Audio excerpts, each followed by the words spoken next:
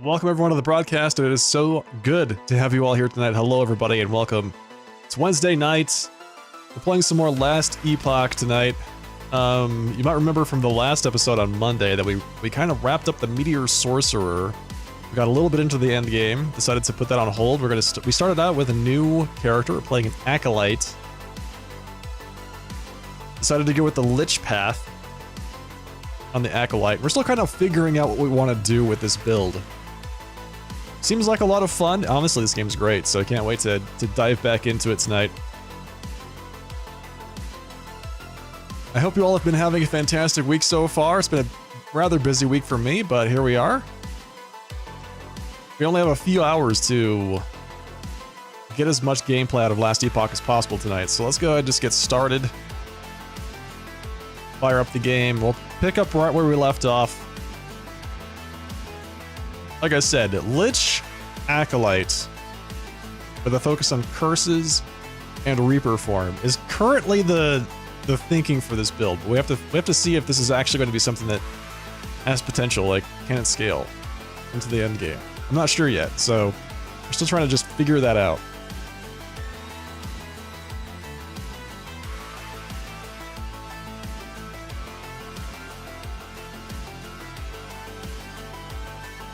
Either way, looking forward to tonight. Have been for a couple days. Yeah, get the scene switched over and we'll get started for the evening. Boom. Boom. There we go. She looks like a demented Christmas elf in this outfit. I gotta say, what's up with these boots? And that hat? Just... What is even happening here? All right. The end of time. Where were we? What were we even doing? I have a quest here. Ancient path. Do I have to turn this in? Or what is going on with this quest? May I tear a smile upon you? Okay. Farewell. We're doing something else there. Speak with the last Imperial. Okay, that's where we left off.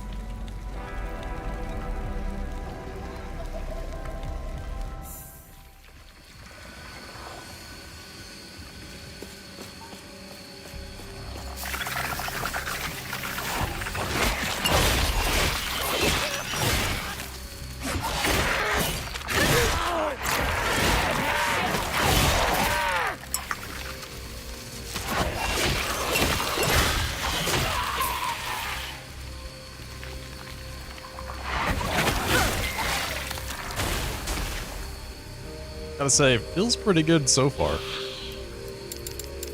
Thank you, thank you, thank you. Yes, I'll go grab your things, / destroy the whatevers that he asked me to kill. And then we come back.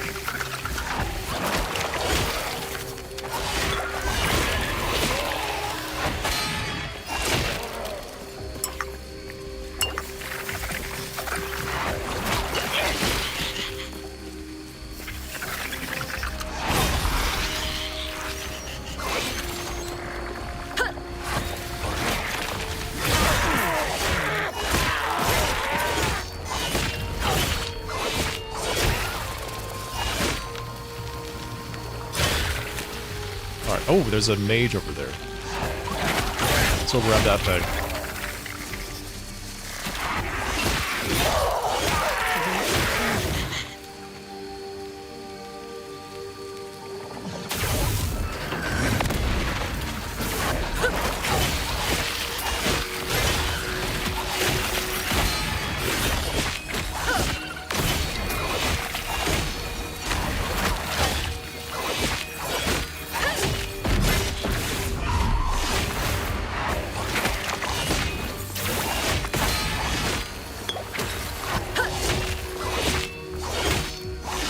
This guy still takes quite a while to kill.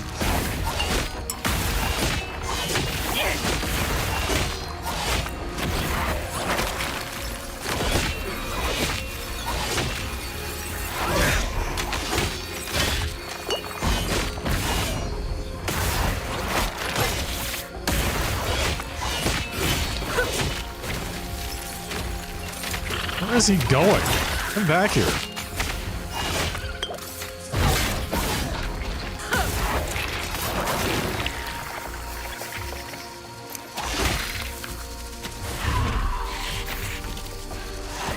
Alright, all of you come this way. There you go.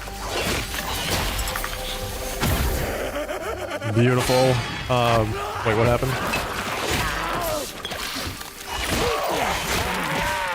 Oh, was that an elite?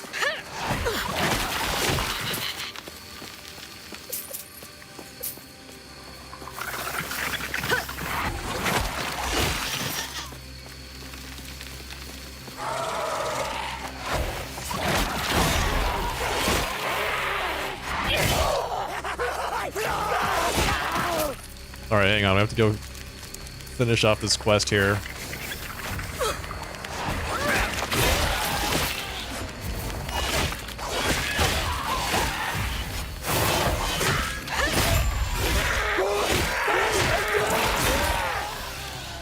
Still looking for some actual better gear, but so far everything seems to be working out pretty well with this build. We'll see if this actually continues to look okay. We're only in Act 3, so my guess is sometime around Act 5 or 6 actually might start to slow down.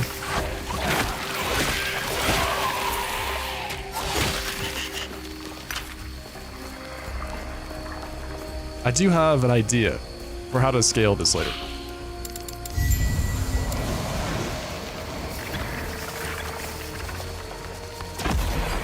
Wait a second. Wait a sec. Wait. These cockroaches are facing through the wall here? What?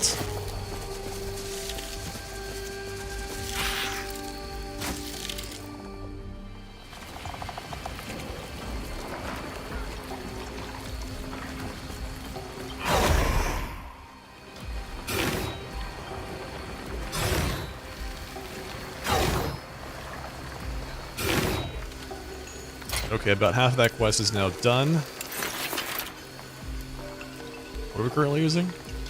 31 melee damage, then a whole bunch of melee modifiers.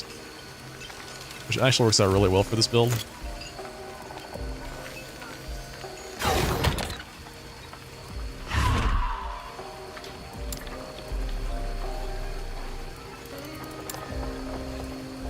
Was that? Yeah, I wanted to get rid of this. Okay, let's see. What else have we got here? Looking for basically necrotic damage. Melee skill damage.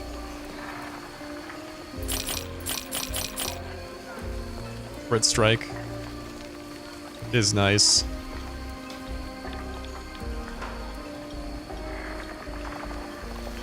Oh, I'm not wearing this because it has... The one I'm currently wearing has increased attack speed. You know, I think we'll be able to console ourselves on the increased attack speed. Alright, so let's not do that. Let's see. Two volatile zombies summoned on potion use. Increased minion damage. Say what?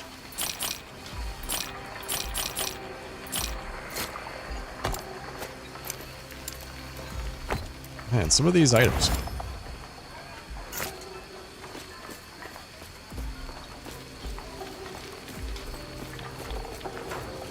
Some of these items are just really just head scratchers.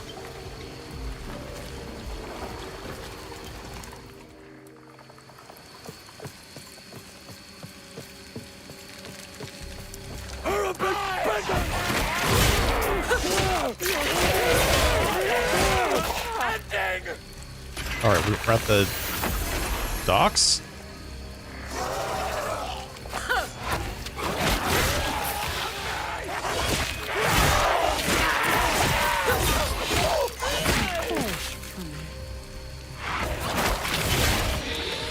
You say, what was that shooting at me? Yeah, who knows?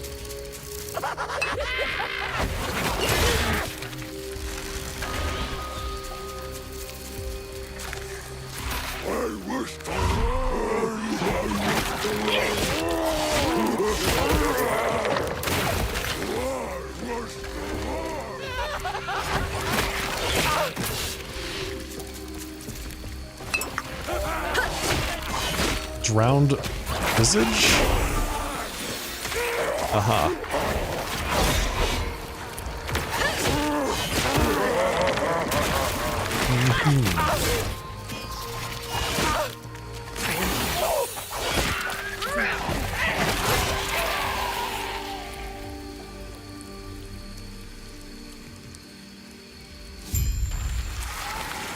Alright, defeat this big guy.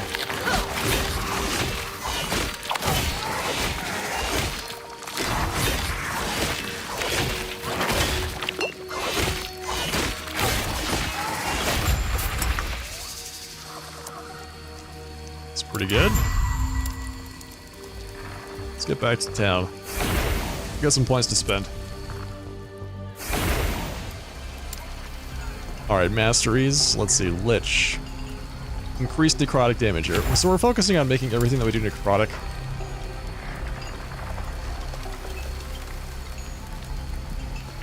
Okay, so I'm thinking about going, I think, down this path here. Was that it? Necrotic resistance per point of intelligence? No, it was this here. Gain Reaper's Ascendance, which increases your spell damage. I could alternatively go up this way. Like, this whole line here is really good. But the things I really wanted to focus on were the decreased health drain and the increased health leech from these two. And then maybe to get down here into soul release, because this looks like it might be fun. Cast Hungering Souls whenever you kill an enemy with a reap. That could get pretty fun. Let's see. So we need one more point here.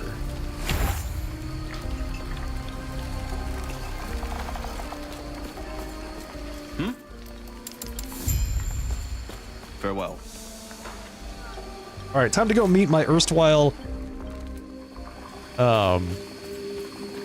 cultist allies, who I'm sure would never do anything to betray me. Obviously. They're definitely 100% trustworthy. Yes?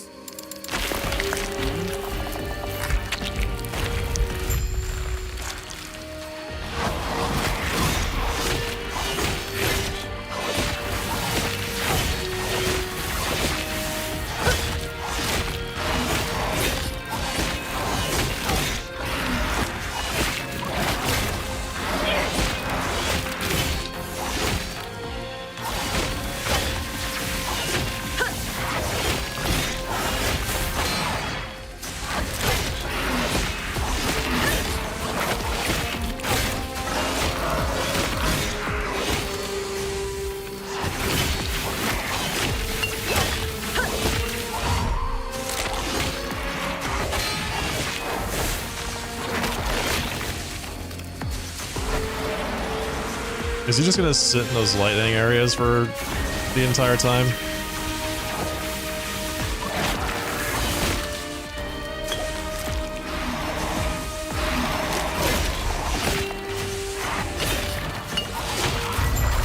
Easy.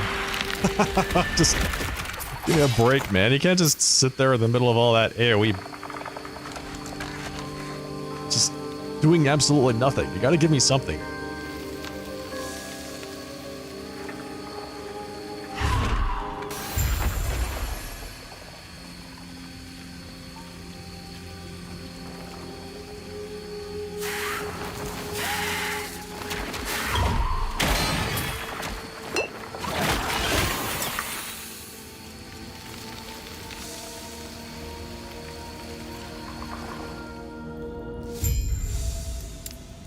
Okay, let's see. What are we gonna do with harvest?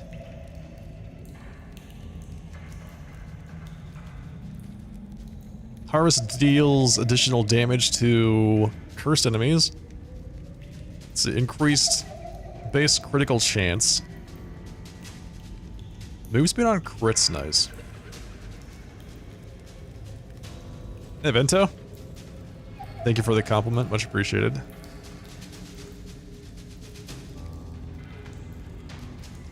Alright, so let's see, what are we doing here? We've got I think harvest is really hard to scale up.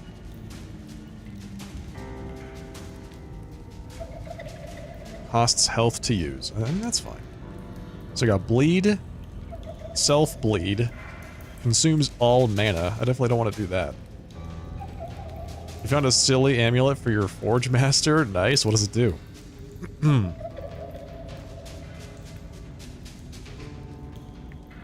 Yeah, I think we're going down this way. Seems like the only real way to scale this up. Base crit chance. Gains a ward on harvest. That's really it. Deals more damage per stack of poison on the targets. Up to 30%. So up to 10 stacks.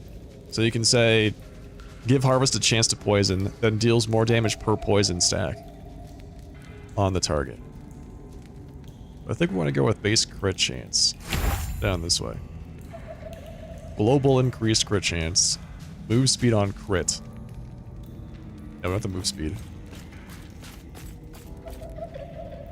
Hey, Shadow.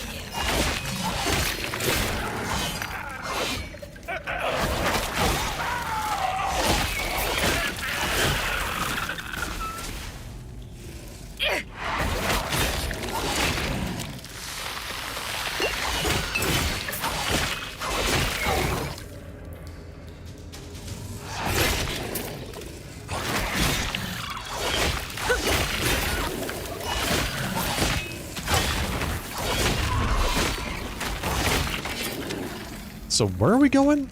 What are we doing here? Explore the caves? That's it? We're just exploring caves here?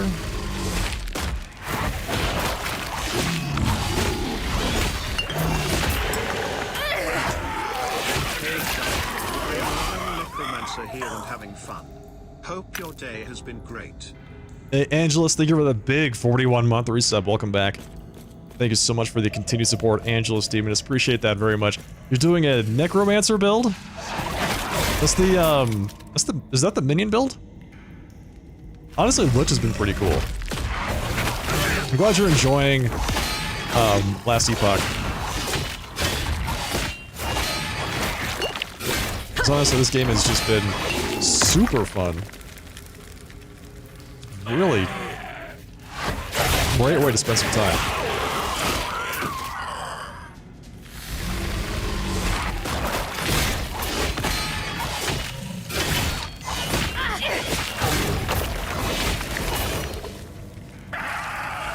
Hey, Duke. Your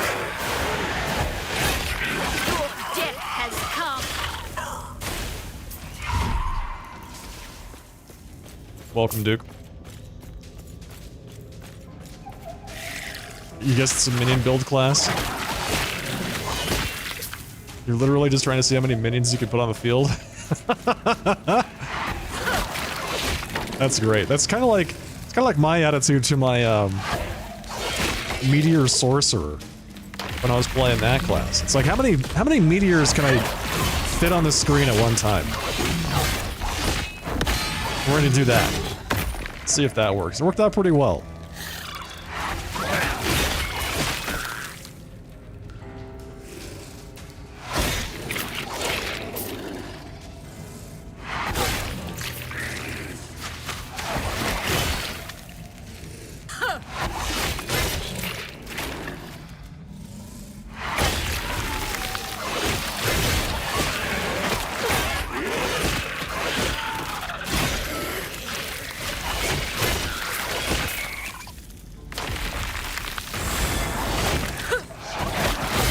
I love hearing about all everybody's crazy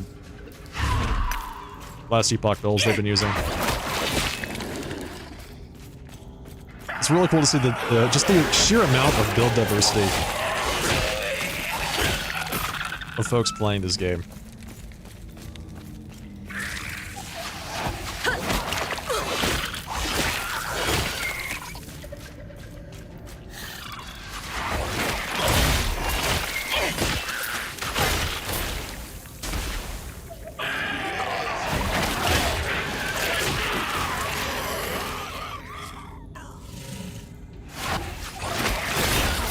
Will not take me. So we're level, what, 20, 23? 23.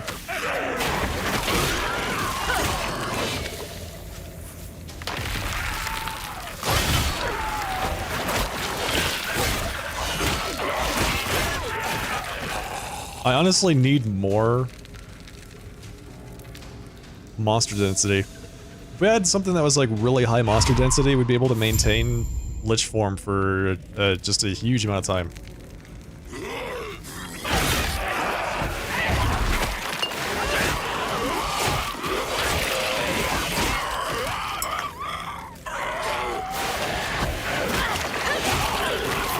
I mean, it's not like Lich form goes away pretty quickly as it is, it's just you do so much better. Alright, more necrotic damage. And, oh, Bone Curse? Bone Curse has a really cool node I'm after called Cursed Limbs, which allows me to continually recast Bone Curse on hit for, was it 2.5 seconds? Once you put 5 points into it. So it's half of the duration because I have this node over here. So after you put 5 points into it, 2.5 seconds, you keep recasting Bone Curse on hit. And then there's a node down here where every time you cast Bone Curse, it causes an eruption, a bone eruption. So I want to see what the interaction is between these two nodes. Oh yeah, this is going to get real good. So we've got more damage. And now we have a chance to instantly kill things when they get below a certain HP threshold.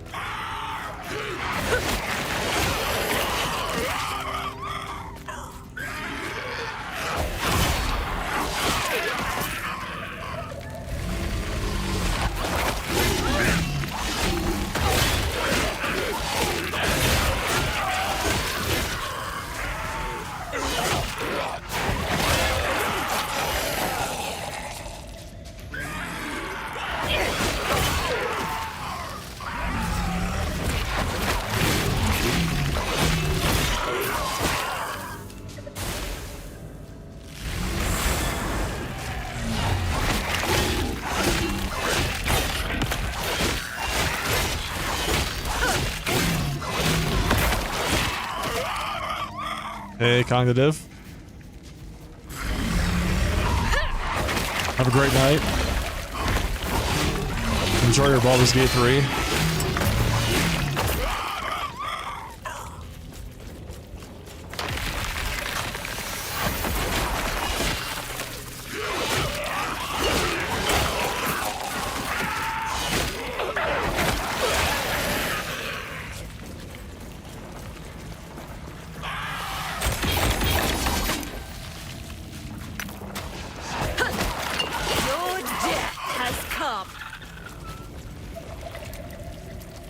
Let's see.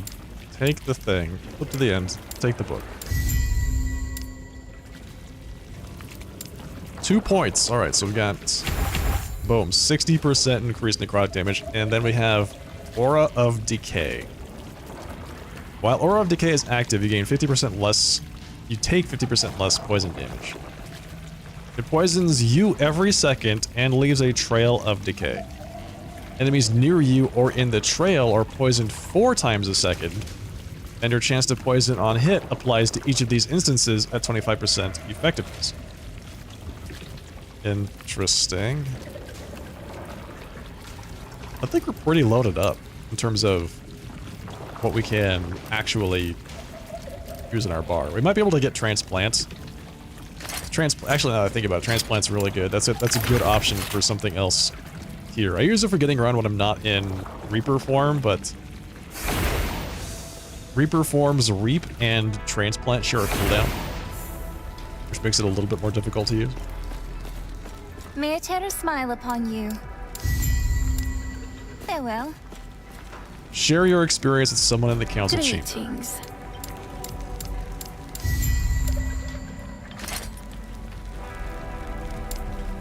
Do not dwell on regrets. Yeah, so if we don't use transplants, and if we did use Aura of Decay, I'm curious what this turns into. Chill? We could just chill things? Percent of missing health healed. Allies within range are healed by Aura of Decay every second. Okay, so you can use it to heal your minions. Just by being near them. Enemies affected by Aura of Decay have reduced armor. It seems like fun. Does this reduce your mana while you have it active? It doesn't have a mana cost. It just it poisons you. That's its cost. Is it poisons you? Poison Nova on activate. Can I turn this into necrotic damage? No. Aura of Decay is only ever poison. I don't really have anything that synergizes very well with poison damage just yet, although, I mean, this does seem like fun. This does seem like fun.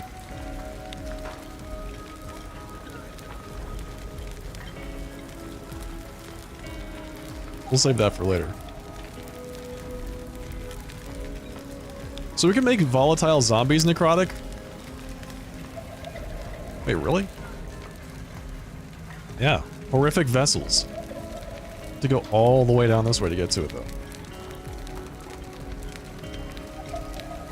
Damage scales with an increase in necrotic damage, and you get here fear? Mark for death?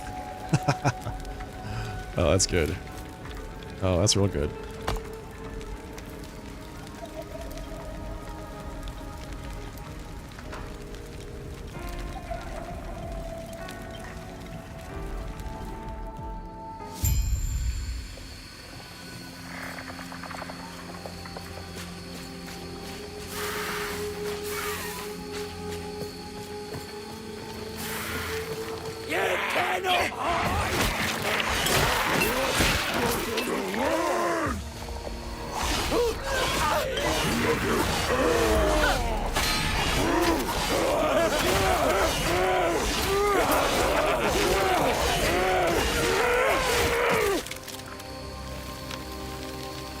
I'm fighting him.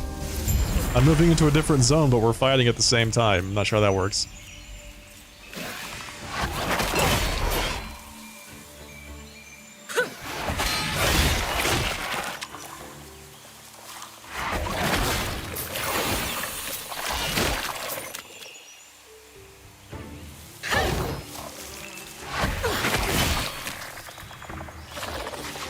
Will not take me.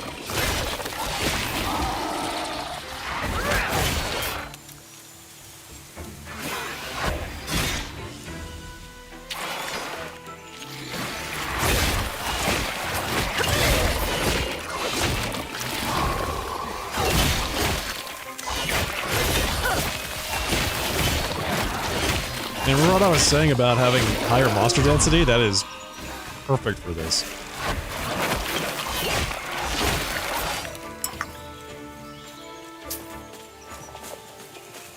Okay, we have one more point of Reaper Farm to spend here. Okay, so let's see. What were we doing for Reaper Farm? We're going down this way. Health Drain.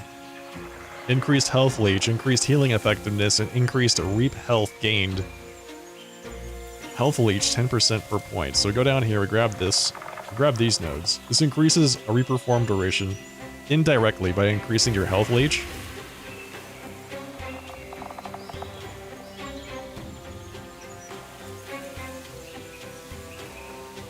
And then I think I want to go this way. Grab these two, like put some points into this and then go up this way.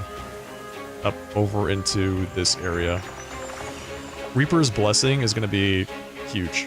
Reaper's Blessing gives you ward on transformation and ward when you turn back into a person.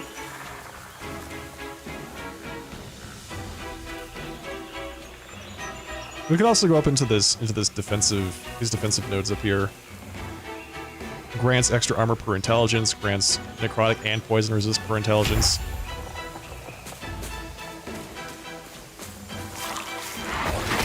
Your death has come.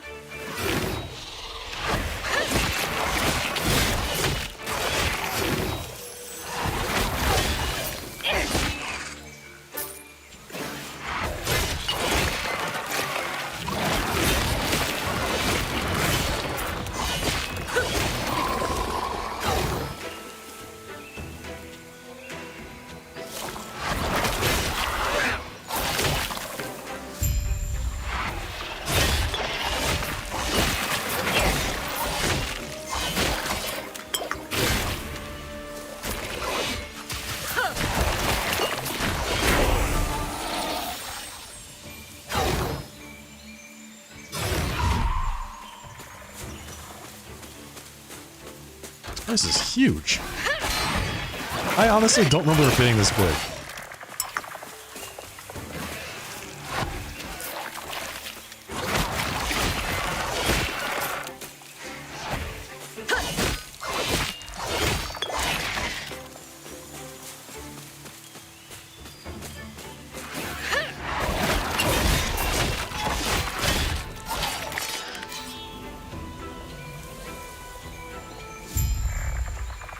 Oh yeah, kill the dragon. I remember now.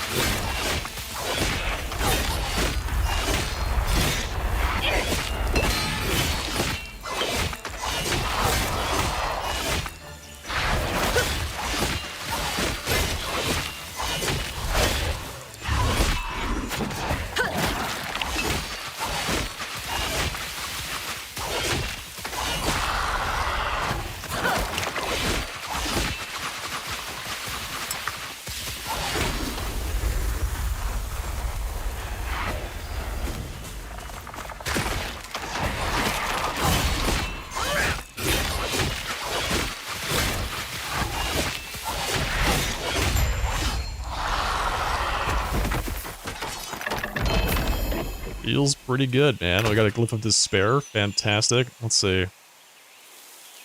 Bracers. Yeah, well, that's pretty generic. We're not going to take any of that. None of that synergizes with our build.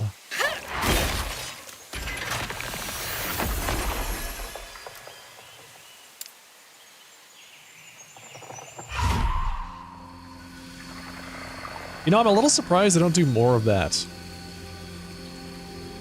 I don't know, maybe it was just me, but the campaign playthrough doesn't really focus on those little side dungeons in the past very much. Like, you do them in this chapter, and then they basically never come back.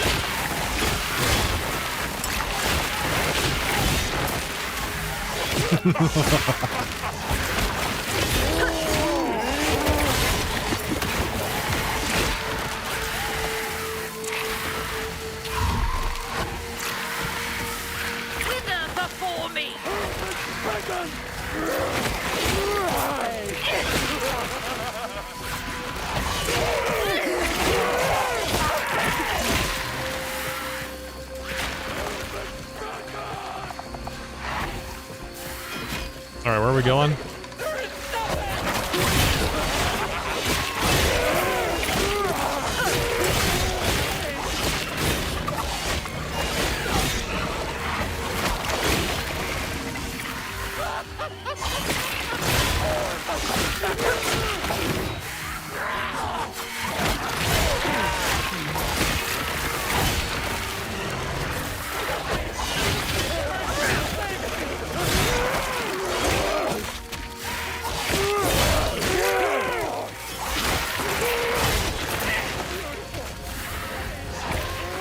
Honestly, not bad.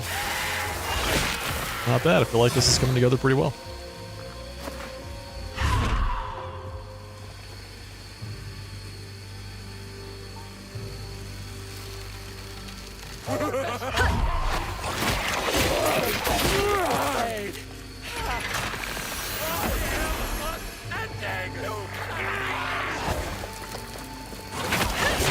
Oh, this is the statue area that we're in right now.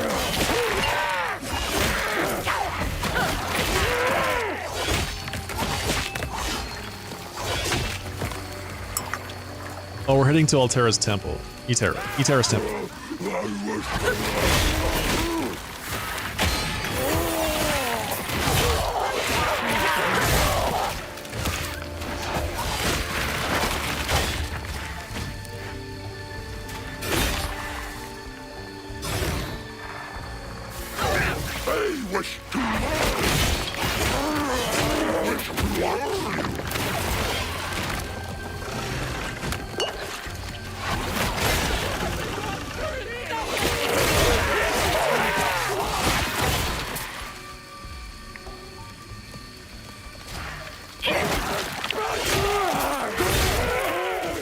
Dragon's Dogma comes out in just a few days. And by that I mean it's like a week and a half. No, by that I mean it's 2 weeks. What, it's the end of the month, right? 29th? I just want it to be sooner than that.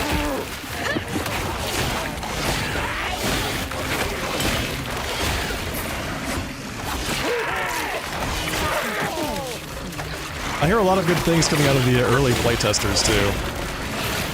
Saying that the game is very fun.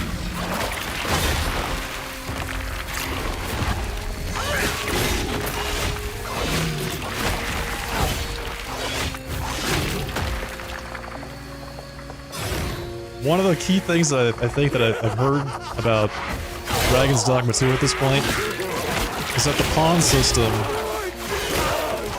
feels a lot better than it did in Dragon's Dogma 1. Which is pretty important to me because honestly some of those pawns got a little annoying. Memes aside, the pawn memes are always pretty fun.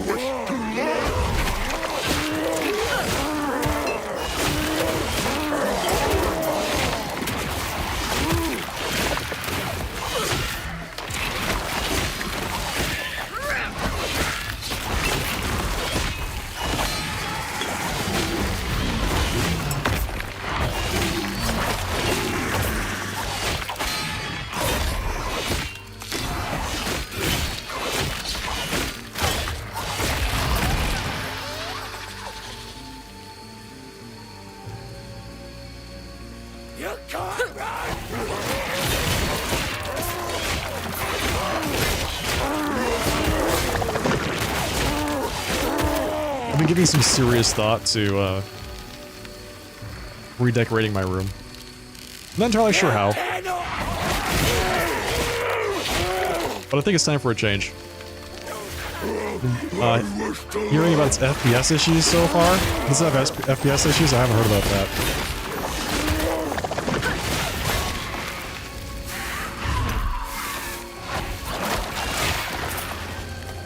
Honestly, I'm not too concerned about that.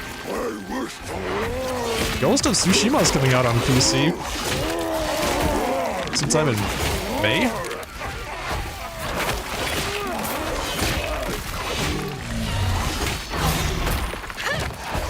That was kind of unexpected. I'll likely play that too, whenever it is that it comes out.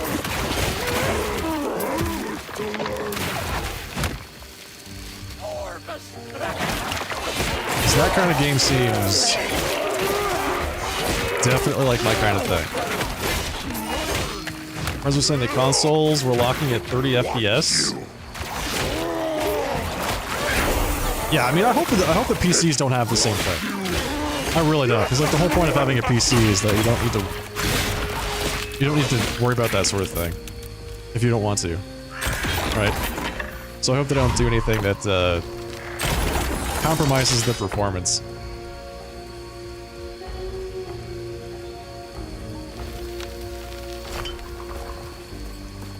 on PC.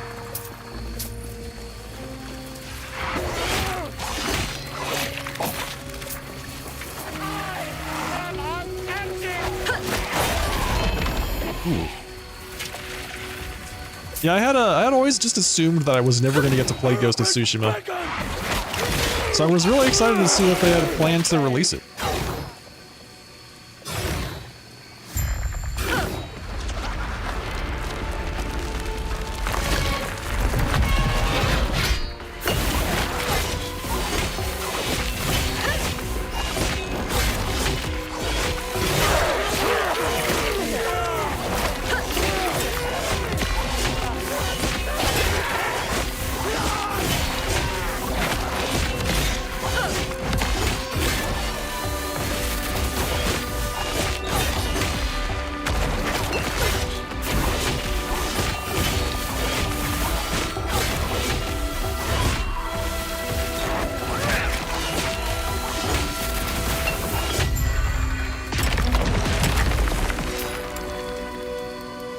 There we go. Alright, what's next? What are we taking next on our tree here? Increased damage over time, bleed chance, summon a skeletal vanguard on kill. That could get pretty crazy with our current build. We kill things constantly. Spell damage leached as health. We don't really deal a lot of spell... Actually, hang on. We do deal spell damage. Most of our damage comes from Reap and Harvest. We do deal damage through our curses. Spell damage. Some of it is physical spell damage, which is a little bit weird. Grants additional ward equal to your vitality. When you drop below half health, you are granted a ward. This effect has a 12-second cooldown. I think we're gonna go with this. You know, when in doubt, survivability wins.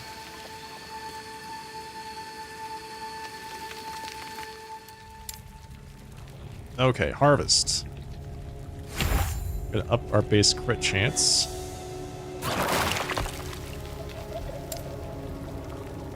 Bone curse. Going up this way, so we got 2 more points to go before we can actually get to the cursed limbs. And another point after that, so 3 before things start to get really interesting. Reaper form.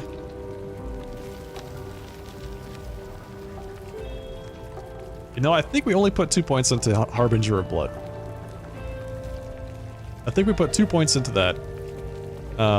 Reaper's Ascendance might be fun to go into here, because like I said, we do some magic damage while in Reaper form, mostly based on our curses, but the curses are pretty powerful. But this way up here, we get huge amounts of Reap. Reap just goes crazy. Mark for Death, Health Leech and Area, gained on kill, health gained on kill, damage per missing health percent increase, flat increased damage, and then you get all of your reward after that once you get finished with this this little line here. Hello, Domina, welcome. Thank you for the compliments, Domina. I appreciate that. How are you tonight?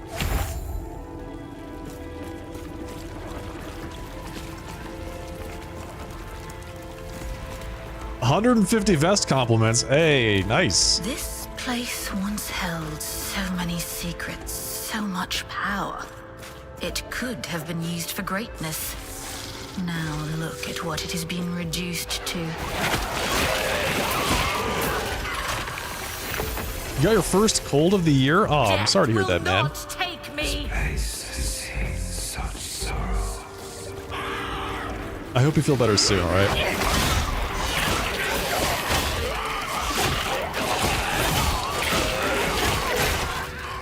Zulnir, thank you.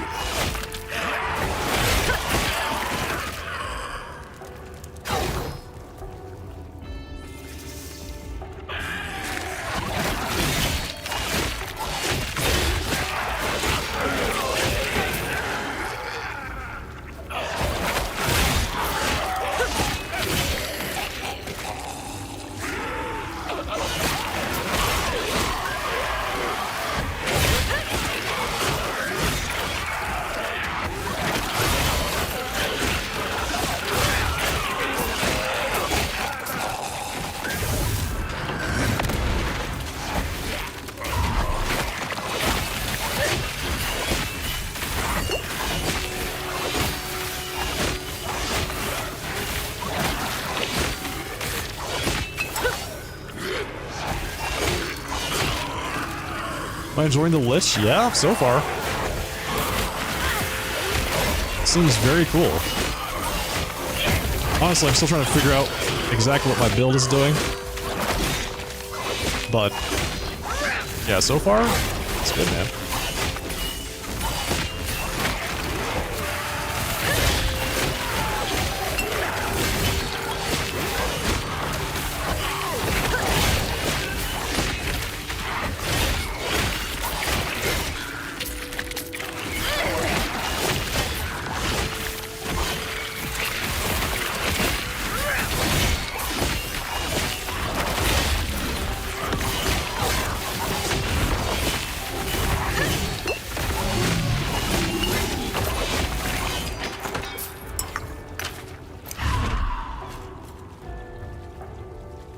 It's better democracy to distract yourself from being sick. Nice, man. Nice. Yeah, I can't wait to get back into Soul Divers this weekend. Soul Divers. Hell Divers. What's Soul Divers? Let's make that a game. Hell Divers looks amazingly fun. Like, at the higher level. You know, Gecko and I only got through to, like, level 6 on Saturday. But yeah, that game is just non-stop action. I love it.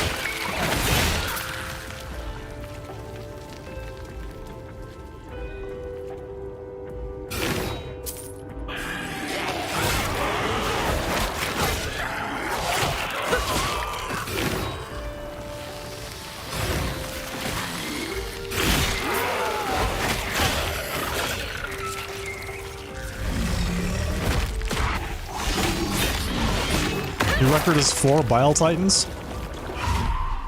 It's a lot of Bile Titans.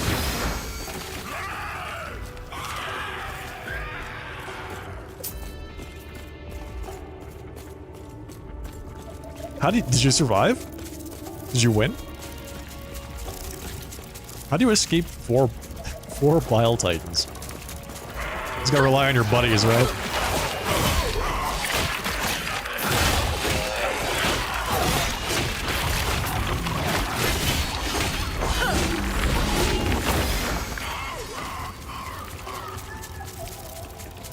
You died. Dropped a 500 kilogram bomb at your feet. Died. Did it again. and then they died. Nice. Nice, nice, nice. That's how you do it, man. A little latitude. Trying to figure out how echoes go.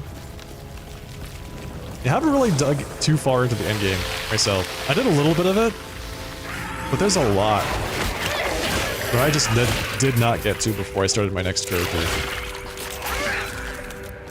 Which is totally fine. Have you come to make me whole?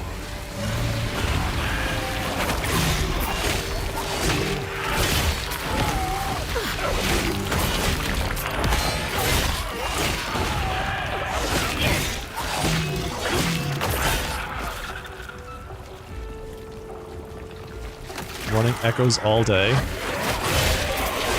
That's the joy of that, I think, is that you can do that. You can just spend as much time as you want in them. They kind of scale to however much time you're willing to invest. Death will not take me.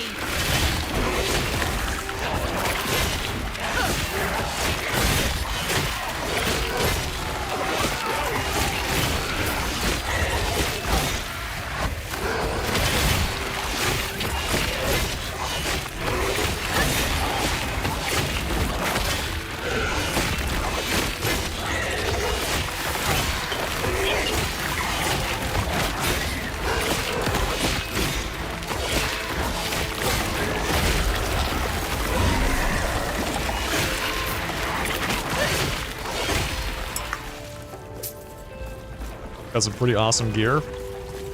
Nice, man.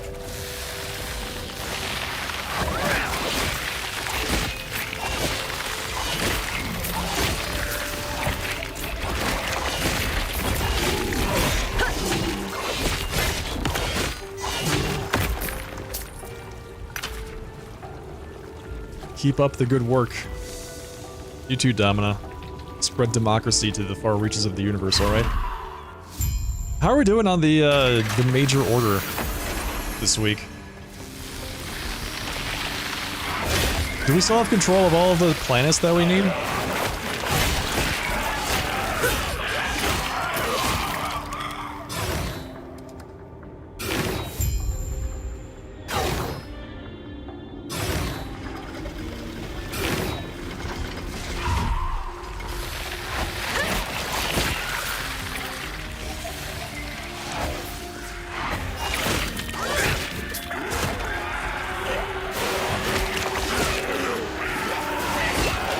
I was just wondering about that the other day. Does it really log into Helldivers during the week? But there's just so much activity that happens in that game. Progress from other players just doing things, you know?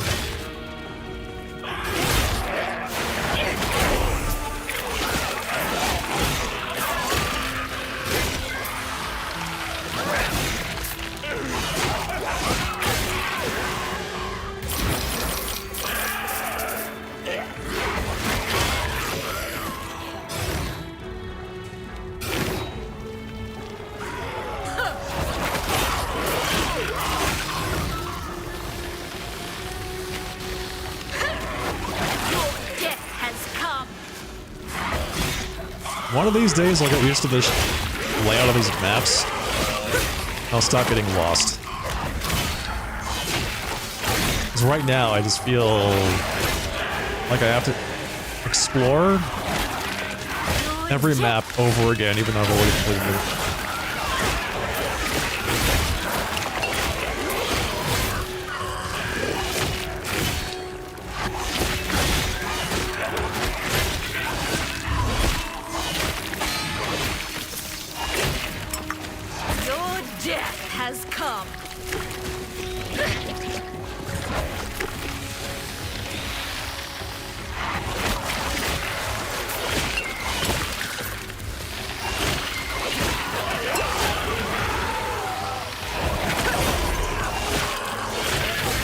There we go.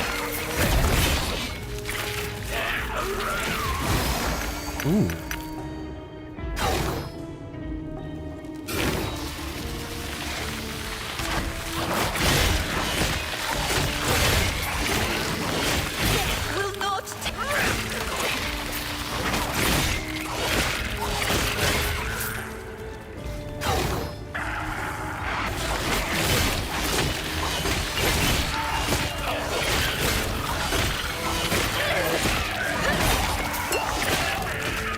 Resists physical damage. So, that honestly should not affect me that much because I don't really deal physical, but it really felt like that guy had far more HP, let's say, than other things I've fought so far.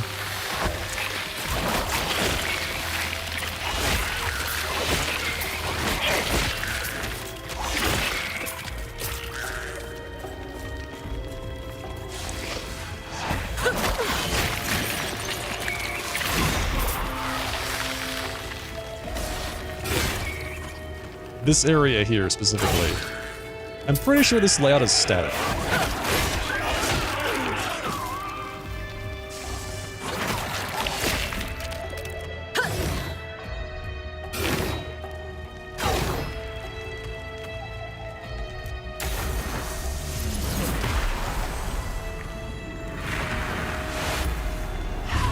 Alright, let's go get our shards.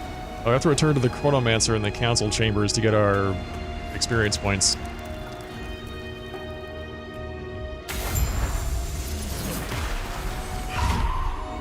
So now we have the bridge device.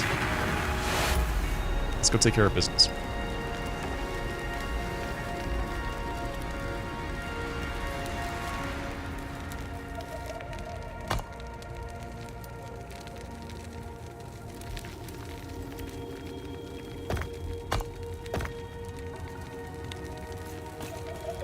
Is there a waypoint here? Hang on a second. We'll just check this. This is not the place I wanted to go, but... Let's see. Council chambers, turn in the quest, and we'll go back. I'm pretty sure that there's a waypoint really close to the bridge. Greetings. Let's see. Here you go. Boom. Idle slots. Perfect. Do not dwell on the regrets.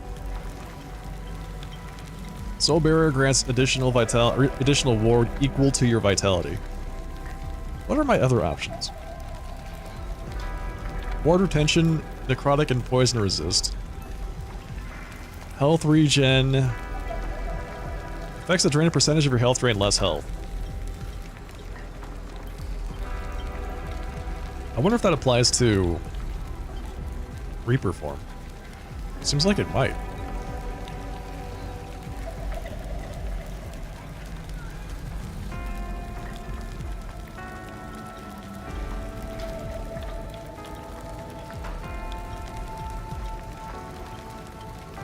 All sources of health leech are converted to increased damage at 10 times their value.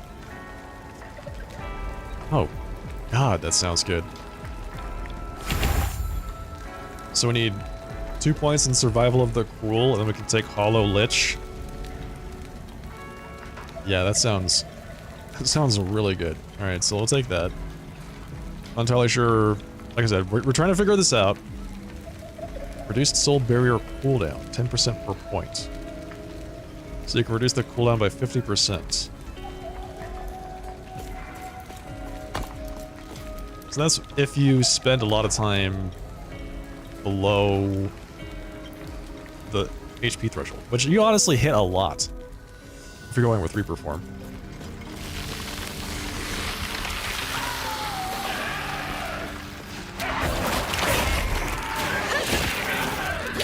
Your death has come.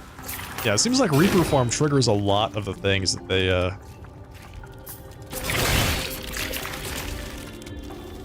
focus on with other talents with this class. Enjoy your lurk, Dominum. Search the Sanctum Bastille for the last shard of the Epoch. Of the solo.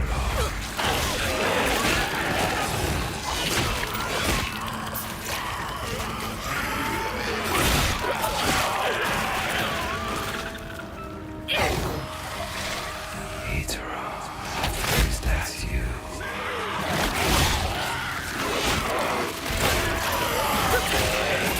Your death has come.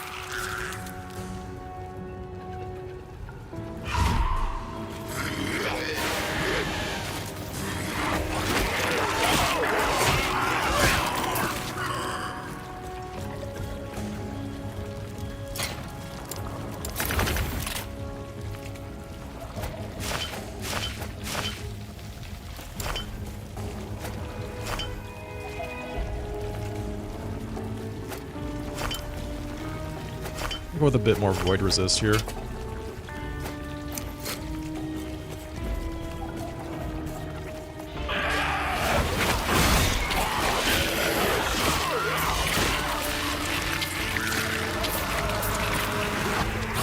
What the hell is that thing?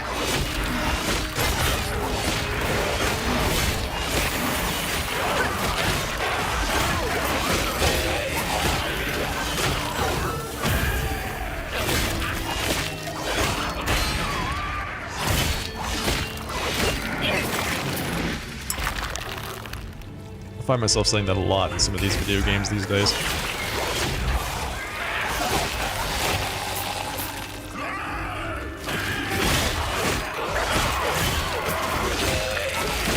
What the hell is that thing?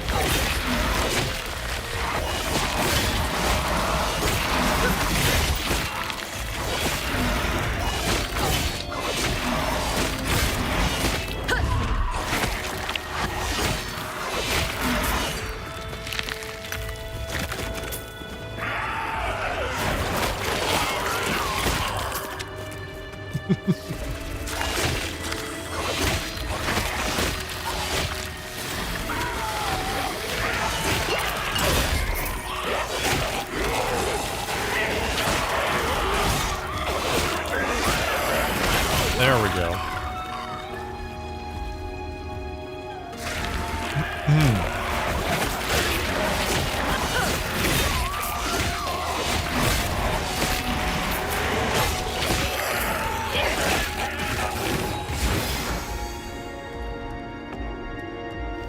Okay, we're on our way to the Act 3 boss, I believe. Oh yeah, right here. The End of Ruin.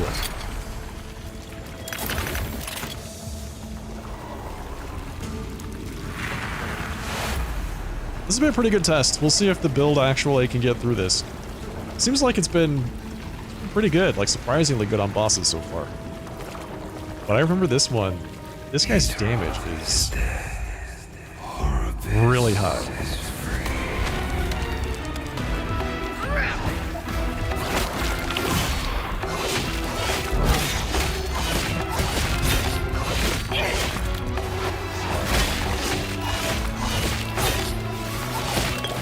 Yeah, these things. These Omen's Eyes. Tons of damage.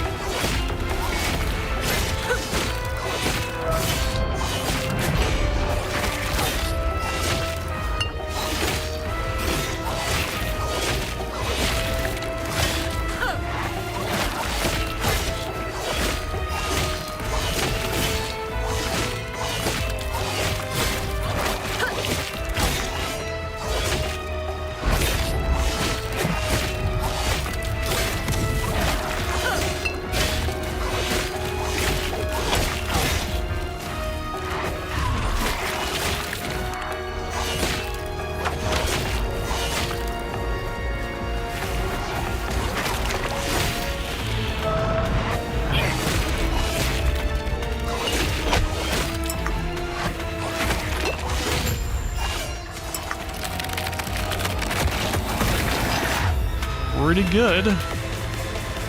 Pretty good. After eons alone, three again become one. And now we've got the Epoch. Hey, nice. Speak with Elder Gaspar in the upper terrace at the end of time.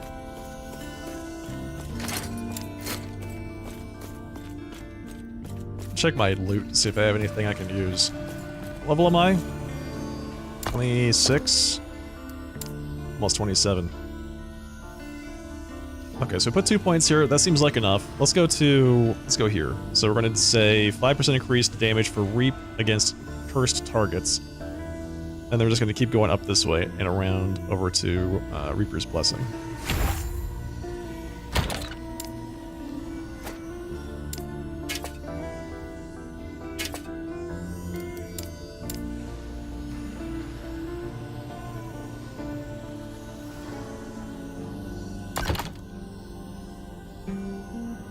Check my resists to see if there's anything I can shore up with an idol or two. Let's see what we got. I think I need physical. Does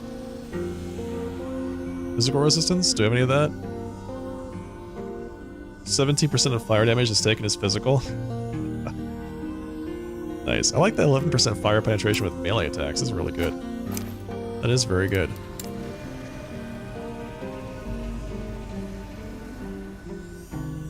Cannot leech health. That seems really bad. At least for us right now. Increased health and mana. Gain mana spent as ward. 1 ward gained on hit per 10 missing mana if your current ward is lower than your missing health. So I can see how that would be really useful. But I don't have a good way to dump my... Oh, wait. I don't have a good way to dump my mana, but I actually do. Harvest has a thing that causes you to just dump all of your mana all at once. This Wraith Skin.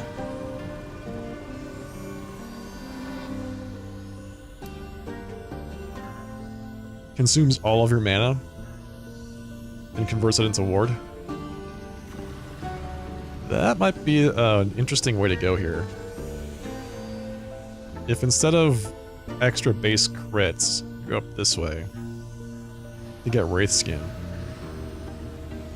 That seems like a ward hack, honestly, because if we're using this thing here, and we've got 1 ward on hit per 10 missing mana, our health should always be lower than our current... our ward... Okay, so the ward needs to be lower than our missing health. The warding on this is a little bit weird. We're always going to be missing health, and our current ward must be lower than our missing health, right? So if our missing health is like 300 and our ward is less than 300, then we get ward on hit. So that's an interesting... I'm going to hang on to this for later. I think I might pivot my harvests. We'll see.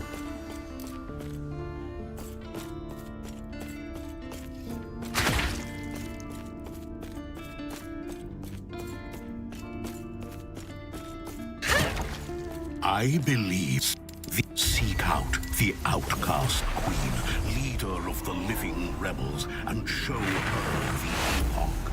The rest will be up to you.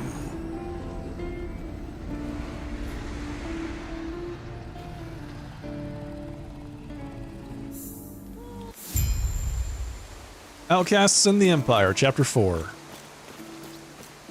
feel like this is where the HP and damage of the enemies takes a pretty big uptick.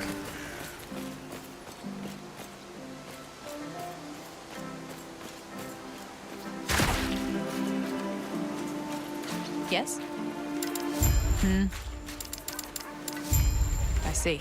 How long have I been playing? About a week and a half. I did one build previously with my first playthrough, which was a Meteor Sorcerer. And this is my second playthrough with a Lich Acolyte.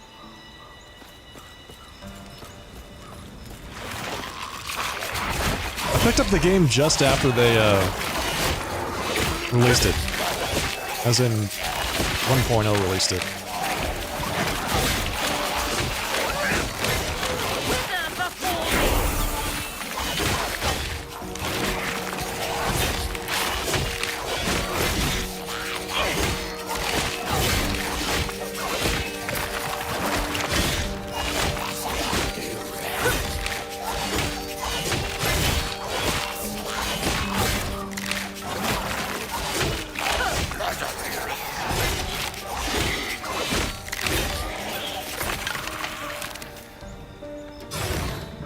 I know it's been in early access for years, I want to say.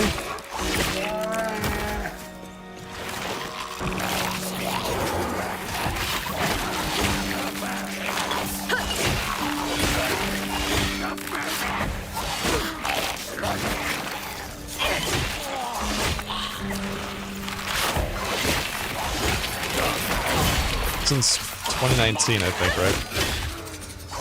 But yeah, I never really got into it because I honestly, my impression of the game was that it didn't really have great production value. And that didn't really change right up until the point that they released it, and I picked it up. And I was really pleasantly surprised, I'll be honest.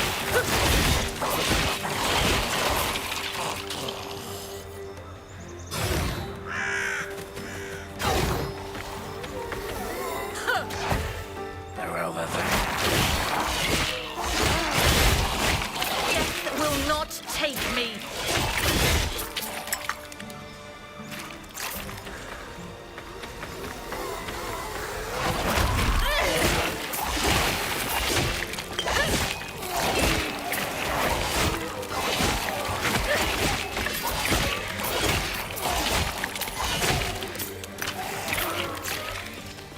Need more zombies. This place definitely needs more zombies. The sound effects in general have been pretty top tier. I wish more of the game was voiced. They voiced the first couple quests, and then it feels like the voice acting just became much rarer after that.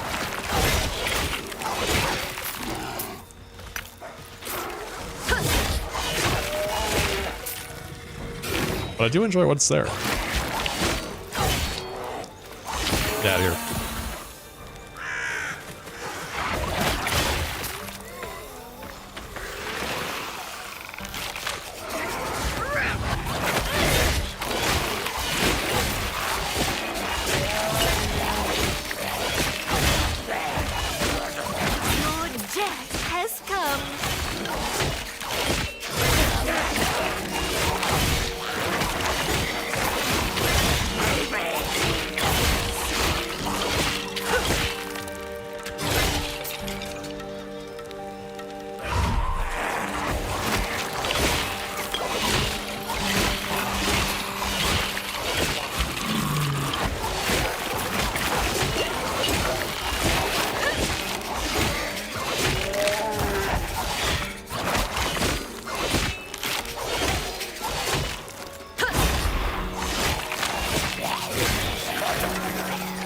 I was watching some videos, some high level end game content, and it's really interesting to see just how different it is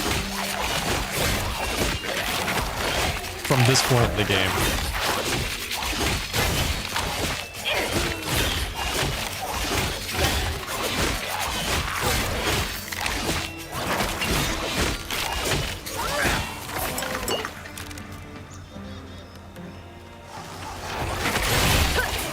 But I also feel like it's very far away. Requires a lot of work to get there. Cave Druid's Tomb. Host the Lightless Arbor. That's right.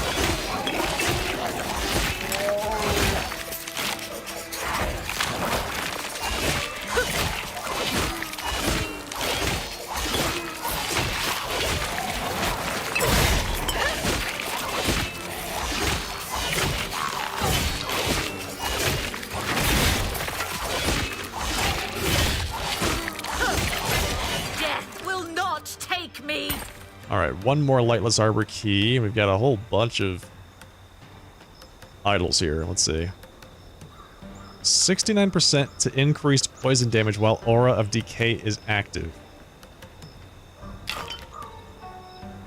Okay, I'll take that. I was just talking about needing physical resistance, and I found a physical resist idol.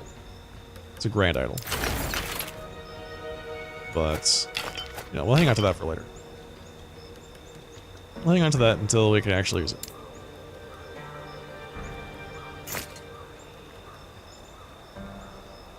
Okay, so we wanted Hollow Lich. All sources of health leech are converted to increased damage at 10 times their value. Which honestly seems pretty good. What's my current increased damage? 195% increased melee.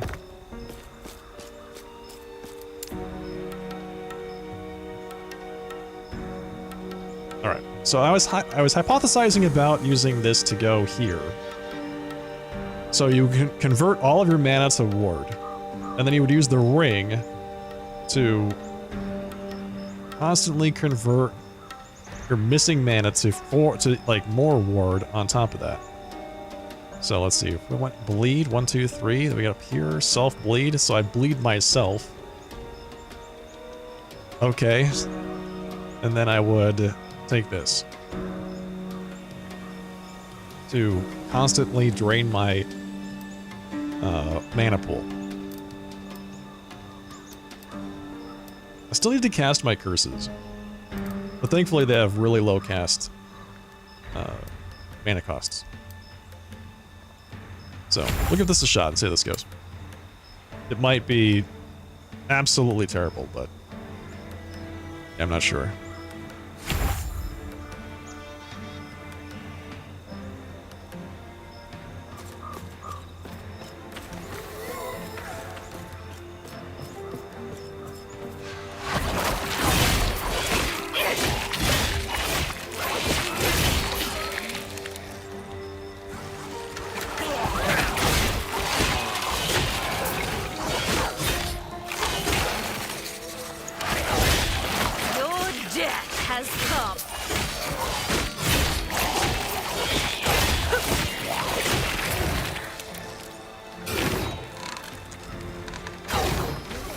Let's get out of here.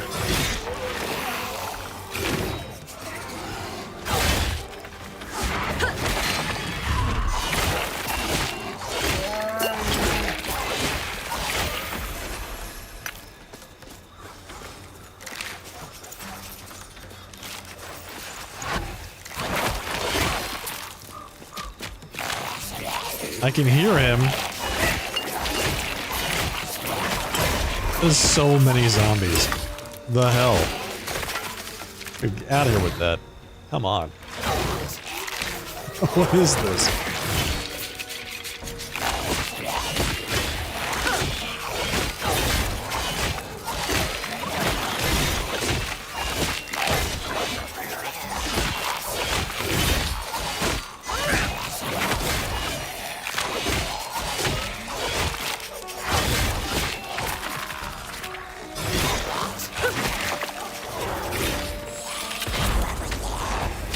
Oh, don't you look friendly.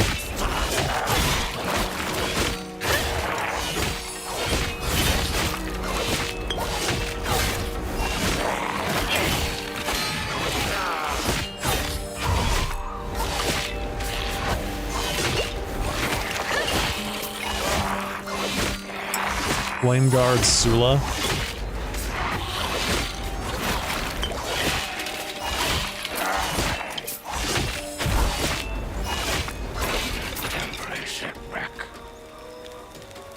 Did you just say that was a temporary setback?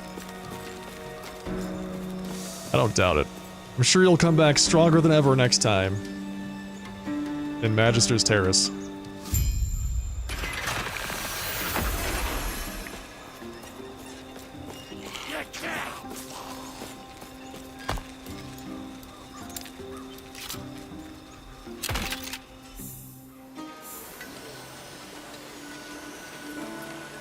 Let's see. Visit the forge.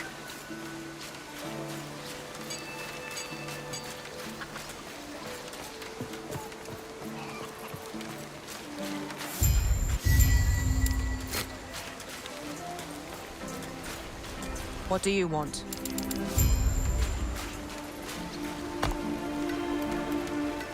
Alright, gain entrance, so I have to go to the, was it the Great College in Weldred?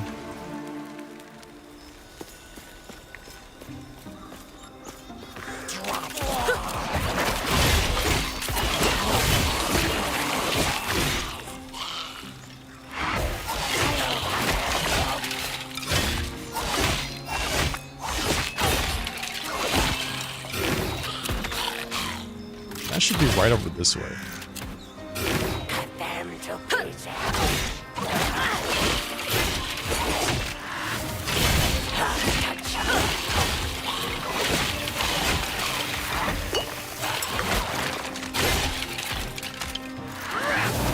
Protective Immortal Eye of Souls.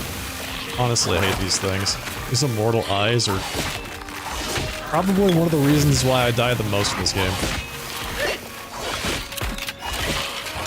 They do a ton of damage.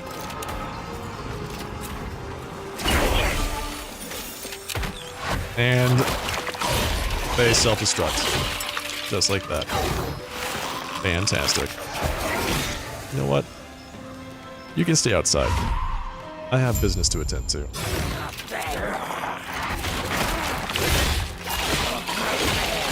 Yeah, the explosions are what killed me.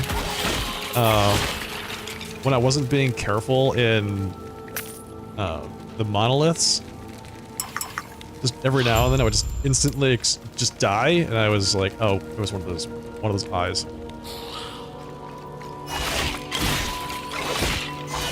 Travel to the Ruined Era to investigate the Great College in the ruins of Weldred. Ruined Era. Ruined College. Ruins of Weldred.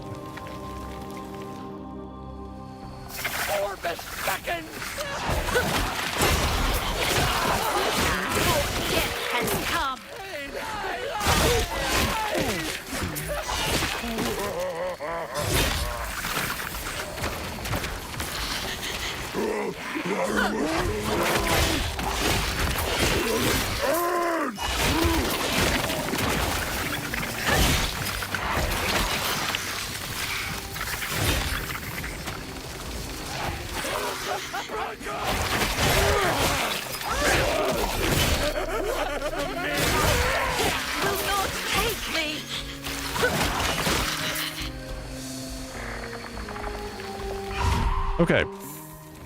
Let's see, what are we doing here? We have to go pick up a badge?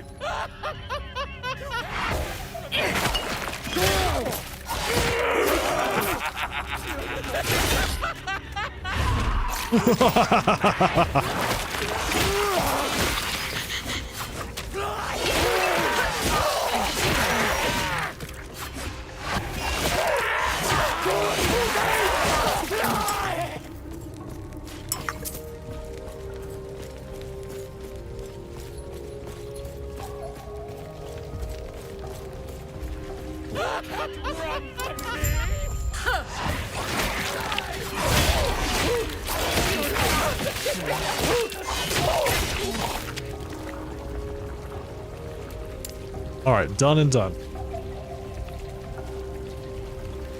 I think we can continue on our ward. Let's see, when you drop below half health, you gain ward. And then this gives you more ward based on your vitality. We could also go with just increased damage. Let's do more damage. More damage equals less time you have to worry about taking damage from other things.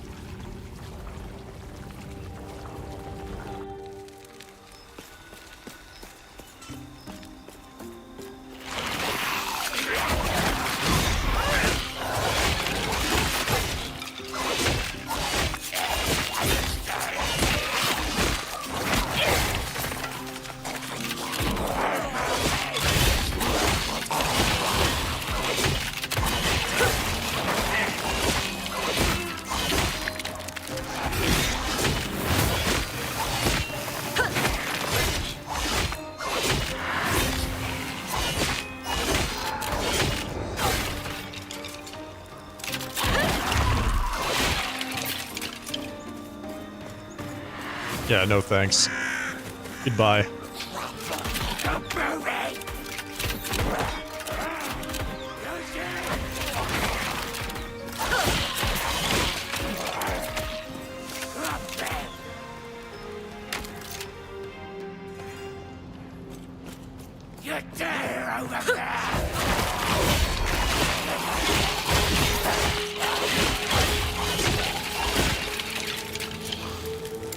Here's my proof of entry. Investigate the upper floor of the Great College of Wellred.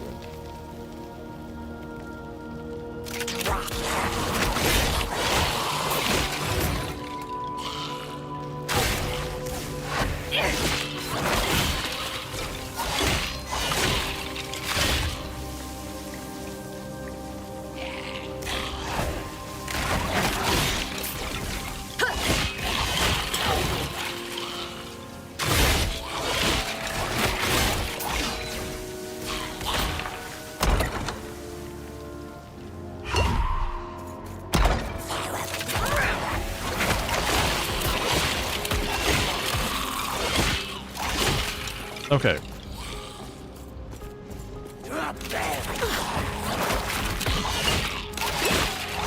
Will not hurt. Yeah, those guys do a lot of... Oh, damn. Ooh! Two of these big guys here at the same time? Yeah, no thanks.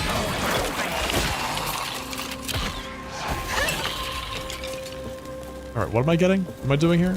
This stuff? Return to Encella at the Outcast camp. We did our thing.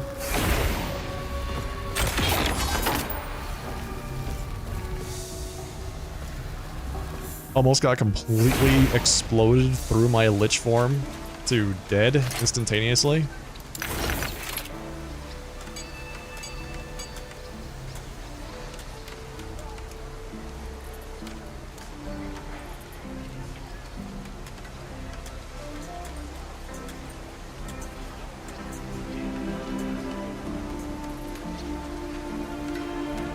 %45 increased physical. Let's see.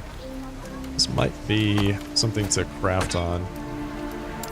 So I have tier 2. It's a tier 2 physical damage increase. So we're looking for melee damage.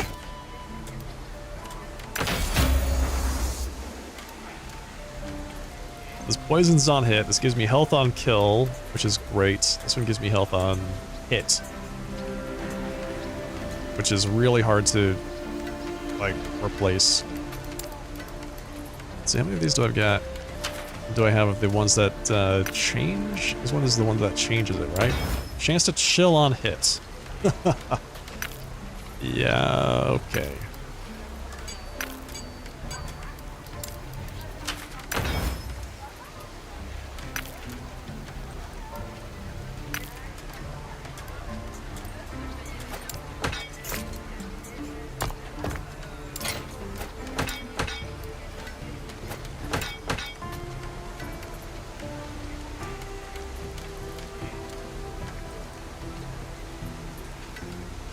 I'm an idiot.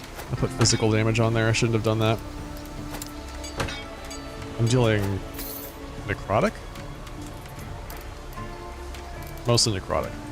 Bone Curse does physical. Yes. Alright. Well, let's put that there.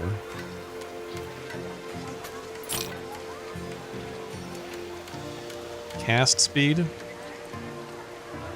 Alright. Yeah, I don't think we need that either. Be well. I feel like I've gone for an entire act without equipping a new item.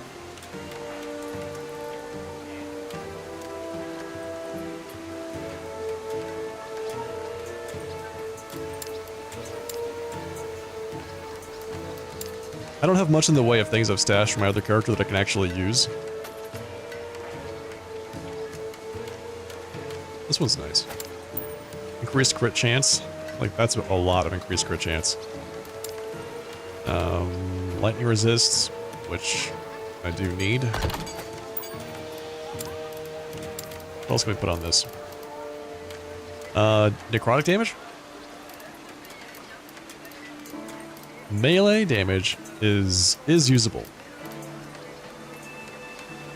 Zephyr Awake, thank you. So it's melee damage, not physical damage, because Harvest and Reap are both melee attacks. So if we take Necrotic, that benefits everything. If we take melee, that benefits just the 2 attacks. Let's do Necrotic.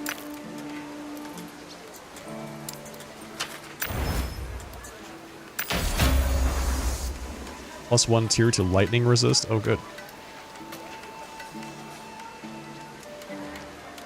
And then additional health, so crit chance, necrotic damage, health.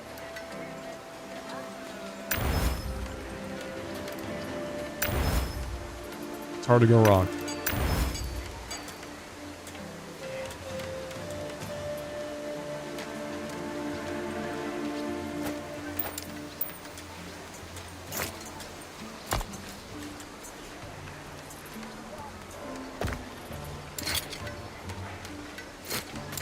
This is my only source of physical resistance.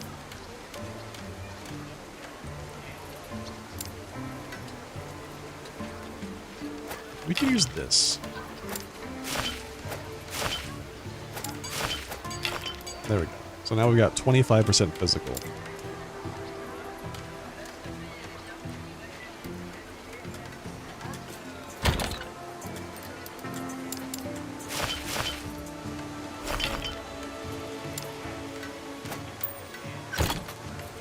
Okay, so, turn to Ancella at the Outcast Camp.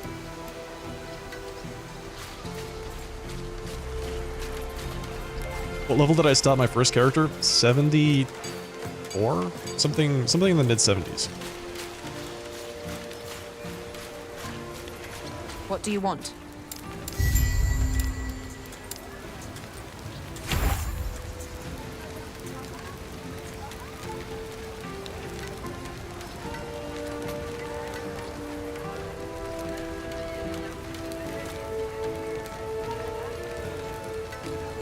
Health drained per second, 1% per point. So you just have a passive 8% degen.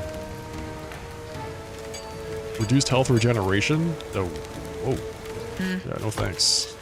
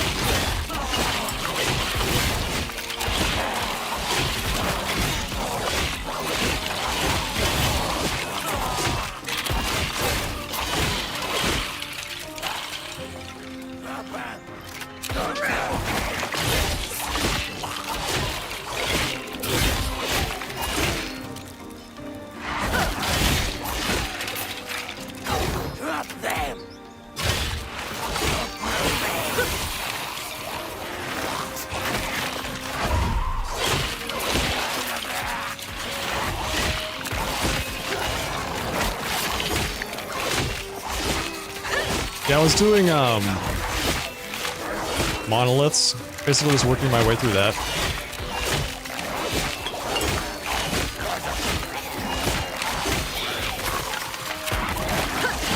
It was pretty straightforward, I gotta say. I felt like the final act of the game, and the last boss specifically, were far more difficult than the monoliths. The monolith bosses are actually pretty fun. I do enjoy those. But man, getting through Act 10, is it 10? The last act? And then going into my first monolith, I was expecting it to be really, really hard. And it just wasn't. But I guess that's because you have to do a million monoliths, right? That's the way the end game's designed.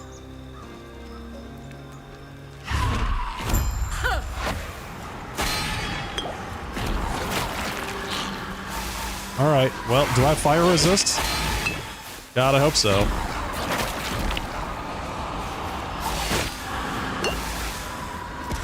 Doesn't feel like I do. Wait for my Reaper form to come back.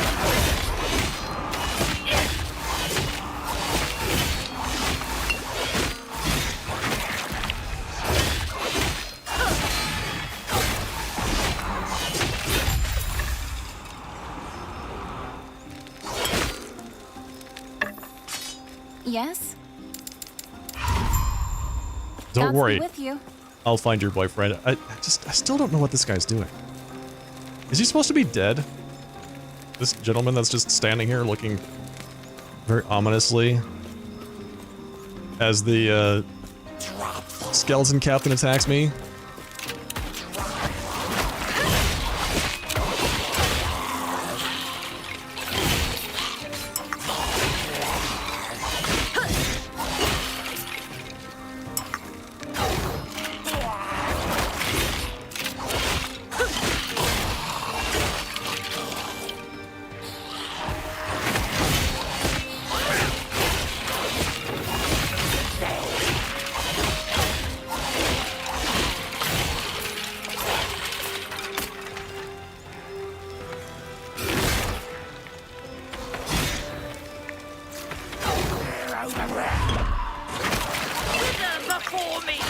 Wither before me.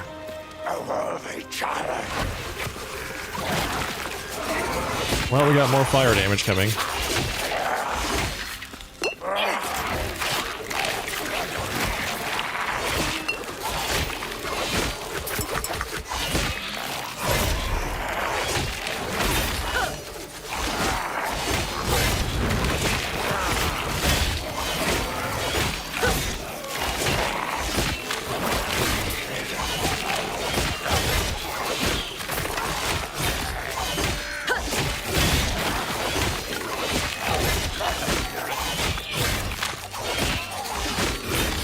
Really feeling the resists, gotta say.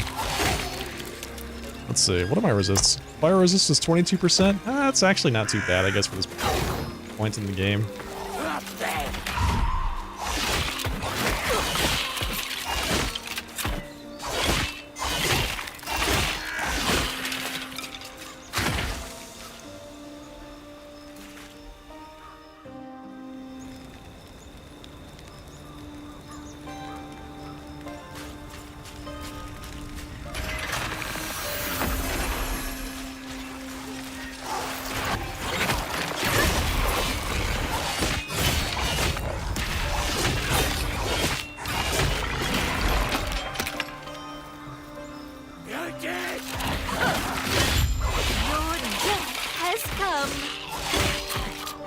Defend yourself and pass the gates. Can do.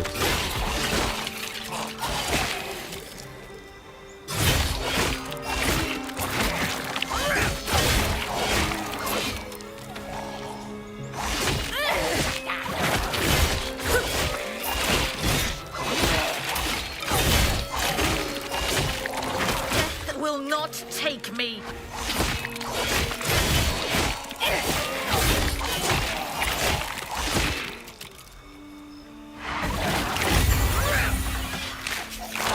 when I'm doing that part of the quest, it's always a little unclear whether the things that are shambling towards me are actually part of that quest line, or if they're just something else, you know? Like, do I need to kill you? I'm going to, regardless, but do I need to? I don't know.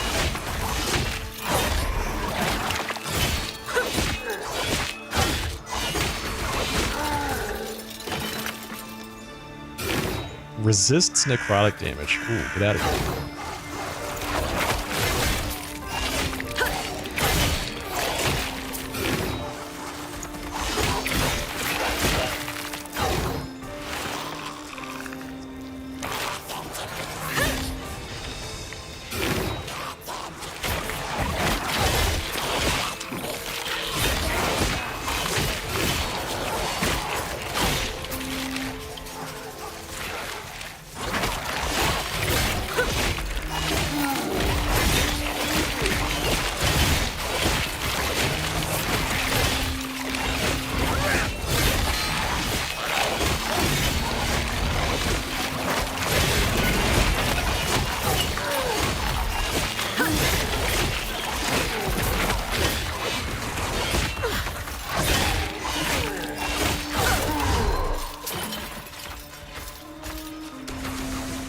Those big guys, when they get the of the ox suffix, give me a break. It's just takes forever to get through all that hit points, all those hit points. Let's see, Rip Blood, +1 to Rip Blood, my favorite spell. All right, more damage. Reaper form, going down this way. So March for Death. Chance on hit. A chance to apply Mark for Death to enemies on hit. Mark for Death is a curse that reduces all resistances by 25%. I have a 10% chance to apply that on hits. I'm waiting for my next, is it Bone Curse?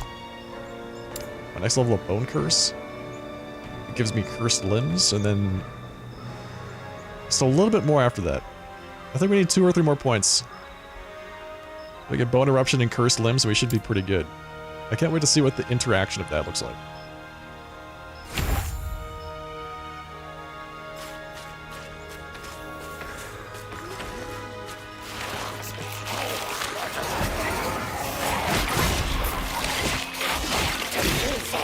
Your death has come.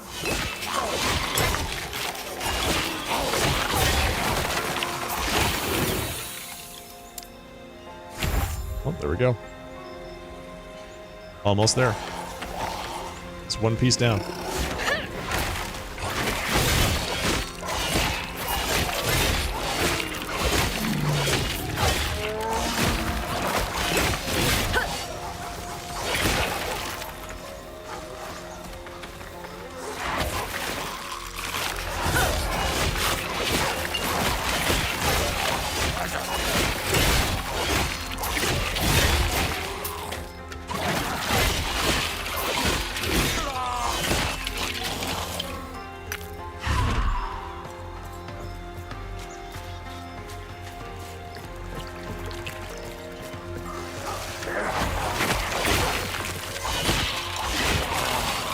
Yeah, I think this is going to turn out okay.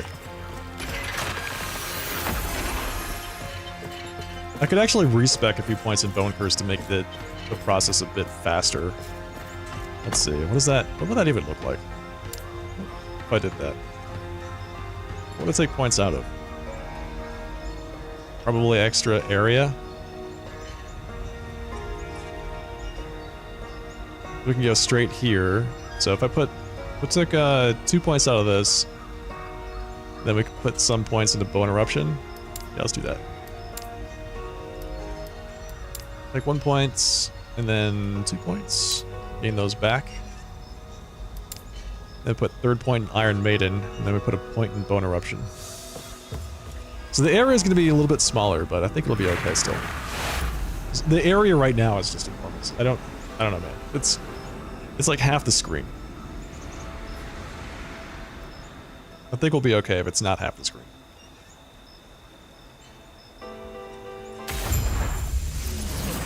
Alright, explore the corrupted lake. I can do that.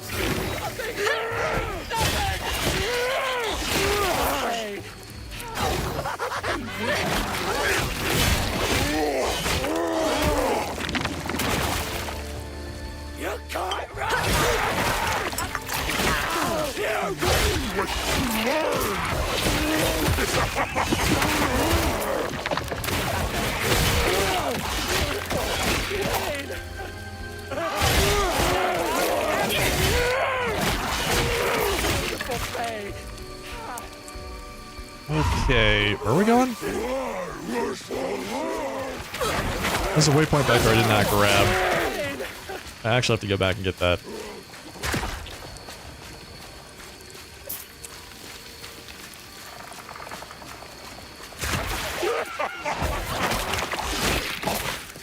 Oh, is it forward? It just looks like it's behind me, but it's actually forward? Great.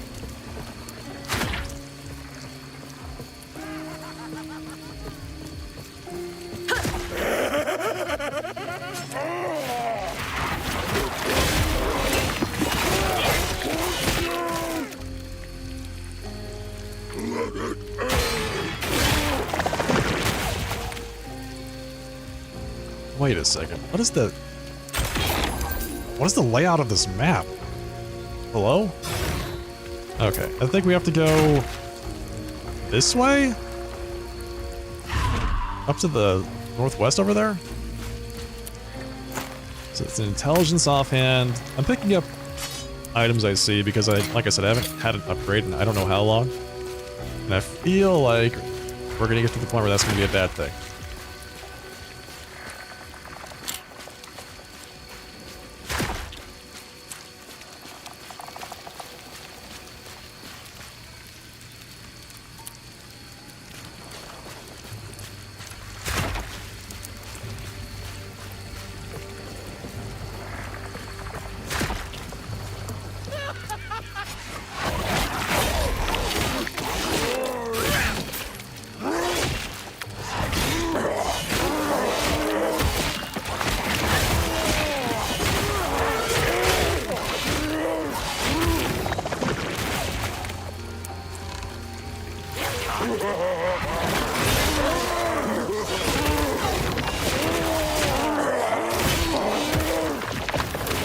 Okay, this is starting to make more sense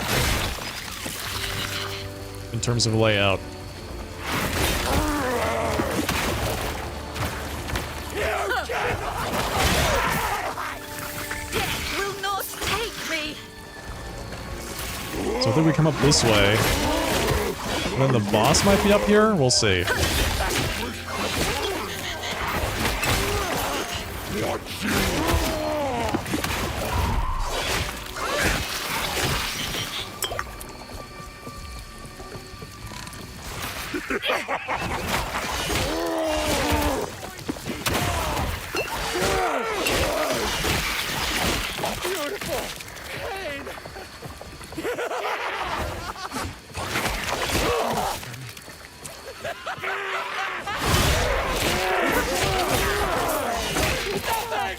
Yeah. Okay, so this is the alright. The way this map is laid out is a little bit weird.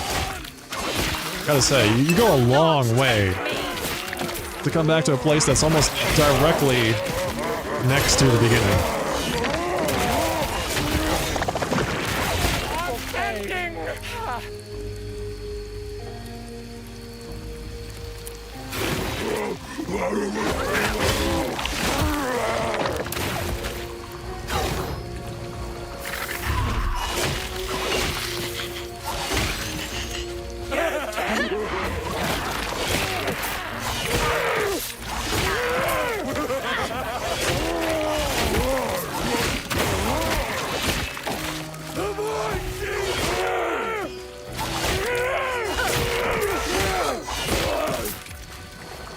and then it's going to come down around this way. Is this going to be where we end up? Is that the end?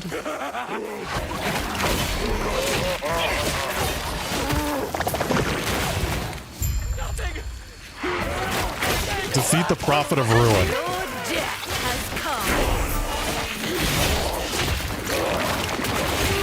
I gotta say, I love the names of these things. They sound so metal. The Prophet of Ruin. Where are you?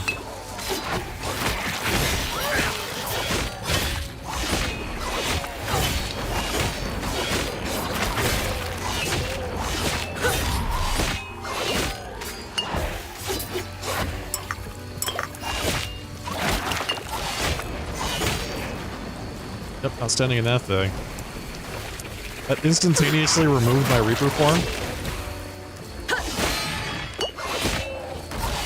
So that probably does about 800 damage if I had to guess. It will kill me.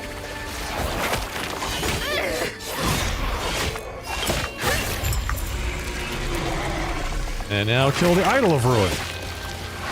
Shai Hulud.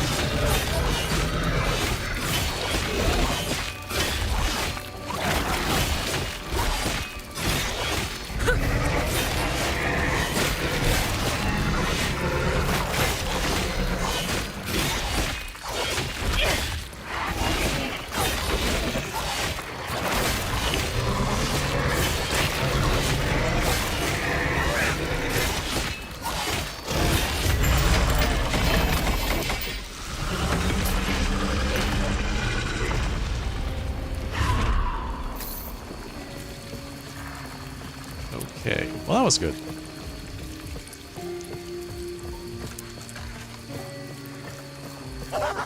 Ah!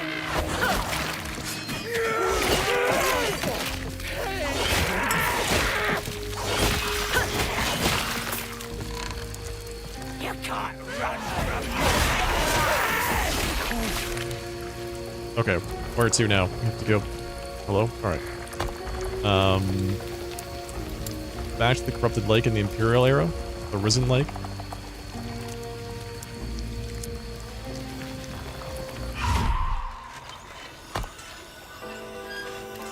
Let's spend some of our points. Let's see. So we finished off Dance with Death.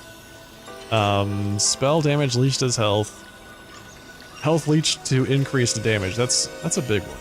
I like that. So I think we start investing back into some defenses here. None of these other things I think really benefit me directly. Increased mana regen is always useful. Increased intelligence is always useful. But I like this, you gain ward, and I like this, you gain additional ward equal to your vitality. Like this whole thing here seems really good. Health regen, like just passive health regen and +1 vitality is also pretty nice. We don't have any minions to take advantage of the third perk there. But that's always pretty good. What's my passive health regen right now anyway? 0. I have 0 health regen. Okay, that's good. I must be getting all of my health regen from Lich. Lich and HP on hit. So if I take this, you're from 0 to 4. Oh, this is percent increased. Is that how that works? Yeah, okay, so I have to have health regeneration for that to actually work. Oh, I'm in Reaper form, that's why it's 0. Okay, got it. I don't think you regenerate HP in Reaper form. So now it's 27. Okay, that makes sense.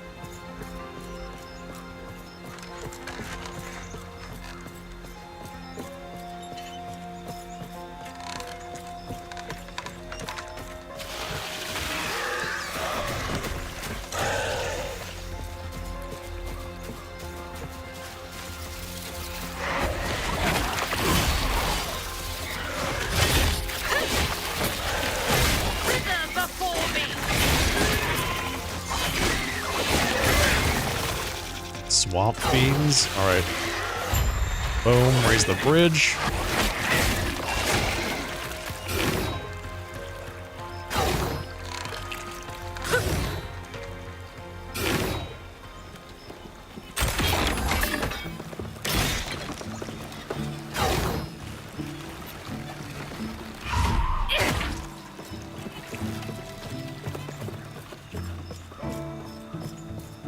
Welcome, traveler.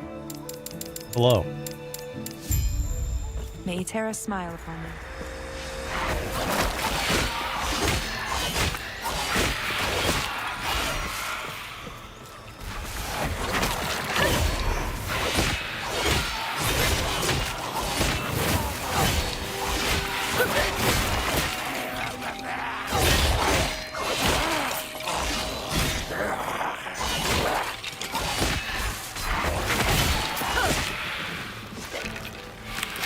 Sirenus the Accuser. Why don't you sound cute?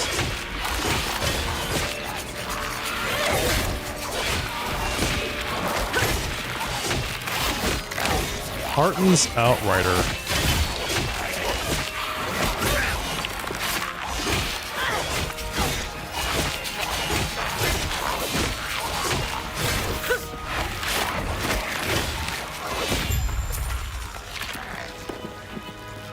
Turn to the Seer in the Risen Lake. Welcome, traveler. Alright, I am quite the skilled fighter. I sure am. May Terra smile upon you. Travel west to Fatima. Alright, let's just pick up a few items along the way, just in case any of them are upgrades. A new weapon would be nice.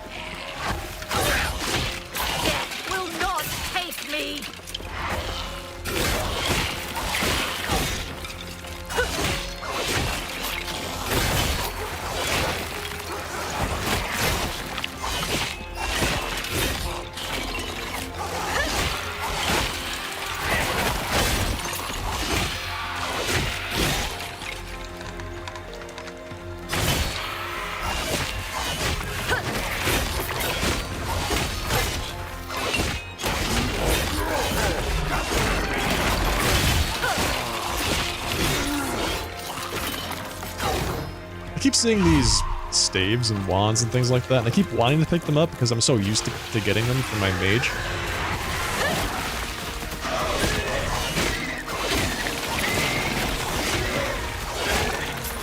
But this time they're mostly useless. Hey, Oscar Cross, thank you for that raid. Welcome, everybody. How's it going tonight? Oscar, thank you so much for the raid. How was your broadcast? Welcome everybody, if this is your first time here, I'm the Sharply Dressed Man, and we're playing a little bit of Last Epoch tonight.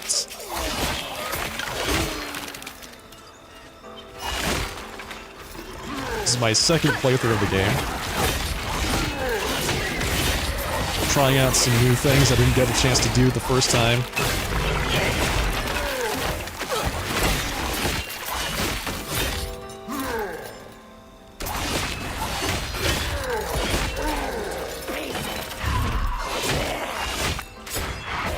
Hang on. Die. Thank you.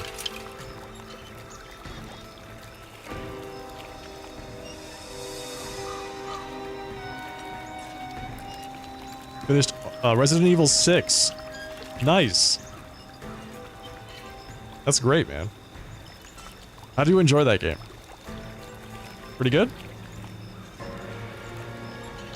Armor shred on melee hits. That's okay. Let's see. It's alright. Melee void damage, I like that. Plus 30% melee damage. That's just 30 melee damage. Okay. Frailty, chance to stun. Interesting. We're playing a melee-focused necromancer, a lich. We turn into a giant reaper, like a grim reaper, and we start slashing people up. It's great. Seems to work pretty well.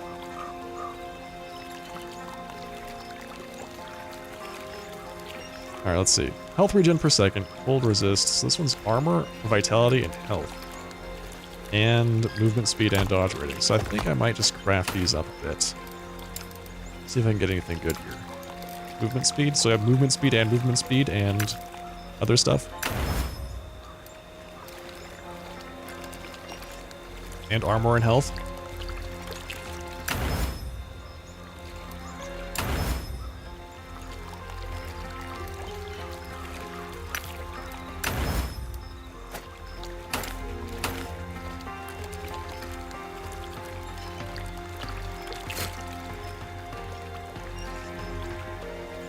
There's some jank to it, like most Resident Evil games. Yeah. Yeah, I think most people are familiar with the Resident Evil jank. That's a good way to put it. Let's see. Boom. Weep Health Leech, plus 2% and increased area. And then we go to health on kill. Then we get damage per missing health percent. That goes up. Increased damage at low health, 25% per point. This is really good. That is such a good note.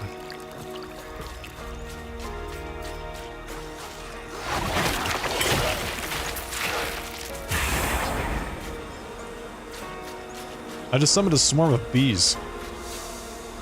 Help me out. You enjoyed your intelligence, wisdom-based barbarian in D&D and BG3. Nice, nice, nice. Intelligence and wisdom barbarian, huh?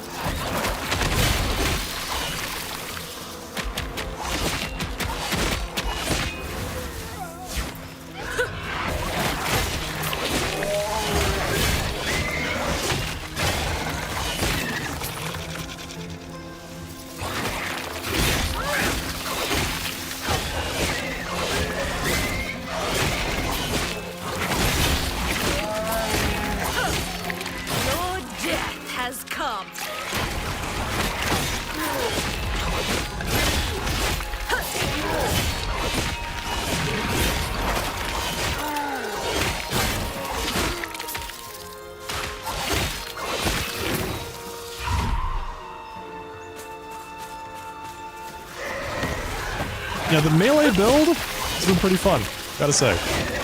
It's definitely not what I would expect out of a traditional caster class.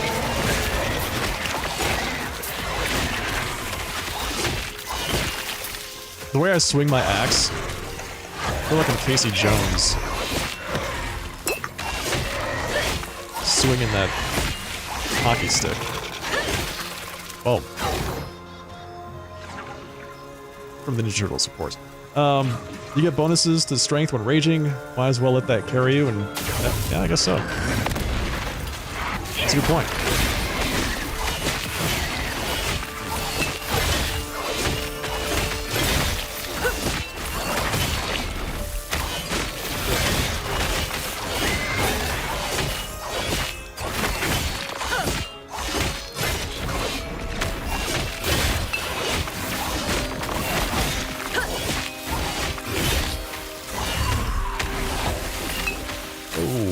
Okay, that's a lot of damage all at once there.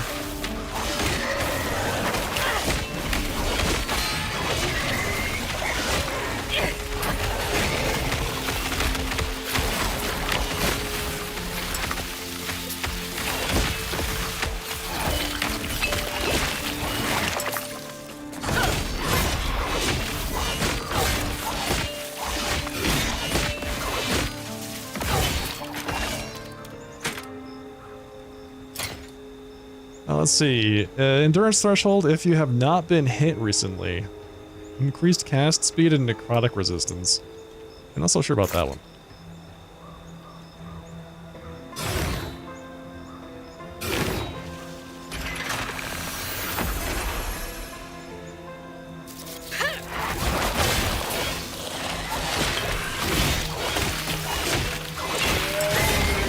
So you planning on playing the other Resident Evil games too, or just 6? What's next? I'm interested. Like, how did you land on 6 to play?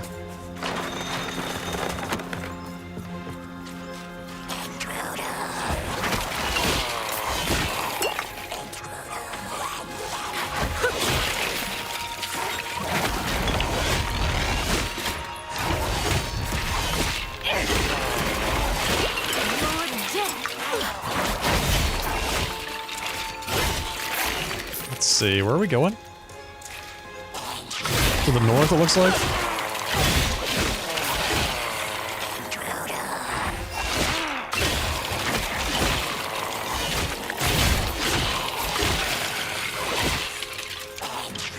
Went up this way. Played through 4 and 5 already this year.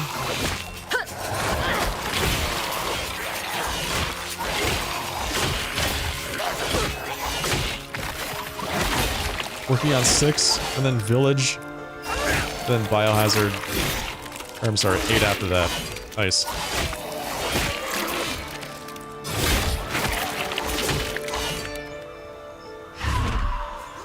I always liked 6. I've never actually... So, here's the thing. I've never actually played it myself. I've only ever watched other people play it, but man... It is probably the most entertaining that I've seen. Or was it 7? Which is the one that's set in the house? Is that 6 or 7?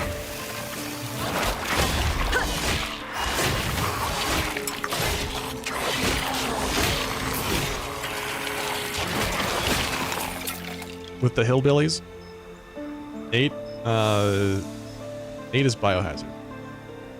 Oh, Village is the house. Okay. Right, so wait. Village is the one that's set, like, with Lady Dimitrescu, right? Biohazard is the other. That's the one I'm thinking of. So I think it's 7? Is it 7?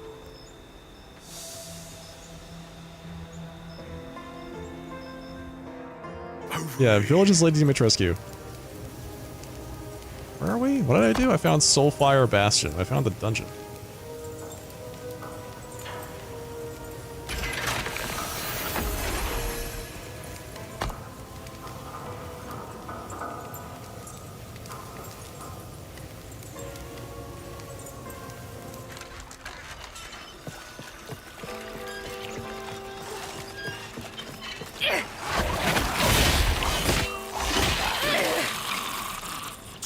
Yeah, that one. I love watching people play that game. Biohazard.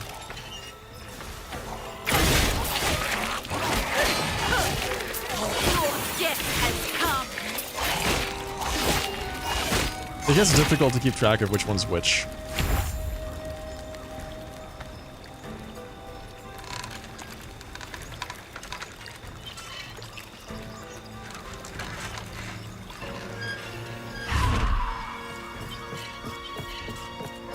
There's just so many entries in the Resident Evil series. It's Hills Have Eyes, the game. It looks so good. Like, I think that was one of the first times they used the RE engine. It just looks creepy and gross, and I love it. It's the best.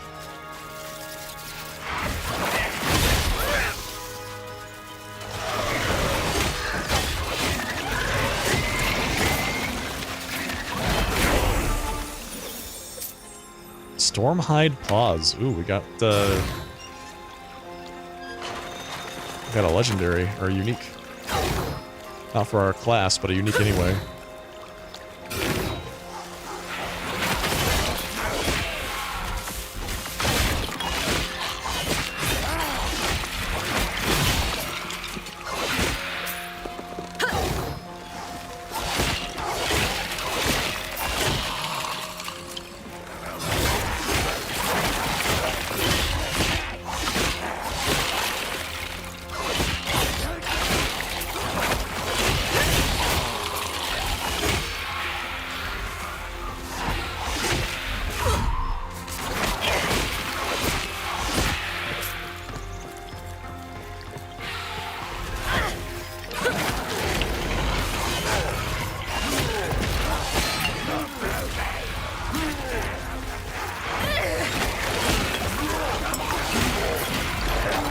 Get out of here.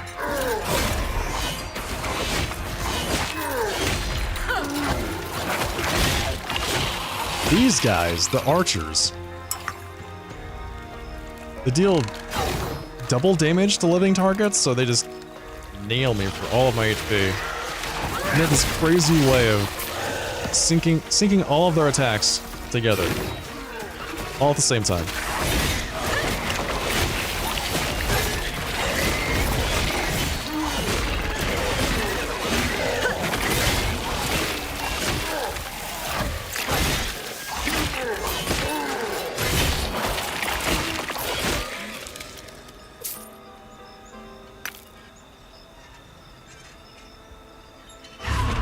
gonna be a fun year. Playing Parasite Eve. Oh man, one of my favorite games of all time. That Parasite Eve. Hell yeah.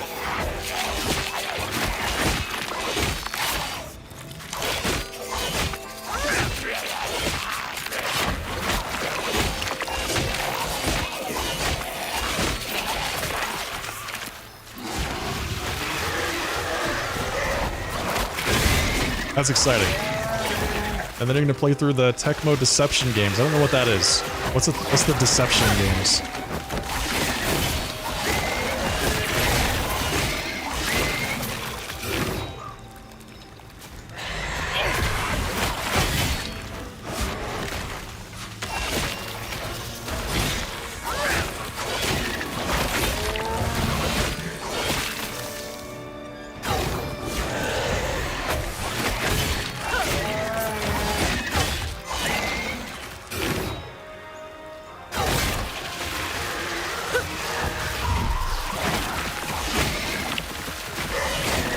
Yeah, I'm a big fan of the way that this build looks. Honestly, it does such a good job of looking cool.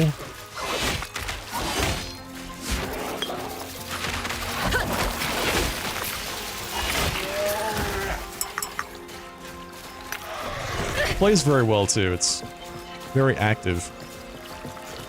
The last build I was playing, and so I finished the game already one time, and I decided to start again with a different character. The last build I played was very passive.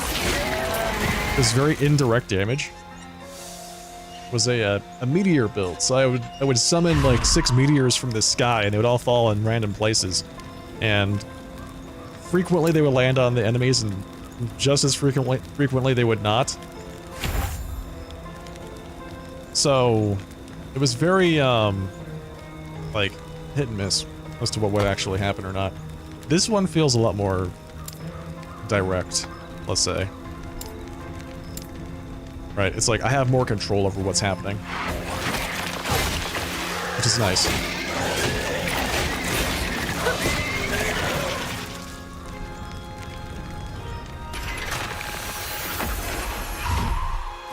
Oh, so you play the bad guy, and then the good guys come to try and, what, fight you or something, and then your job is to prevent them from doing that? Yeah. That sounds like, what is it, Dungeon Keeper? It's very similar, right? That premise.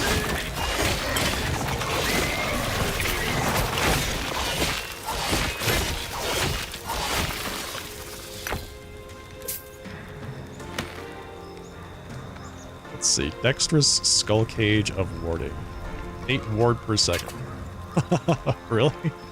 You just get ward per second? That's nice.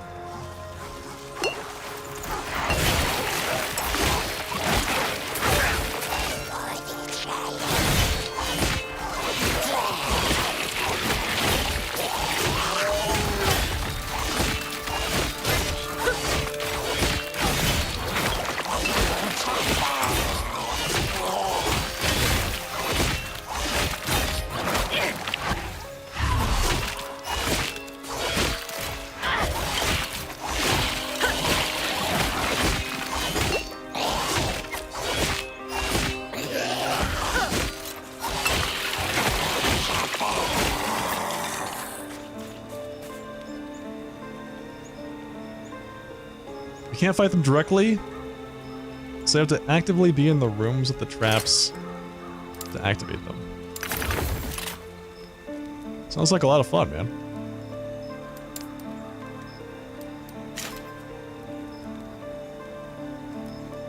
Every 3 seconds, your next swipe has 100% of its base damage converted to lightning, and deals plus 32 melee lightning damage.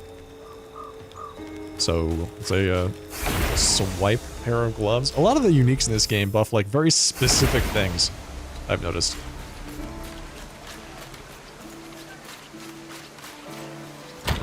Let's hang on to those.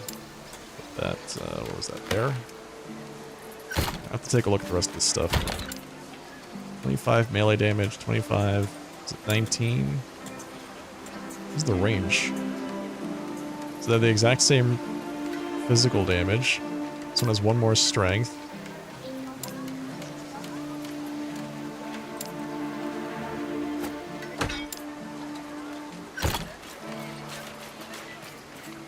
Alright, let's see what we need. Can I actually use any of this? Health regen, elemental resistance. Oh, that's really good. 6 mana gained on harvest use.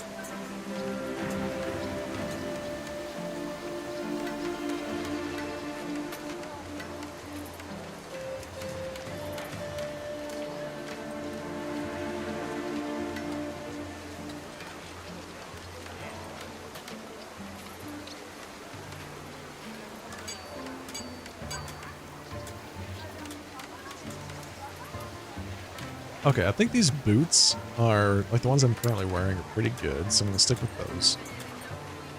It's too bad I can't wear a, offhand.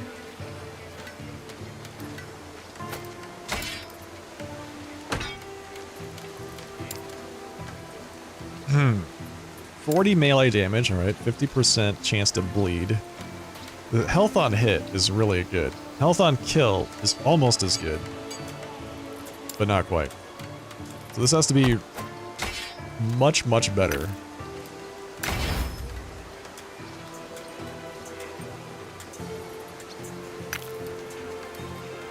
Chance to apply frailty. Frailty's okay. Let me see.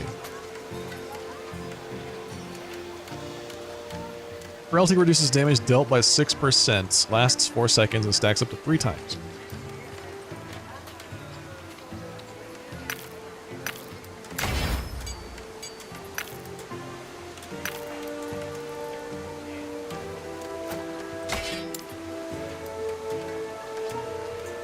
Okay, that's much more damage than what I was dealing previously. Let's see, what else can we do here? Anything else that looks pretty good? A helmet might be okay. Extra armor. Not quite at the point yet where that's actually better. Armor and mana regen. I think the rest of this stuff is actually just not good. I can't use this.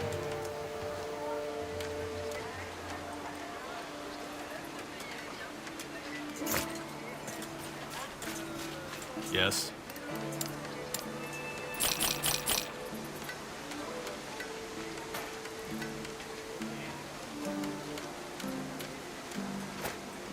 Hang on to that ring for the physical resist, just in case I need that later.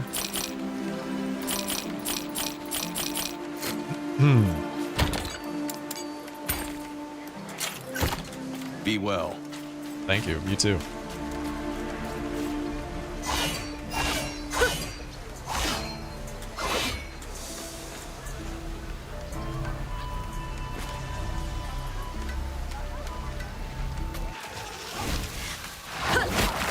He's back.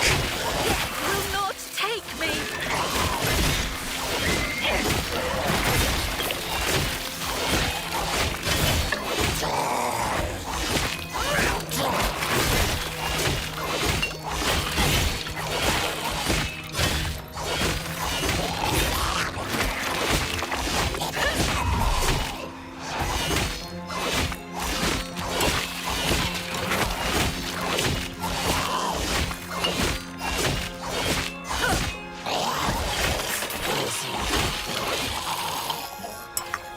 Lighted ritual stake of conflagration. I love the names of things in this game. They're just so over the top. It's fantastic. Damage seems to be much better.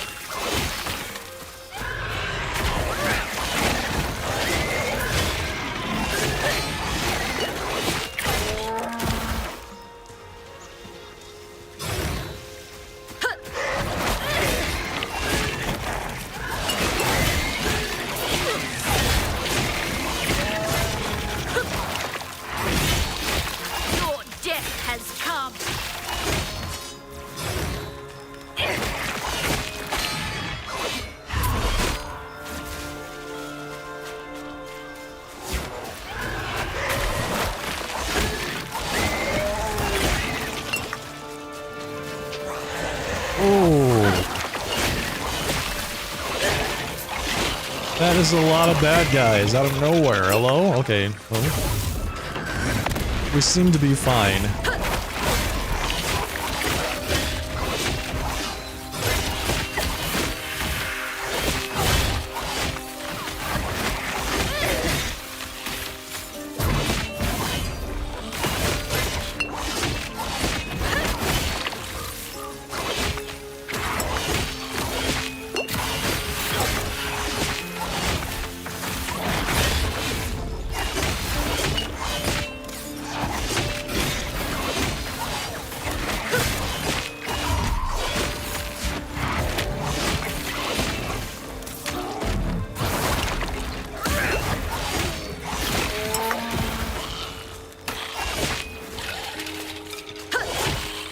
Get out of here, jeez. Alright, so let's see. Scholars, Death Mask of Sparks.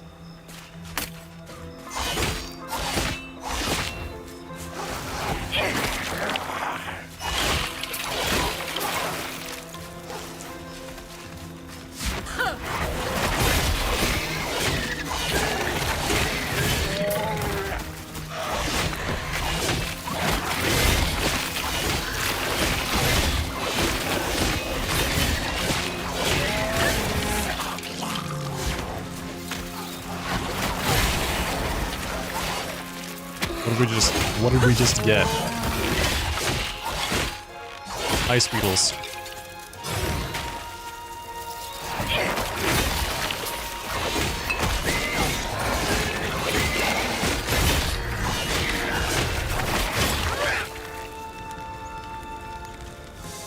Imperial Thetima. Thetima? Something. How far away are we from another point in Bone Curse? Not that bad. Pretty close.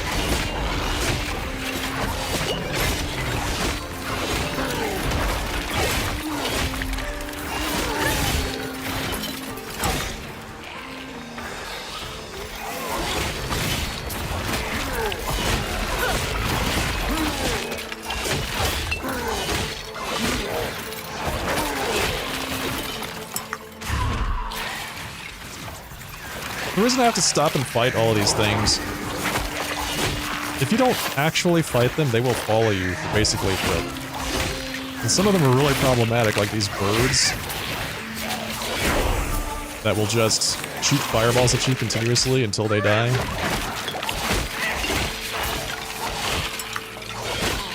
My second favorite, the lightning elementals that will shoot you from actually off-screen with lightning damage until you kill them.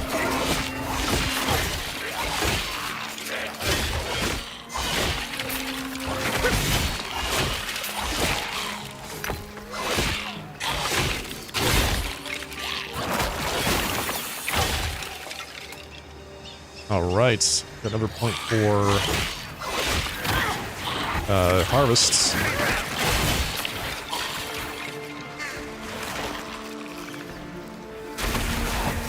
Crater Tyrannus. You sound like a nice guy.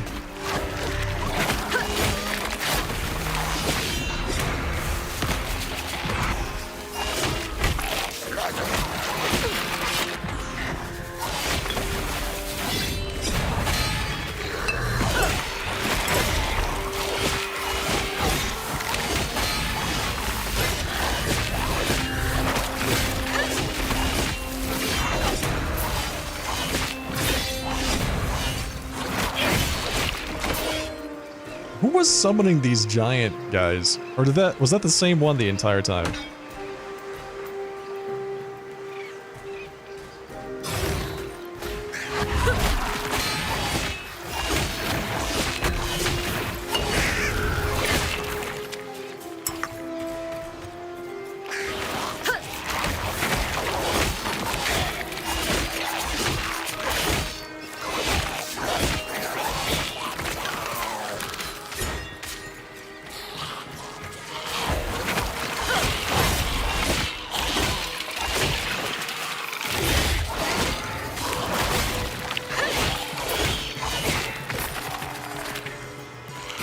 Alright, so we're heading this way. Up into the... Dreadnought? We're at the Dreadnought section already? Yeah, I guess so.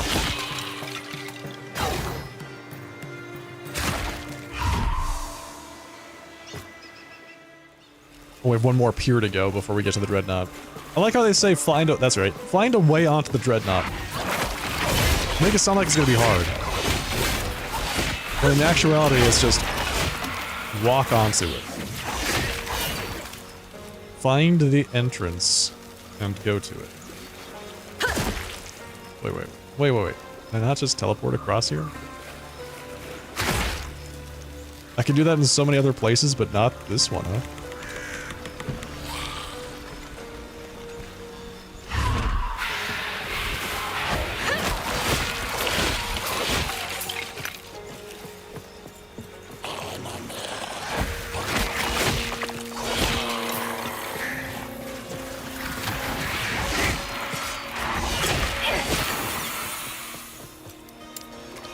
Alright, we're gonna go with Bone Eruption. Oh, I need one more point Iron Maiden before I can do that. Alright, that's fine. So at level 12, we'll have Bone Eruption. And that will be... I think that's gonna be a pretty big point for us. Let's see. You have increased critical strike chance if you have hit a cursed enemy with Harvest recently. Global increased crit. This is really good. So 50% global increased crit if I've hit a cursed enemy recently with Harvest, which I'm always doing. So I always have global increased crit.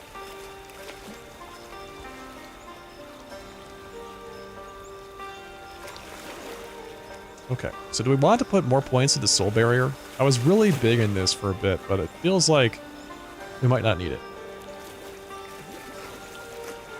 Health regen does not apply to Lich form, or Reaper form, so I might not need that either. So now I'm trying to figure out what can we actually use that would benefit everything that we're doing. Damage over time. You know, one of our spells is damage over time. This is interesting that this... There's at least 3 different abilities that I have that will kill things under a specific threshold of HP. And we have one of them just flat in our Lich tree. That's interesting. Okay, so let's see. Yeah, I guess we have to go with either... It's either going to be Intelligence or Vitality and Health Regen. Which, I mean, honestly, more Health Regen is fine, because I'm not always in Lich form. So, okay, so we just unlocked the next set.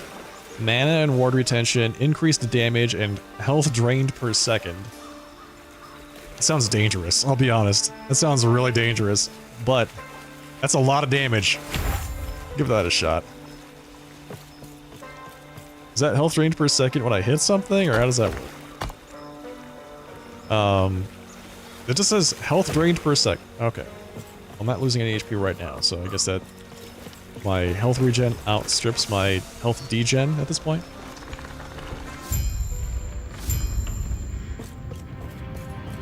Here we are, the Imperial Dreadnought.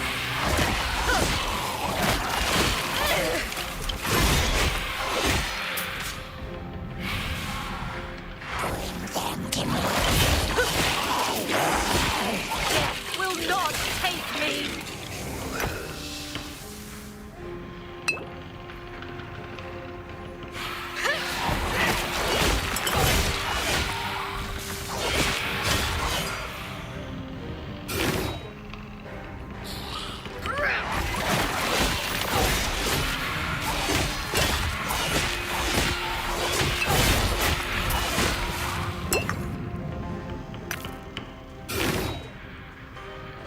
Alright, I just wanted to make sure we got the waypoints.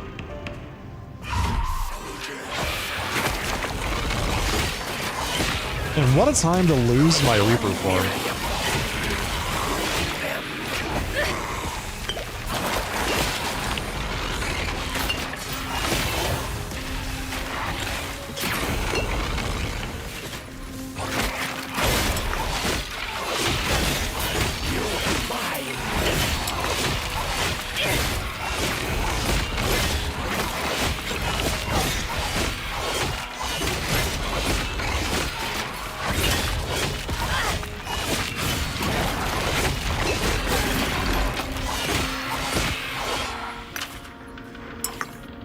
Man, I feel really, really weak when Reperform's not up.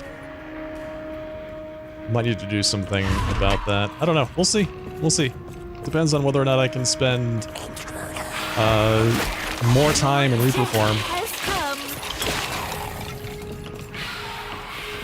You won't make it far.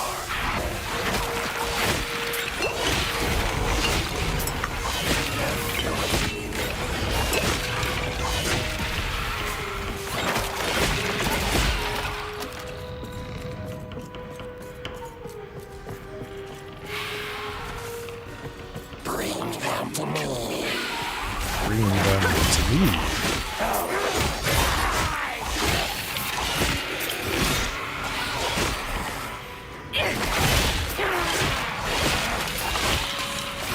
I just teleported through that wall? I did not know I could do that.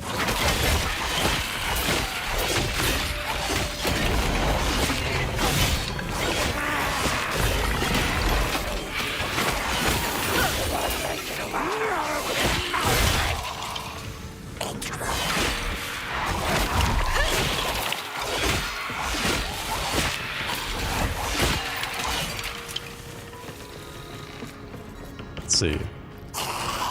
Increased minion health. Yeah, I'm gonna try to see if I can avoid minion stats.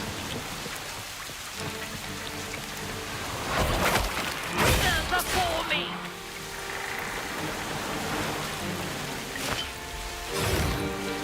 Alright, we're on our way to the Act 4 boss.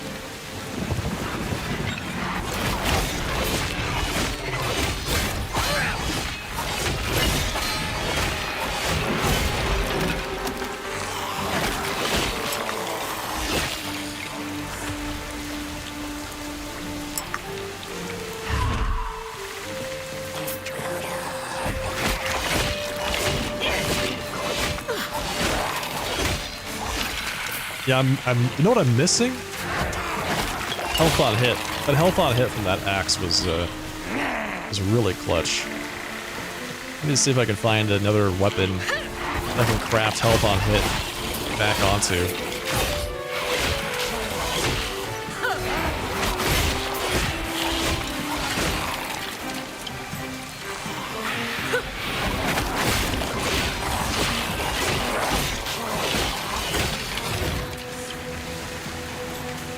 Bring them to me.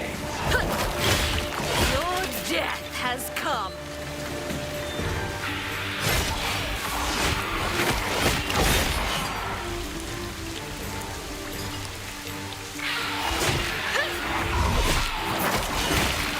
I think before the boss, I'm gonna head back to town to see if I can get any, maybe I can craft health on hit onto a weapon.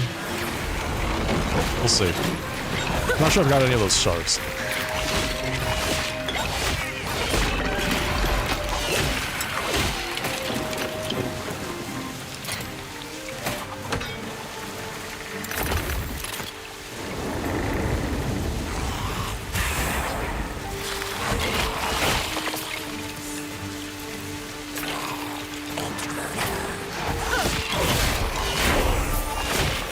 Level 33, nice.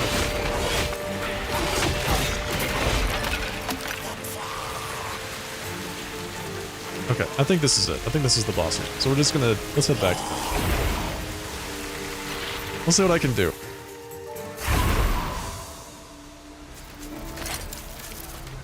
I have a one-hander. Do I have health on hit as a prefix? Is it a suffix? Melee damage? Lich does health?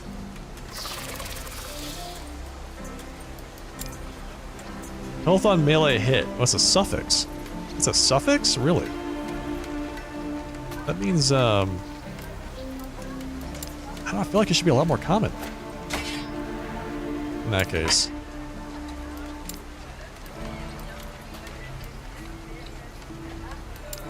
I feel like I never see it. Alright, so we want to... Let's see if I can, do Glyph of Chaos?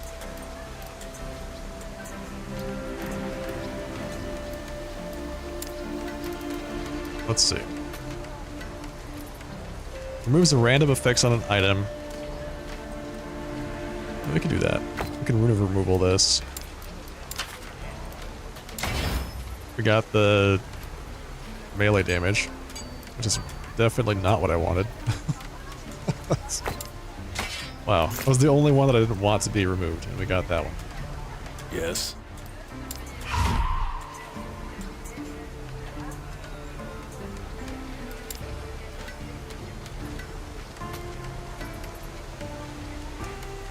Cultist Chopper. Be well. Let's just see if we can buy a weapon. Yes. Wrap this up.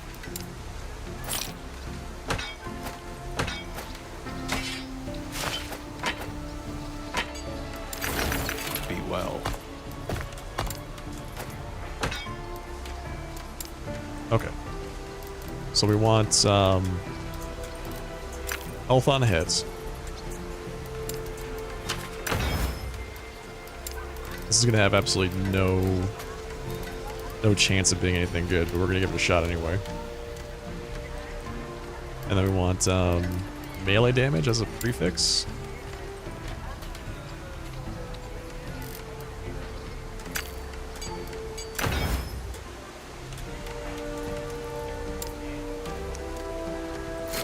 Let's Yes. see.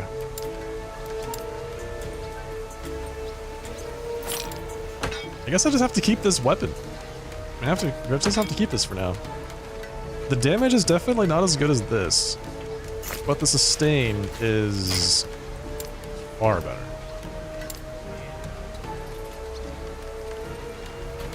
Haste after using a traversal skill, increased effective haste. So that's actually really good, because I'm constantly using traversal skills in Reaper form. Reap is a traversal skill.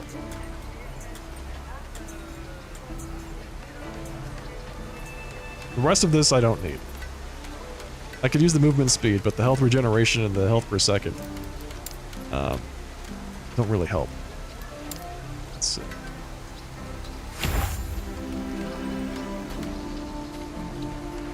Oh, we're gonna go full on sacrificing health for damage. This is a great node here. 3% necrotic penetration per point. Effects that drain a percentage of your health per second drain reduced health. And when you are stunned, you have a chance to release a wave of blood, dealing physical damage to nearby enemies. See, nodes like this are interesting because it's like a negative synergy. You know, you don't want to be stunned, right? But so the only way to really take advantage of this would be to make yourself more stunnable.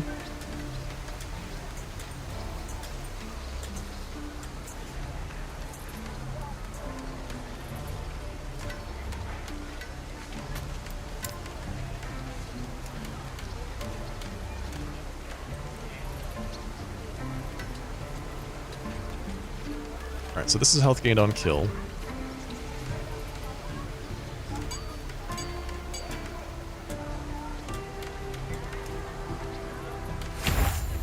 So we are going up this way.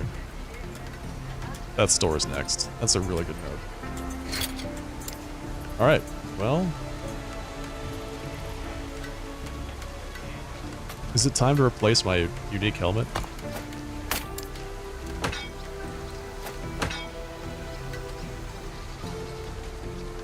Helmet with lightning and necrotic resist is not bad. So let's see. Prefixes for helmets.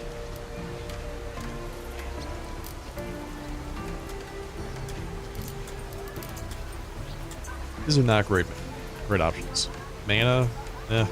Vitality, it's better than the other options. There's a bunch of minion here. Guess it has to be vitality. So we definitely want the resists.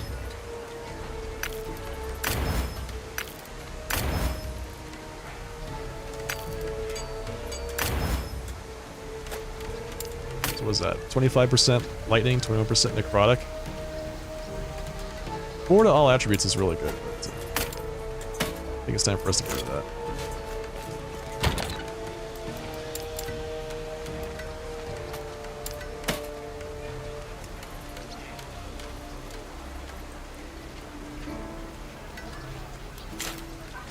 Yes.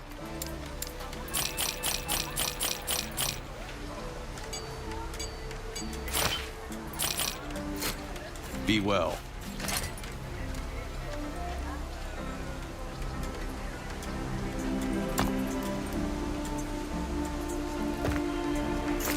Okay, here we go. Let's go fight the boss.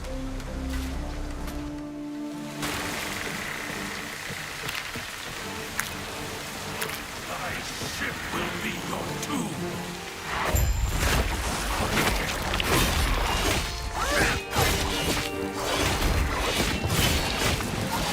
No mercy!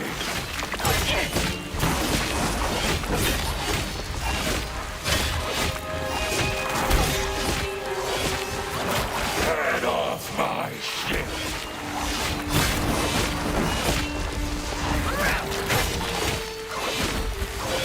My ship will be your tomb!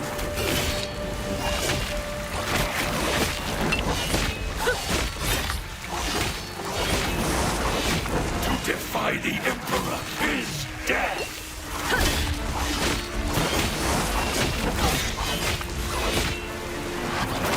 Break yourself upon my body!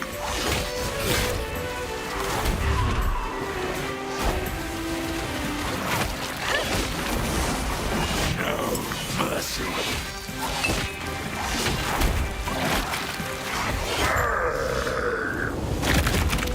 No, it's not so bad. The HP per hit is absolutely the game changer there. Melee damage leaches health, plus mana, plus frailty on hit. I'll take that. Hurry and break these chains. I'll take that as a yes. Alright, sounds good. Get to the railing and give a signal.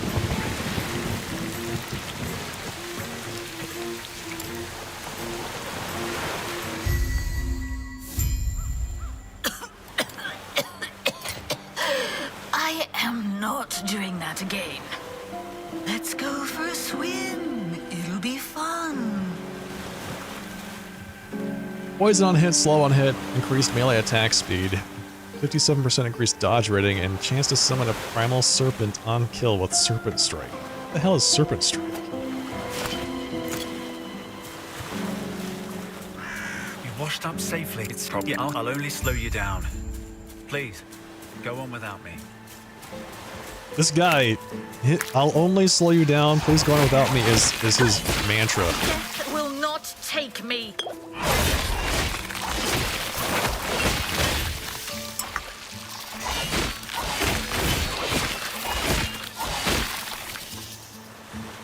Please, I'll only slow you down.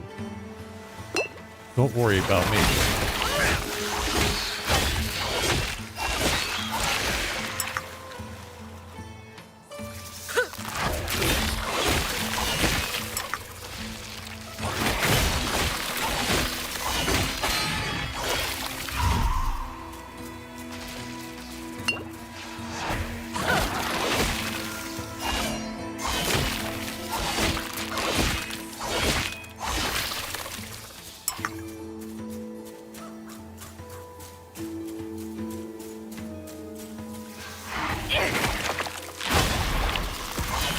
There's a distressing amount of scorpions.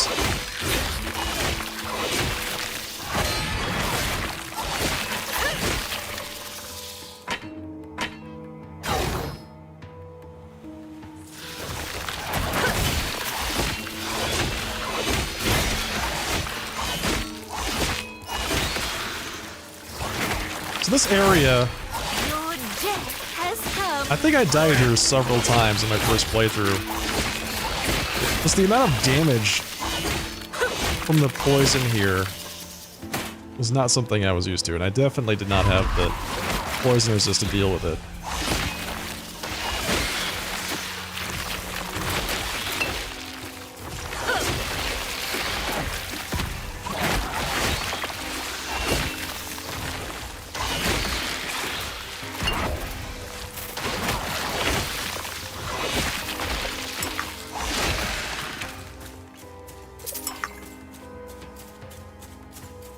So I like instantly got poisoned, instantly, I don't know, it does a ton of damage per tick.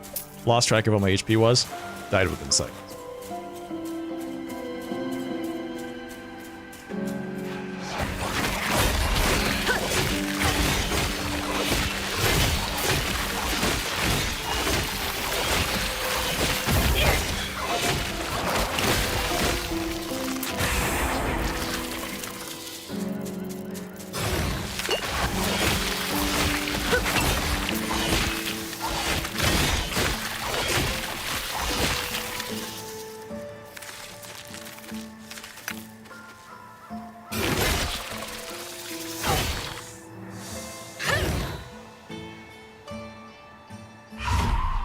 The Magician Desert. Travel to Majelka.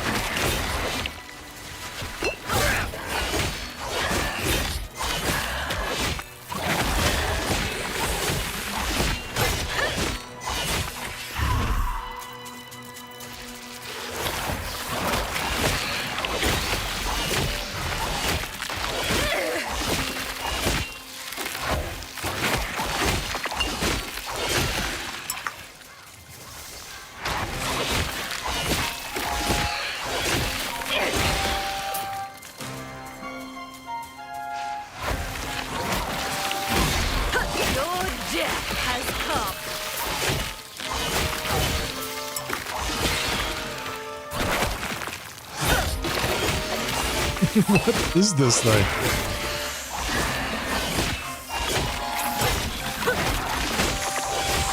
God, it's so disgusting. Alright, here we go.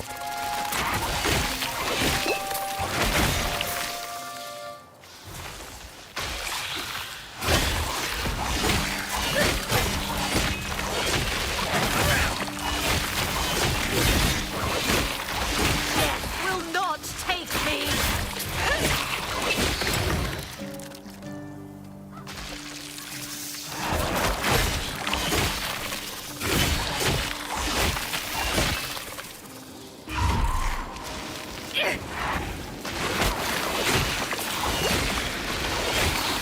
These guys are like little wombats wearing skulls. Are they Pokemon?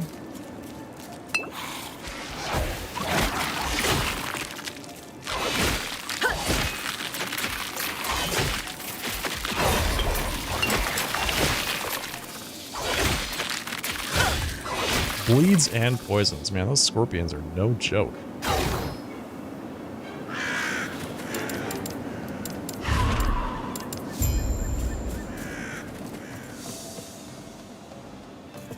I love that guy. He's that quest giver is a little skeleton researcher. He just wants you to go and get some information for him, right?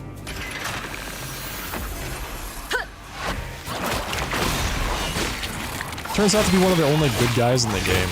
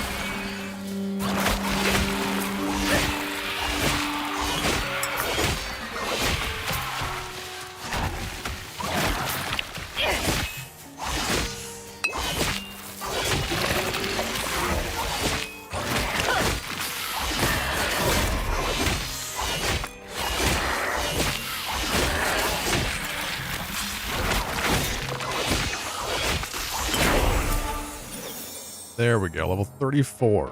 I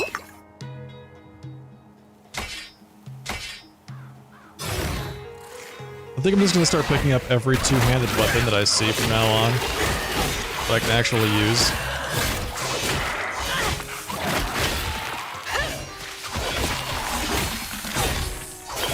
Now that I know that health on hit is a suffix, a weapon suffix, I feel like that should be really on everything.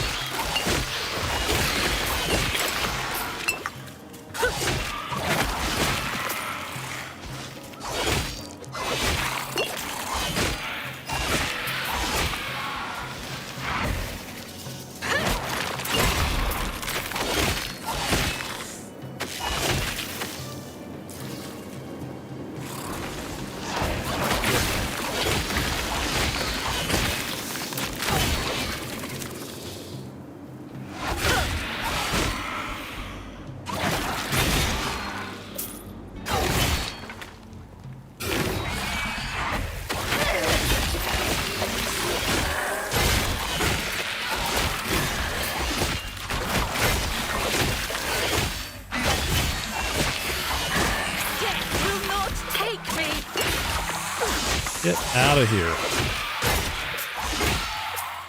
Alright. We've got one, like, mini-boss ahead of us. Before we get into Majelica proper.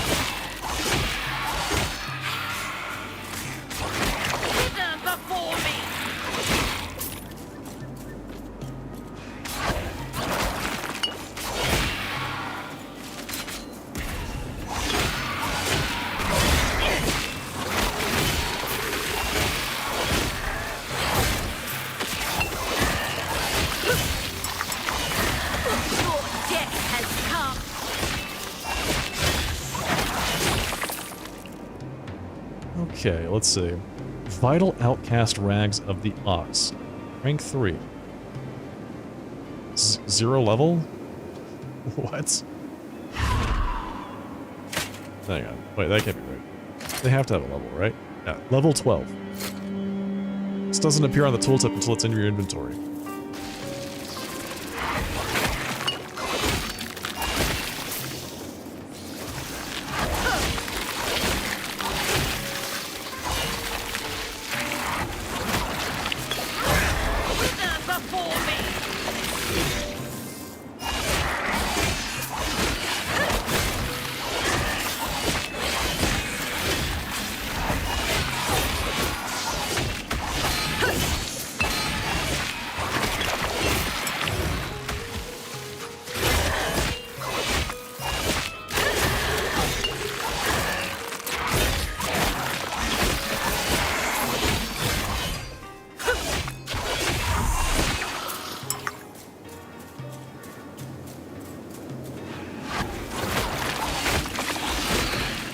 Okay, let's see. We're almost there.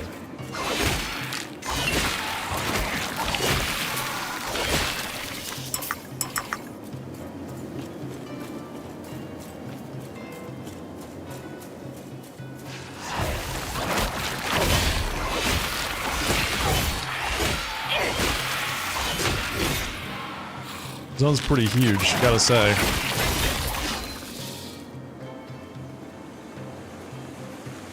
Here he is.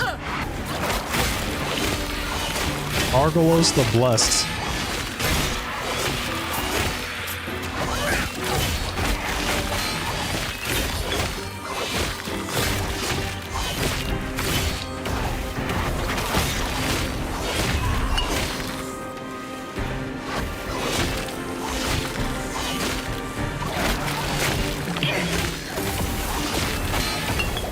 Oh god.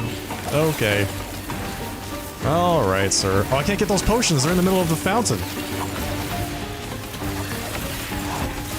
They're busted.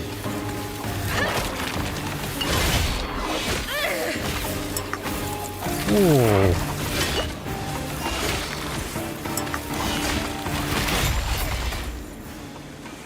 I was relying on picking those up to save me, and I didn't realize I couldn't pick them up at all.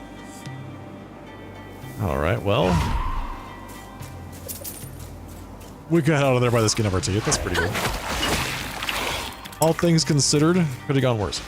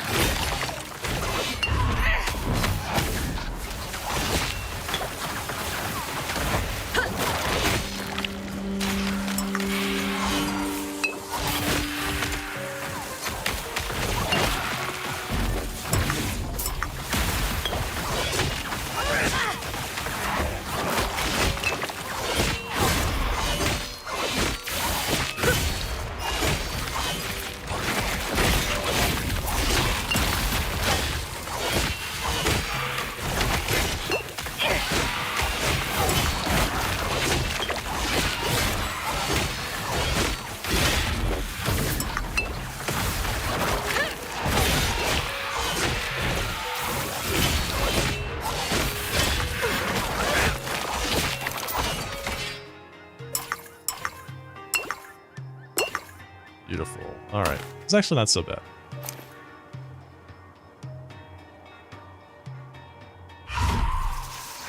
Now, get me out of this zone.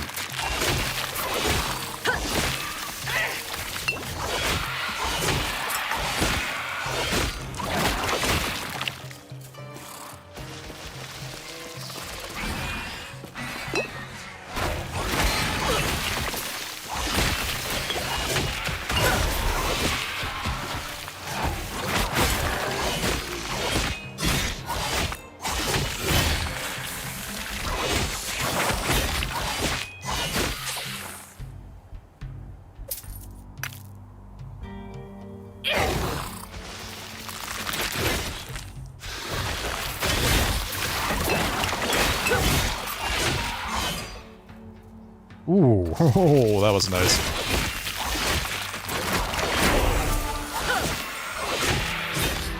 Oh, hey, we got an extra skill specialization unlocked. Level 35, fantastic. Getting quite a few levels tonight.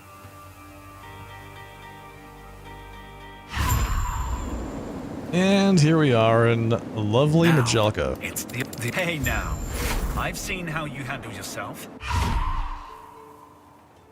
Defeat the Imperial forces and find the Emerald, Sapphire, Ruby, and Diamond sigils.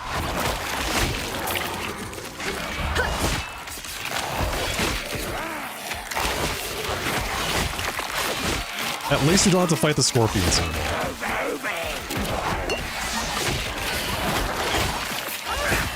At least that part's done.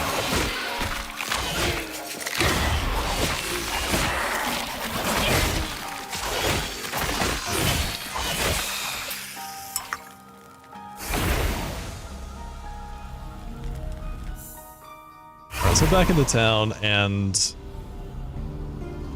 what's the deal with some of this inventory?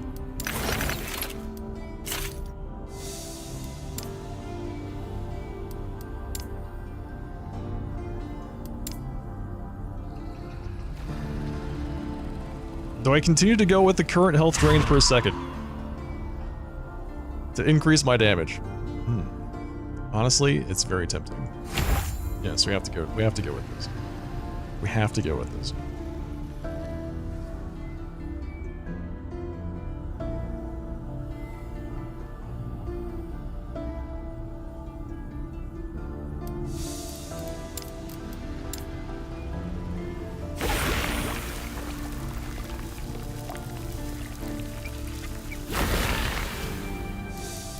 So this is gonna really just kill me, huh? Yeah, that poison aura is... It's nice, but man, that's a lot of damage you just end up taking. If you have maxed out poison resist, maybe becomes more useful. Parry chance. Huh.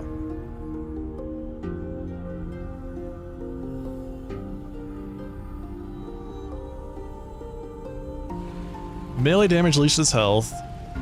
Melee on hit. Ooh, I like this. Can we change that void damage to melee damage? Is that possible? Critical strike multiplier. Extra crit multi is pretty good.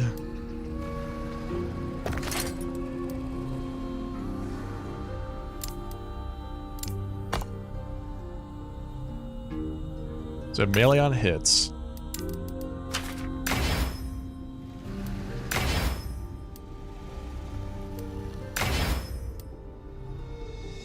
Or I'm sorry, health on melee hit.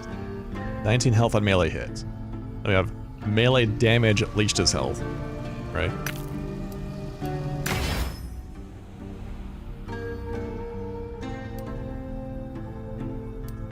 And we get a suffix.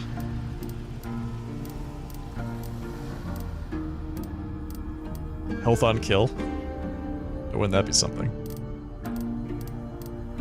What can we get here? Health on kill, chance to blind, poison, etc., etc., etc. All attributes is pretty good. I think I have to go with that. I have to go with the all attributes here. And then max out the gonna say max out the health on melee hit, but I guess we have to go with something else. The additional melee damage.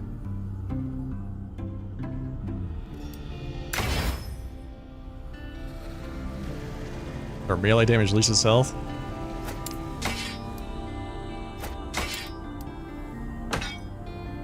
Okay, so this is actually better than what we had.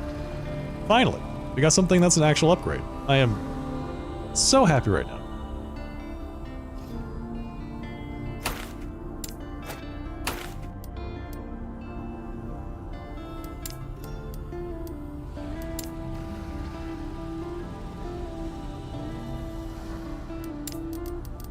Okay, what's the resists look like? I think I need... Let's just go with poison resist on this set of boots here. Given what we're currently doing in the game, seems like the most reasonable choice. Man, minus 10 forging potential? Really?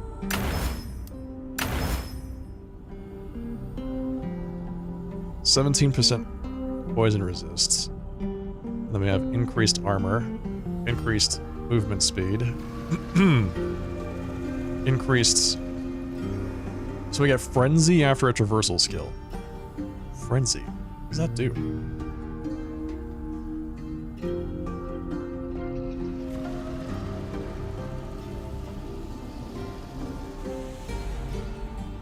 Frenzy is a buff that grants 20% increased attack and cast speed. Cannot stack.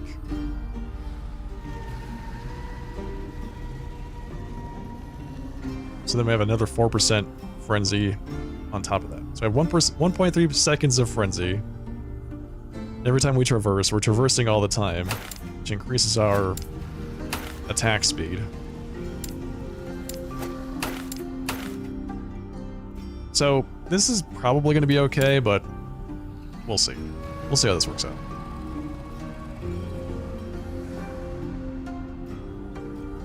Alright, I think we have to specialize in Spirit Plague.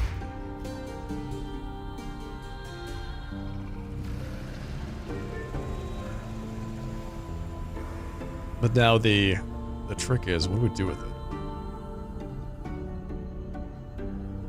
We have a chance to spread Spirit Plague on hits. I do that all the time, so that might not be bad.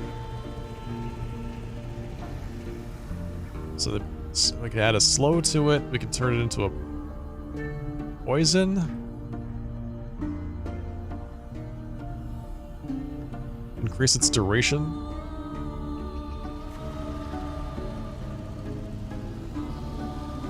So this can become basically like a cornerstone for a damage over time build too, it looks like.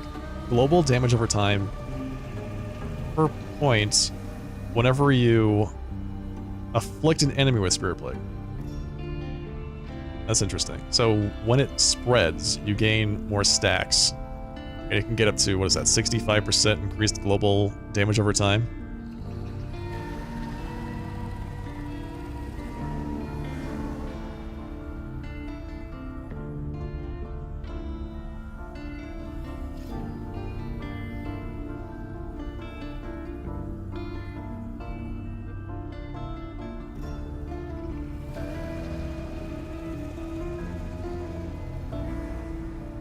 Wait.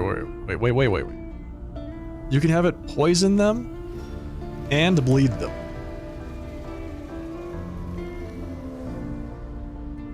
That sounds wild. So this is like your one-stop shop for damage over time.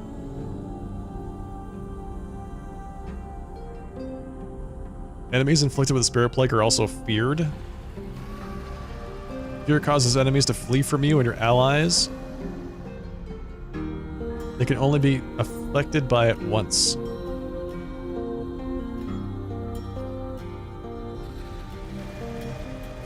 What? It's crazy.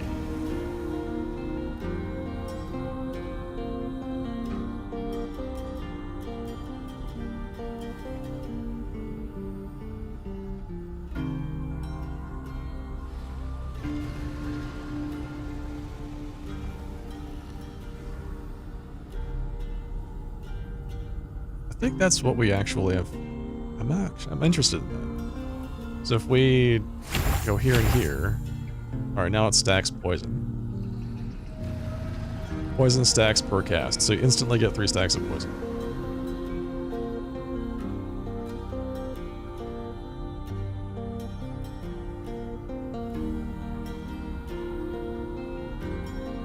And then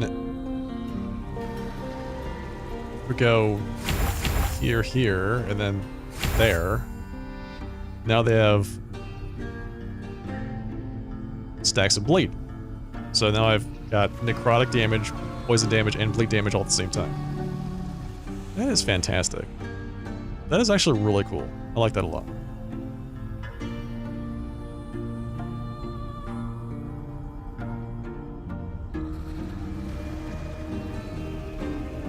And then I can say, spread it when I hit things. There's a node that makes it single target and vastly increases its damage that I like for bossing, but I feel like this is more of a trash, like, clearing ability.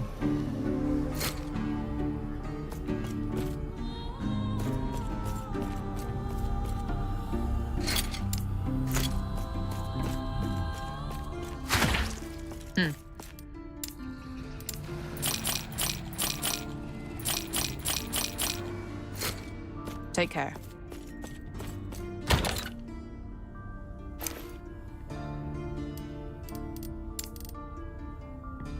Let's see if I've got any interesting idols I can grab too while I'm at it.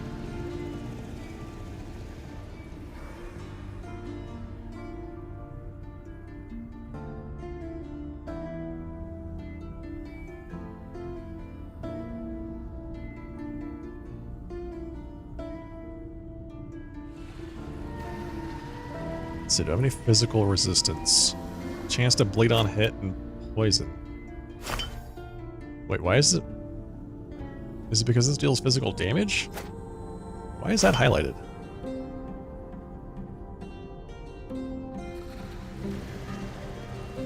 Physical damage from the bleed? That's interesting that it decided to highlight that. Grab another small one.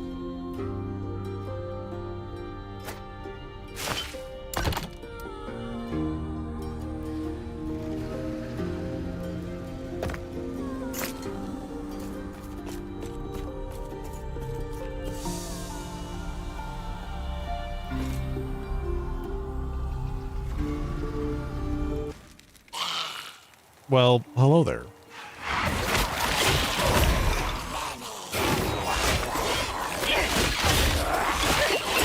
Will not take me.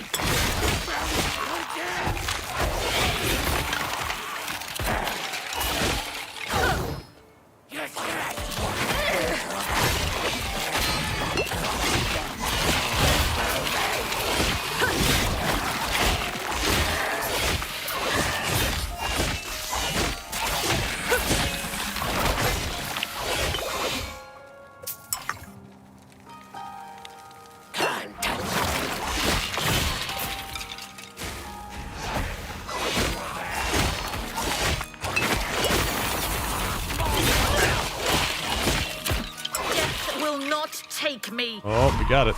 Boom. Now we have a bone explosion every time we cast this thing. Honestly, didn't see any difference.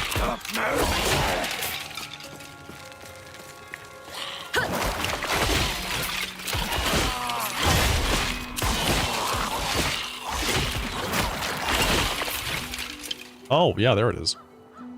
It does work the way I expected it to as well. That's pretty slick. This is really hard to see. The graphic is very tiny.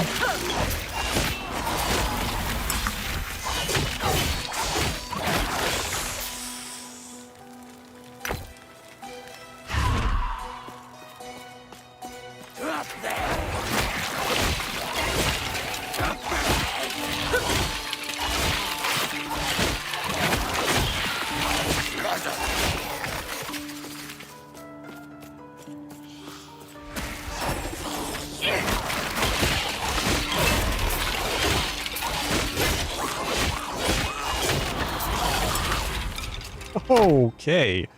I'm liking that frenzy after traversal. That is pretty freaking good.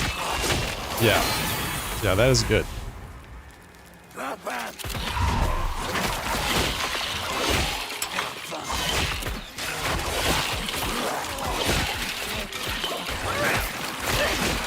Whoa!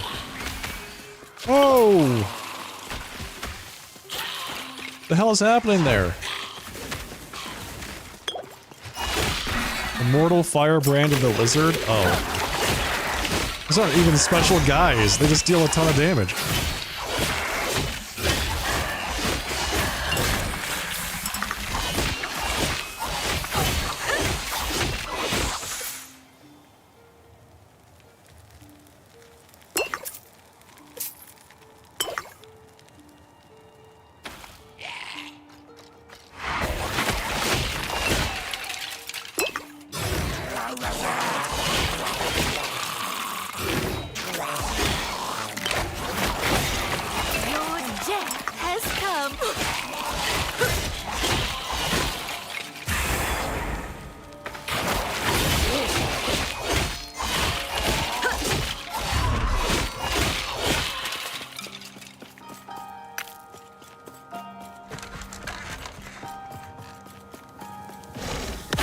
Oh, hell.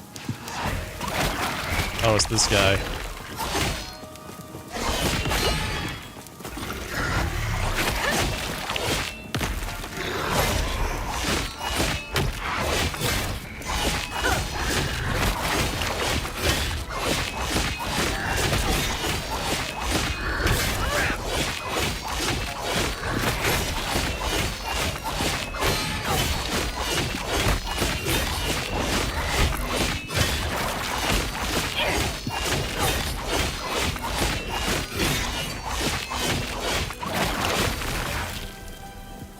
Pretty good.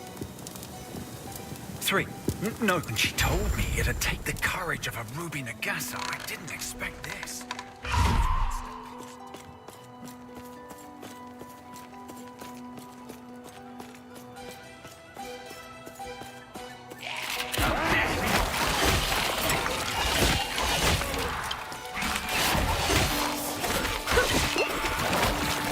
Your death has come.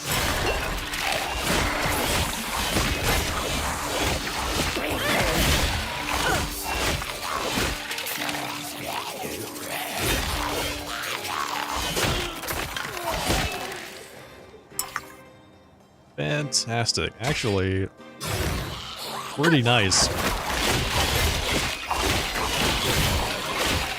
Will not take me. I wonder how much I can stack of this whole you gain effects when you use its reversal skill thing.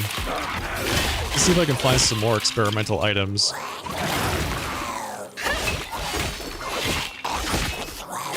Wither before me. Okay, so we have to go south and then southwest. There's a ton of... Man, this area is just huge.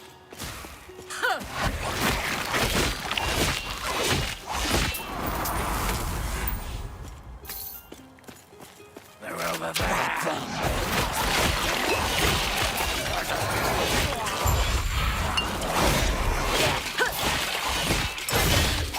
Defend yourself from the Imperial Assassins. Did I do it? Did I defend myself from the Assassins?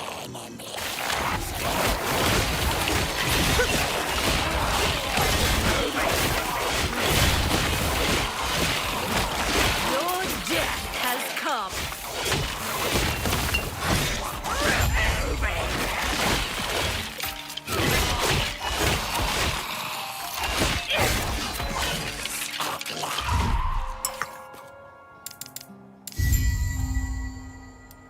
Alright, well, let's see. Even more damage in exchange for health drain. Now I'm actually starting to lose health for a second. It's slow, but real. They're over there.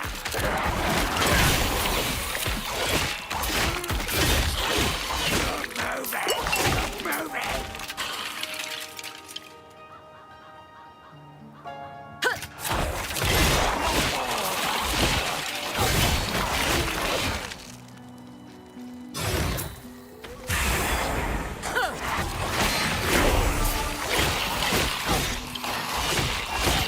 level 36.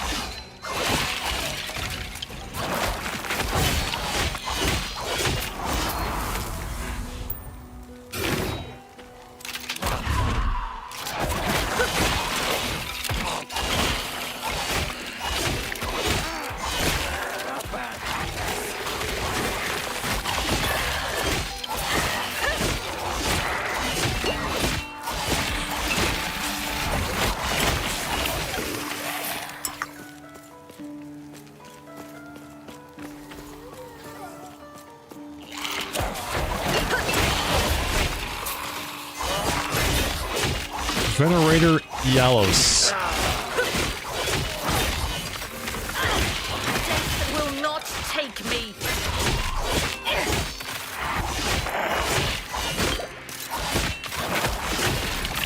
Setback. Let's see. Buried in the slums. She told me of the Emerald Nagasa. They were the same. Content to slither through the shadows. Okay, so I do want more experimental gear, so I think I have to actually do this. Do I go with that? I can't go with that anymore. Right? I can't go with current health drain per second. I'm already losing HP. I have to go with mana and ward retention. I think that's what we have to do here. Let's put 2 points in that.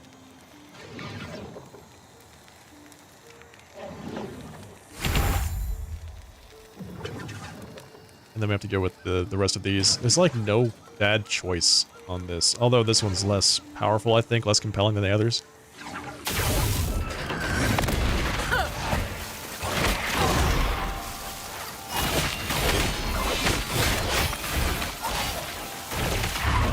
Oh my god, stop moving!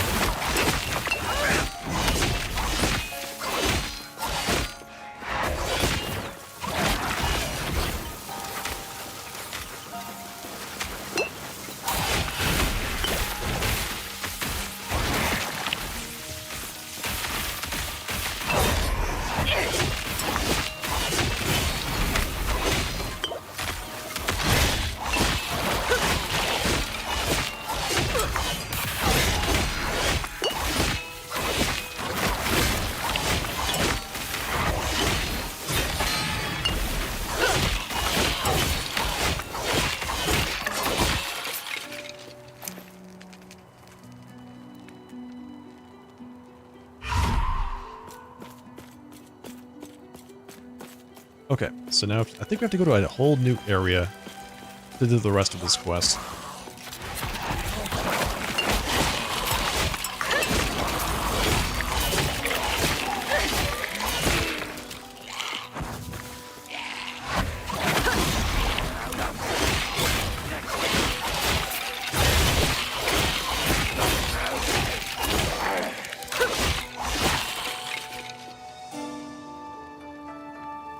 Really hard to see. It's so hard to see the map on this background. Alright, here we go. That is not the right way. That's the other boss.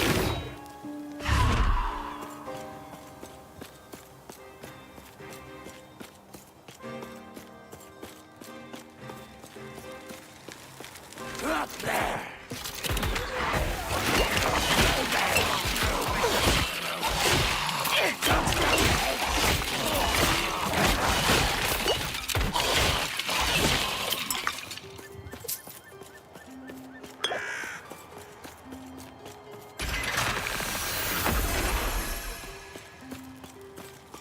Yeah, here we go. Sapphire Quarter. All right.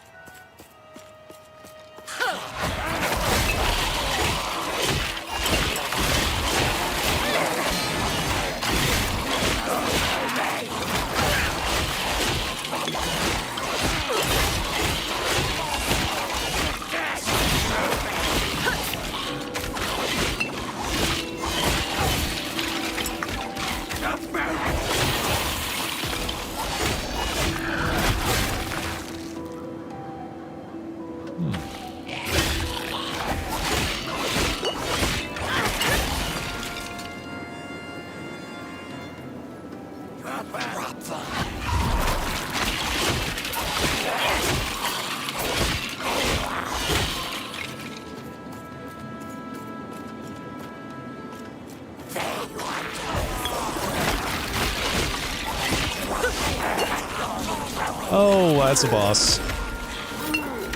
And he's dealing a lot of damage.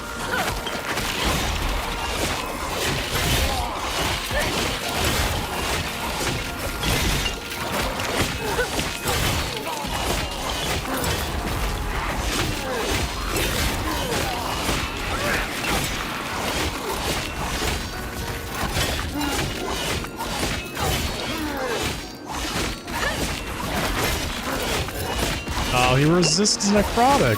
That's not fair.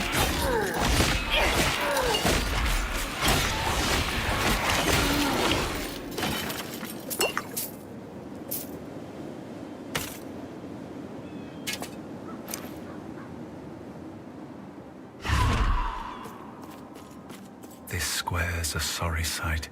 I wish I'd seen it. I can only imagine how she felt.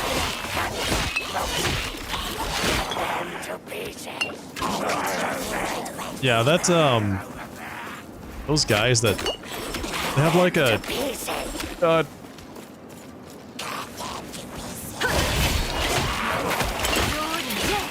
they deal fire damage, and they reduce your fire resist. That's not good.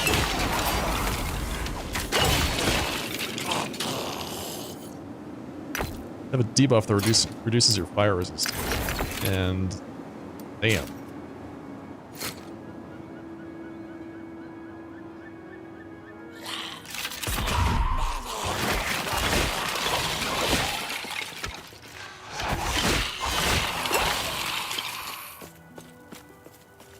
You're dead!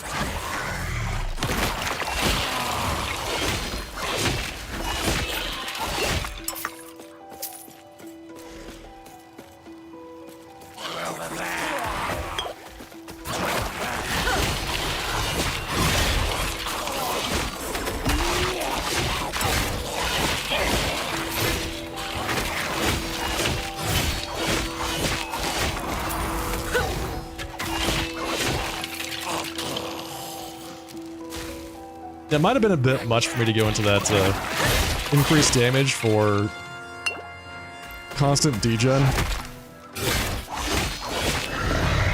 Honestly, does not feel good.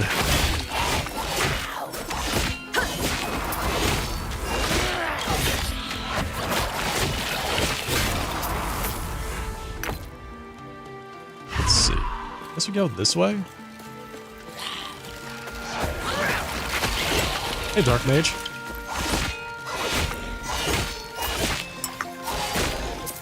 Have I been enjoying my new Lich? The Lich is really good. Yeah. It is super fun. We're getting to the point where things are becoming a lot more challenging. Like, stuff is just doing a lot more damage to me.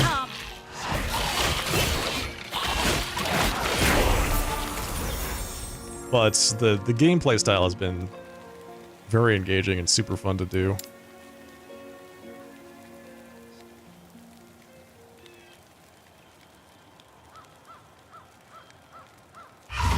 Does it take more health regen? Offset the degen. That might make more sense. Reduced mana. Put more into Bed of Souls before we start taking unclosing wounds.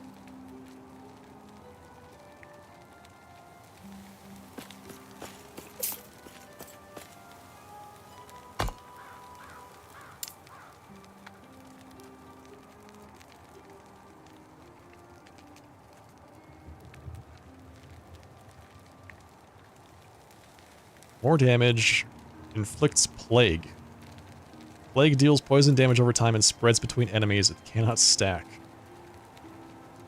Poison penetration with plague. Increased poison damage. Wow, this spell is like, I love it. It's like damage over time in a box. Everything that you need, this spell has. Bleed, poison, poison on top of that, poison penetration, increased damage over time damage. It's just, wow. So good. You are now also inflicted with bleeding. I don't know what, like, I need to turn all of those status effects that it applies to me into something positive.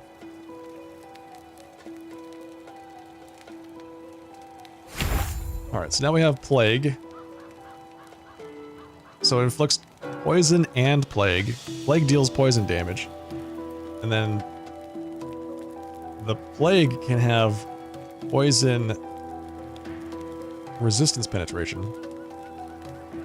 Let's see, more damage per point. Spread range is reduced. Additional targets.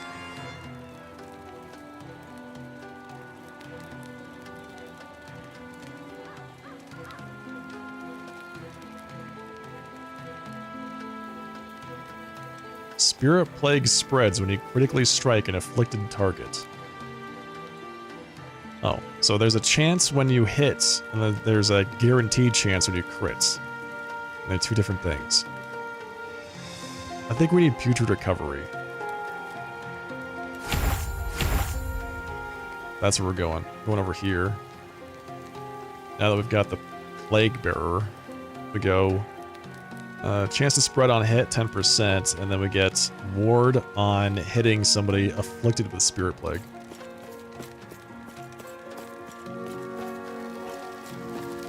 Can't touch me. Wither before me.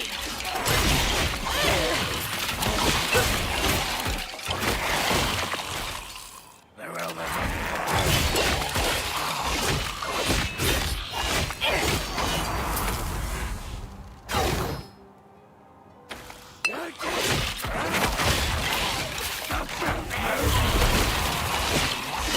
Death will not take me.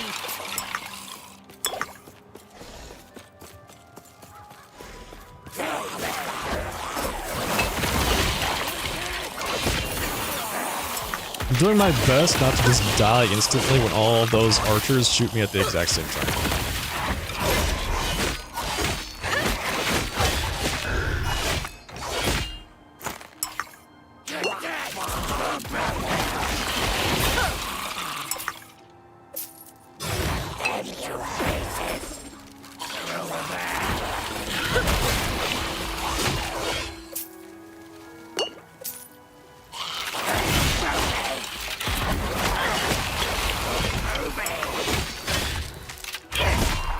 That's a boss.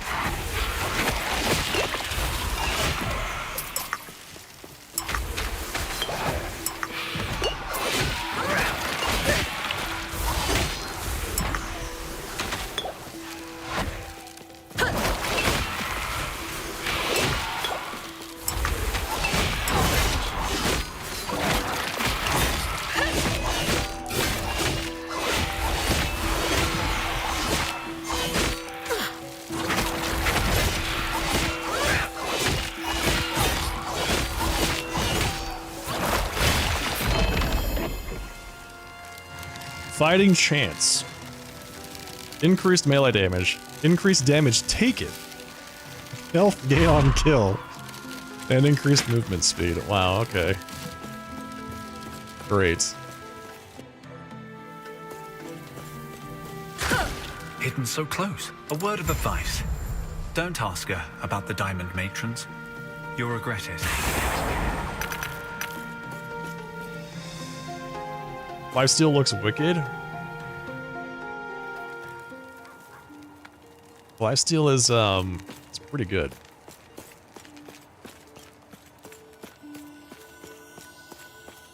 It's basically the crux of the build, because I'm almost always on the verge of dying.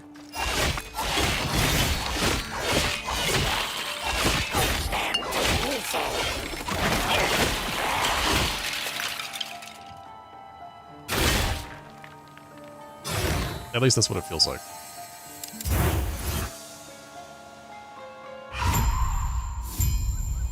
It's thrilling.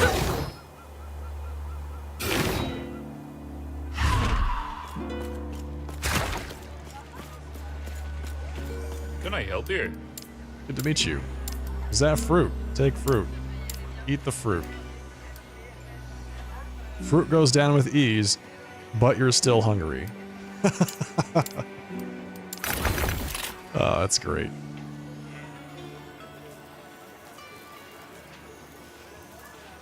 Traversal skill cooldown recovered on potion use. 15% increased chance to find potions. I like the one I'm currently using. 103% chance increased to find potions. Haste on potion use.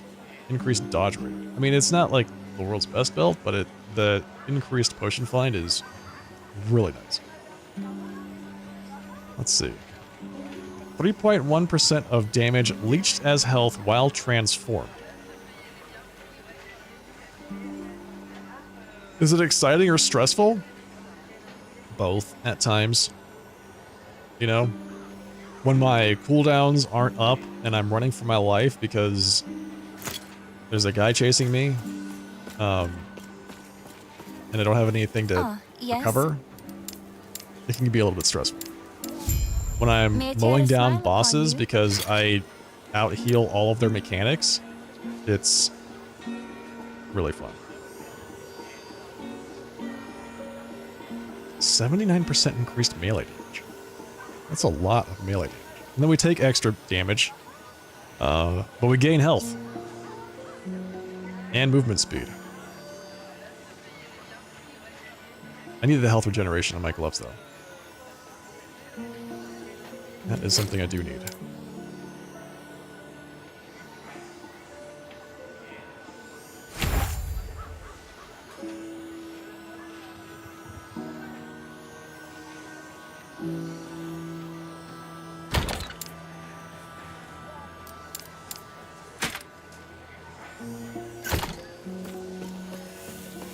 Can I help you?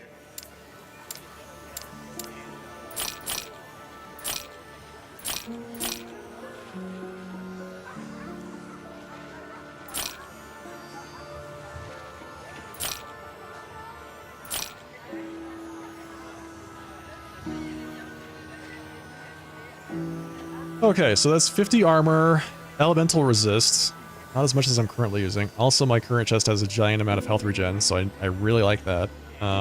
6 mana gained on harvest use versus damage leached as health while transformed. I think what I have is more generally applicable.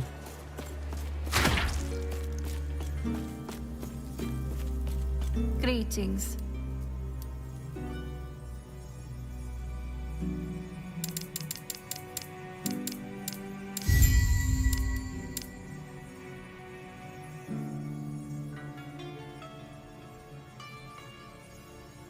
Okay. What have we got? So we've got damage penetration, reduced health drain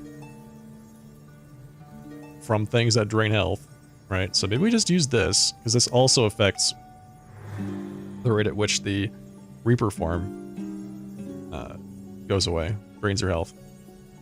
Ah, this one's also really good. Deathbringer, that one sounds fantastic. Increased critical strike chance here. Ward gained on crit, that's really good. Critical multiplier, plus 10% per points. So these three are, that's a really nice bunch of notes.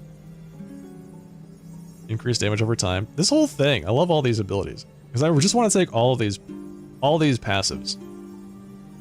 So I guess we're gonna go with reduced health drain first. Kind of balance ourselves out.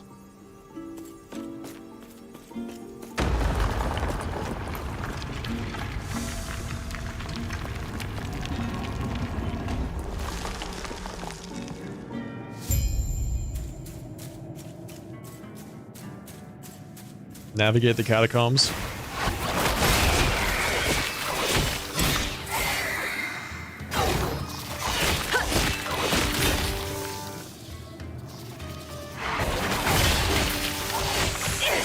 Had to be more scorpions, huh?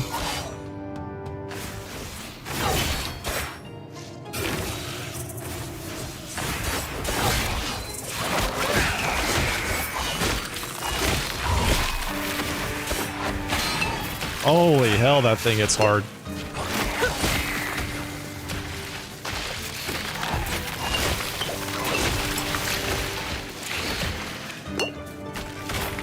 I don't know what it is that's shooting at me, but it is just tearing me apart. I have no idea what that was. I'm at 0 HP.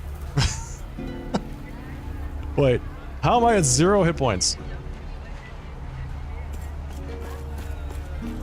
Ah, yes. May a terror smile upon you. Great.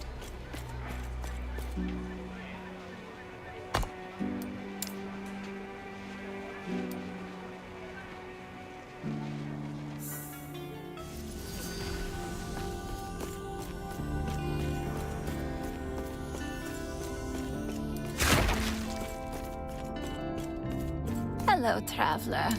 Okay, I think I want to respec out of unclosing wounds. And respec 1 into volatile blood.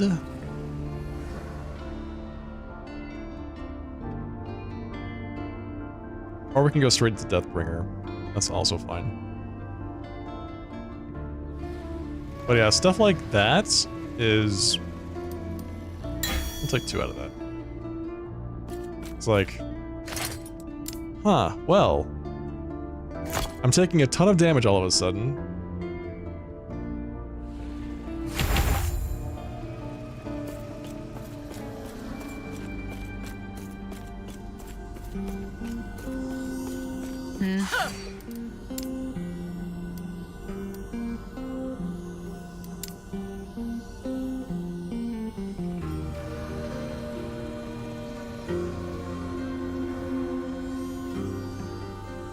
I think it's time to get rid of this grimoire. This is really good for like low level stuff, but I need something that is a bit more stat heavy. Take care. I don't happen to have any good offhands, do I? Not offhands. Relics? Is that what these are called? Yeah, it's a relic.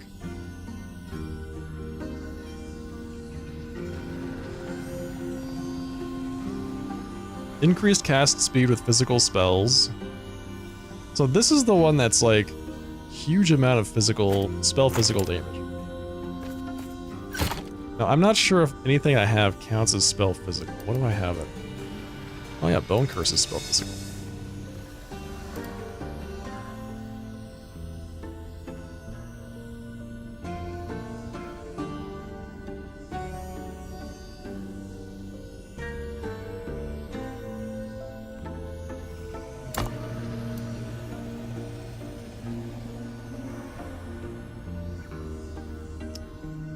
So yeah, there you go. That's the outcome there.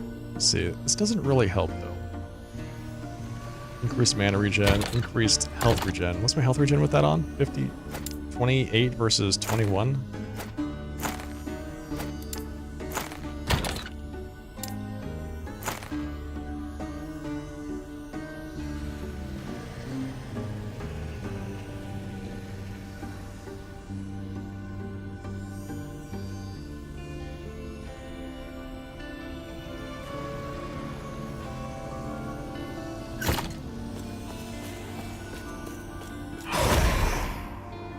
Is my HP just broken? I think it's broken. Am I just gonna teleport back and instantly die? I'm not entirely sure what to do about that. Let's see.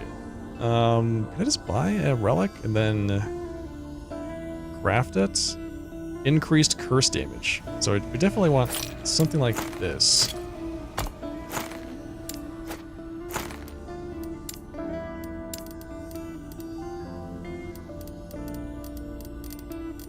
What are my options here?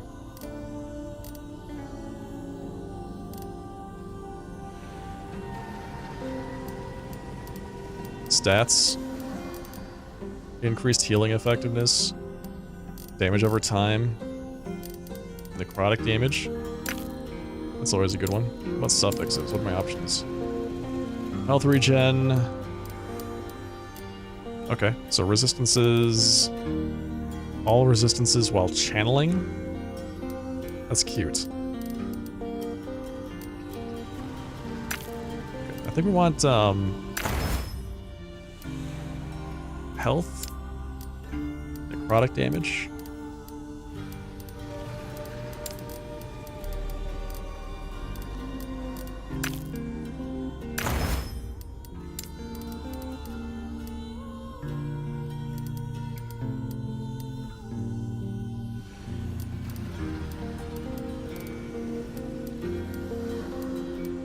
Let's see.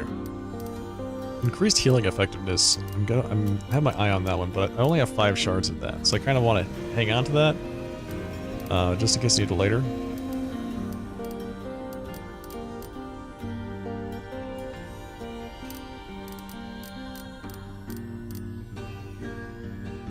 Man, I think we might just go with like critical strike chance here, or damage over time. Let's go with crit chance. And then, finally, some good old elemental resistances.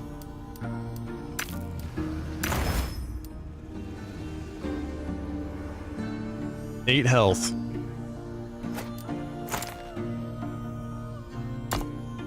Alright, it's not a great relic, but I think it's better than what we were currently using. Lose some vitality, but we gain health, necrotic damage. The elemental resistances are good. My resists are just not great right now. Take care. Alright, let's go see if I just instantly die as soon as I teleport back into this place.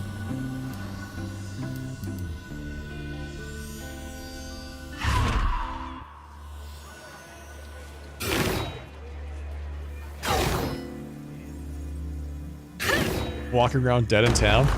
Yeah, exactly. Gotta find the phylactery. Oh boy, alright, here we go. I have no potions.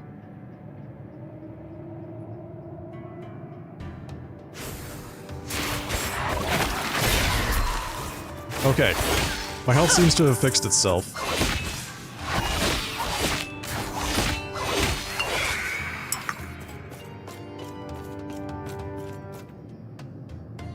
It's kind of nice having positive health regen again, you know?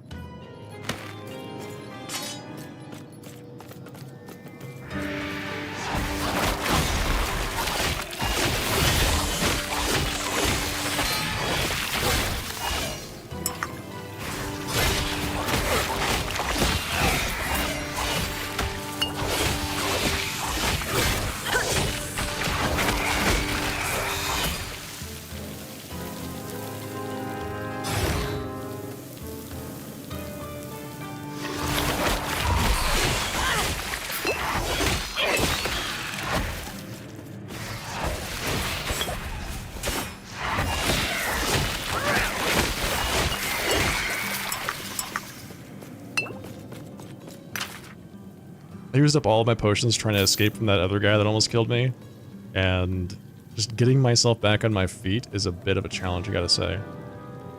Let's see. Melee damage, spell damage, elemental. Okay. 30% reduced health cost of spells. That would have been very useful earlier in the game, gotta say. Your death has come.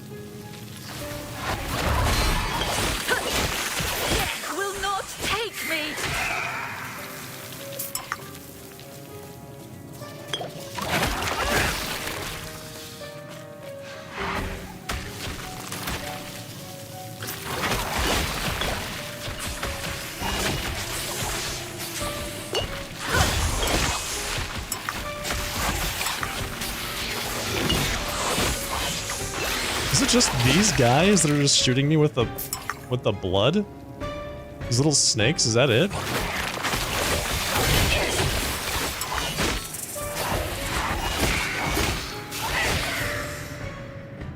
Man, I think it is.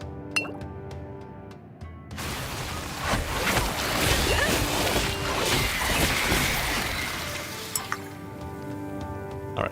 Feeling better at this point. I'm glad I respect all of those damage nodes. While tempting, I don't have the health regen yet to actually make it worthwhile.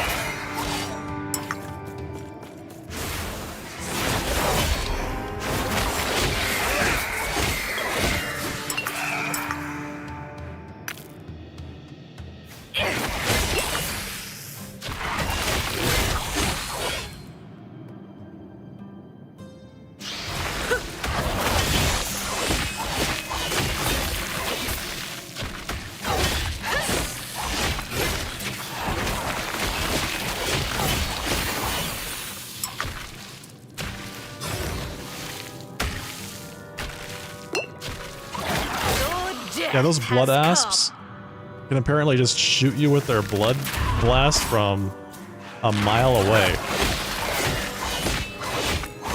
And it's totally fine. They don't even need to be on the screen, they can just shoot you.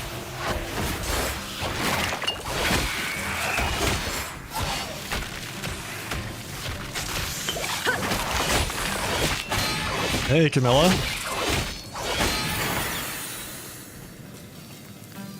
Thank you for the compliment, much appreciated. Thank you for that. Alright. Alright, what's next? Alright, I think we have to go with the... I have to go back to our ward. I feel like we need more survivability talents.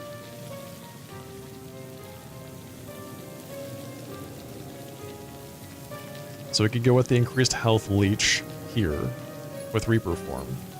Right. Give ourselves a bit more leeway when we're transformed.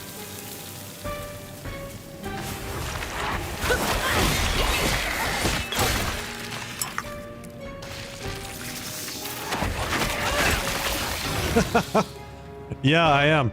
So I went with the Lich specialization. Well, actually, the skeletons I've kind of let go. I'm not using the skeletons anymore. I am myself a skeleton.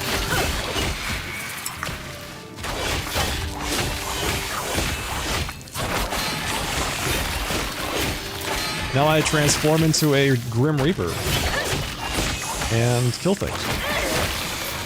It's pretty great.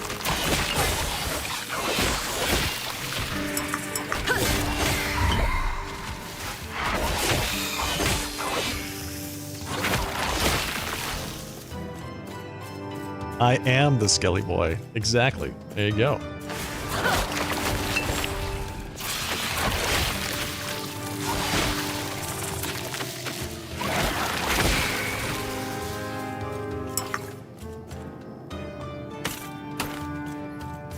Now we're getting to the part of the game where the difficulty starts to really ramp up.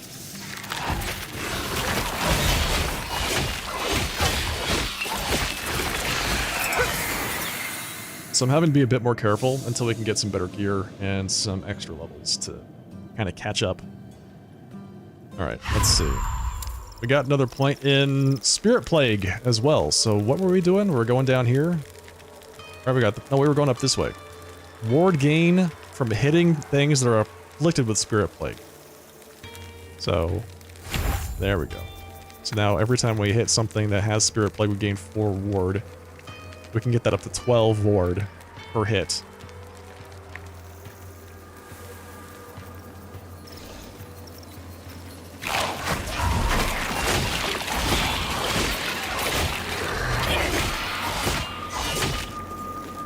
And I think that will balance out my survivability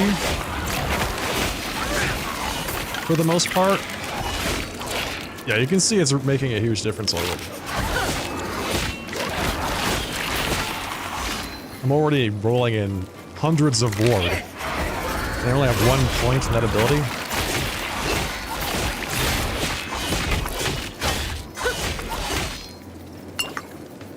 Yeah, okay, so I think we're going to be doing it a bit better.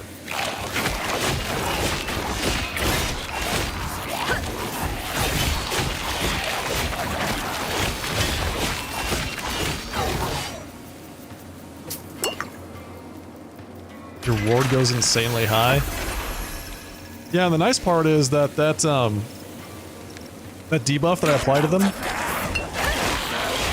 to give me that ward has no cooldown.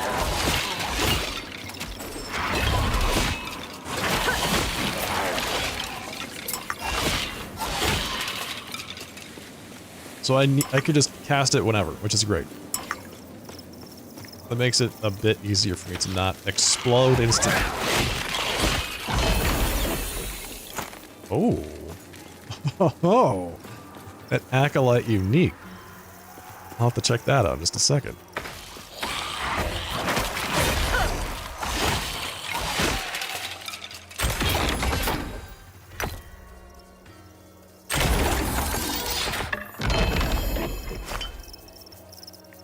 And a unique idol. 9% more hit damage if you only have 1 singularity equipped and you cannot deal critical strikes. I think I had that before.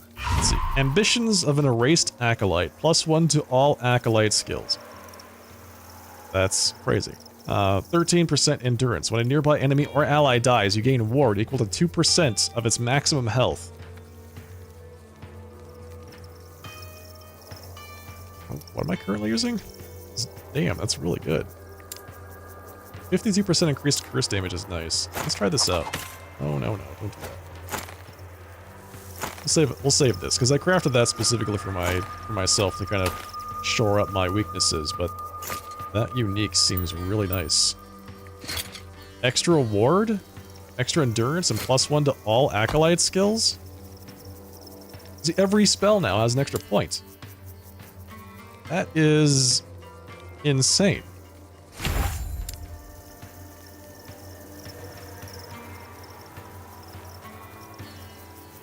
Okay.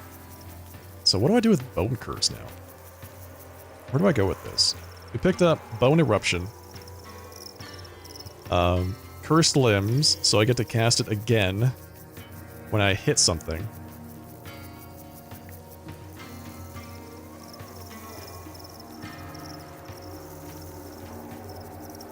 To figure this out. Hang on. Don't care about mana efficiency, really, because the curse is super cheap. Do we go with the Mark for Death? Are you still able to just completely ignore mana? Yeah, actually, like, mana has never been a problem with this character.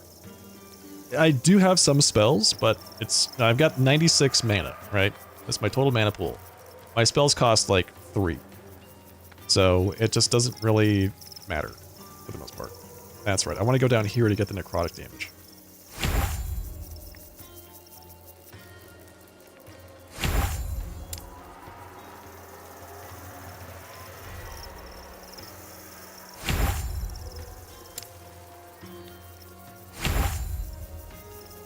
Alright, our ward should be out of control at this point. Boom. Increased attack speed.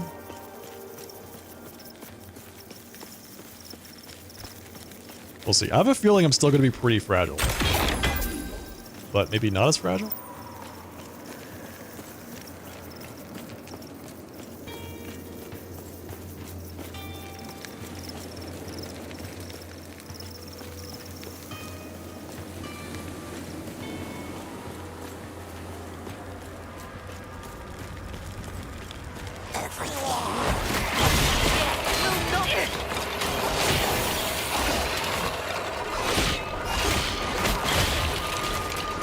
The Weaver added an affix to it, the ambitions of the Acolyte. Who's the Weaver? And why are they messing with my gear?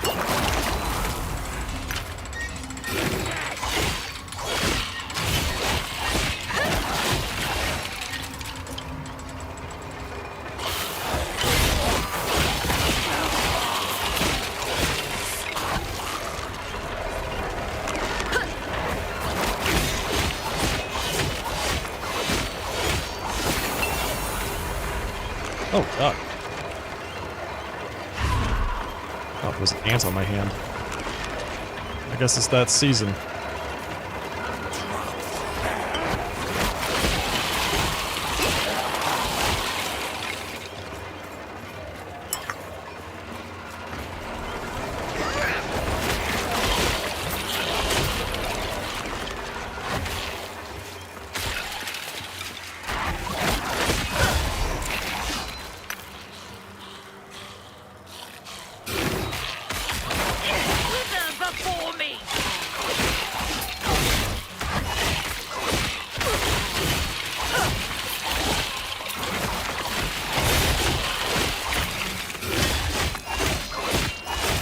Spits Titan blood? These leeches are so gross.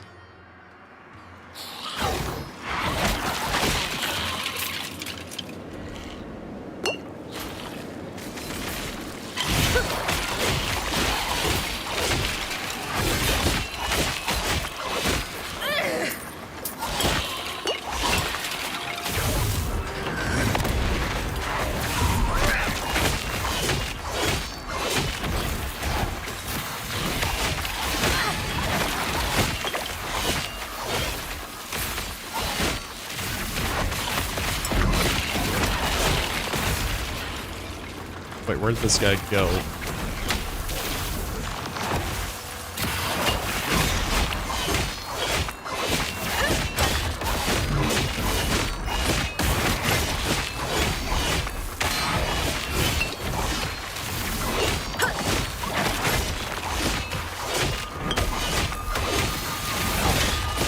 But you leeches, please. Now bring an honorable fight with this exiled mage.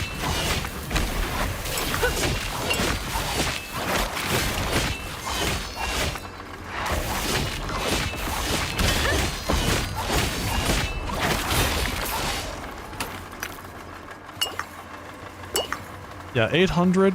I'm getting up to 800 ward now. Just more than enough.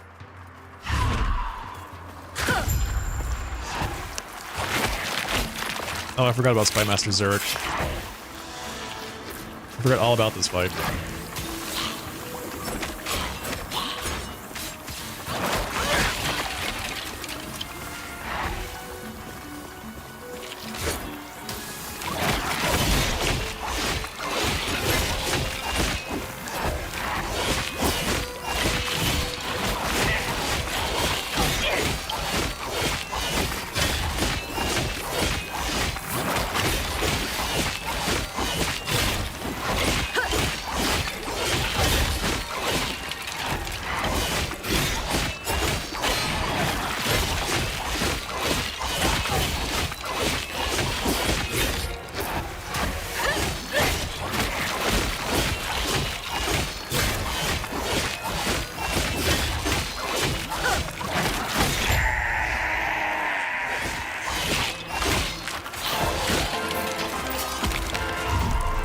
So that's what I'm talking about. That sort of boss fight is what I mean.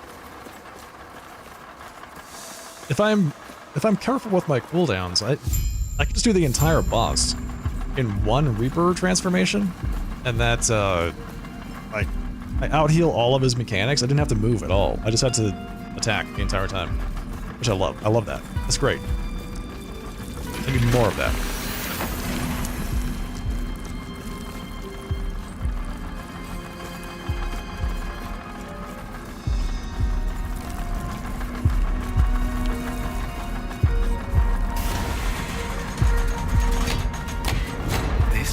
Artificial waypoint. Come quickly.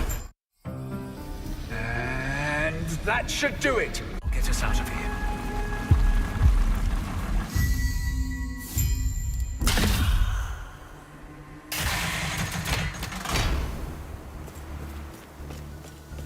Shh. Don't be alarmed.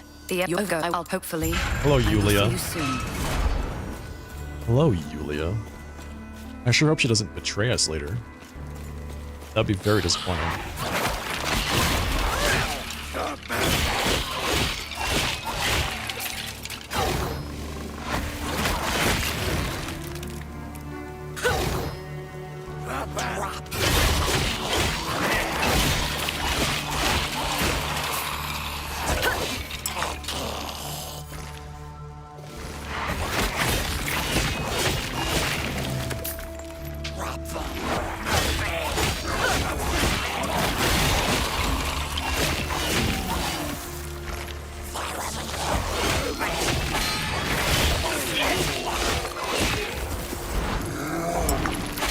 he's back.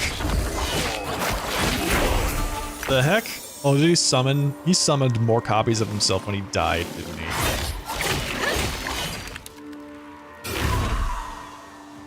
Alright, onward to the Rustlands.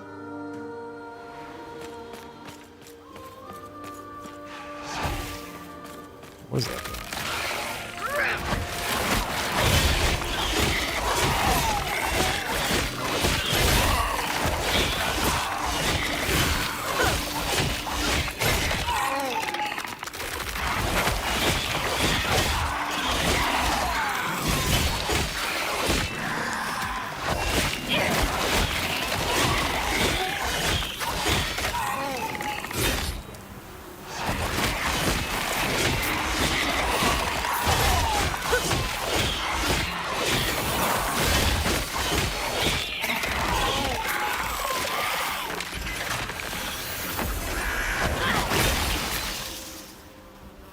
Verdant Lakes. Alright, off to the ancient era when this was not just a dry lake bed and this was actually quite lovely.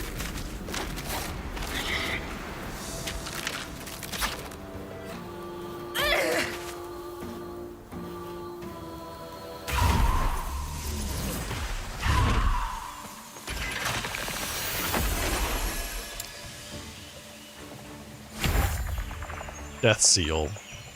Toggle to remove all ward and seal your health, preventing it from going above its current value for 5 seconds. Deal more damage equal to your percent missing health, and take less damage equal to half your percent missing health. Reactivate to unleash a wave of death-dealing damage based on how long Death Seal has been active in your current percent missing health. Ah man, that seems like such a dangerous thing, but at the same time, so freaking cool. So I could like seal myself at, I don't know, half HP when I'm transformed and go from there, just see what happens. Hello, AX.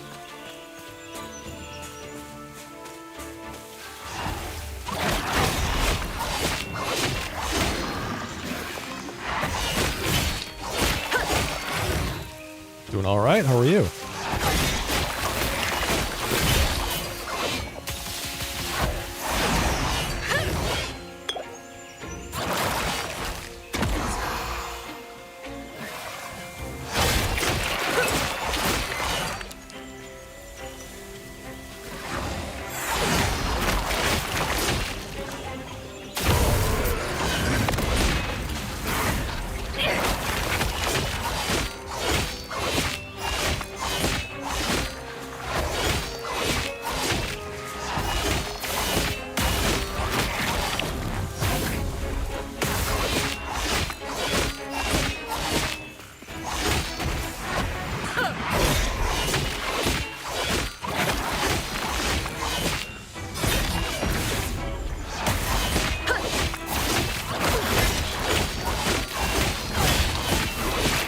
Well, here come his little helpers. What's this game about? This is an action RPG. It's about time travel, basically.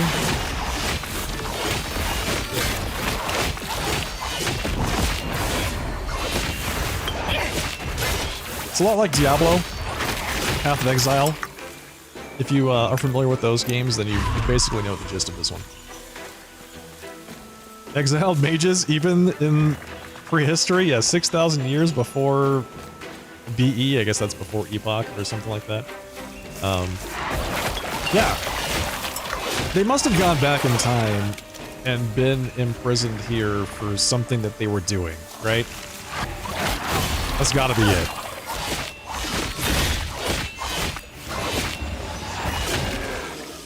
Like, I can only assume, since time travel is so prevalent in this game, that they ran afoul of somebody else who stuck them back here. Oh my god, this guy does a lot of damage. Wow, he almost frickin' one-shot me. Was he enraged? What was that?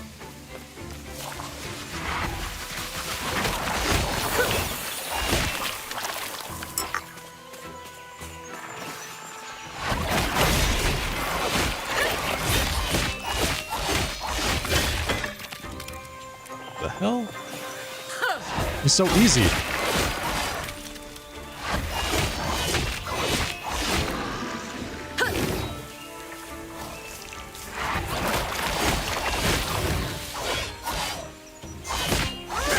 You don't play Diablo or Path of Exile? Yeah, it's a pretty common genre, so even if you don't play them, you probably know what the gist is, right? You kill monsters, loot drops. The idea is to get better loot to kill bigger monsters with. It's not like Take me. Borderlands in that way as well. Borderlands is the same thing. You kill lots of big guys so you can get better loot so you can kill bigger guys.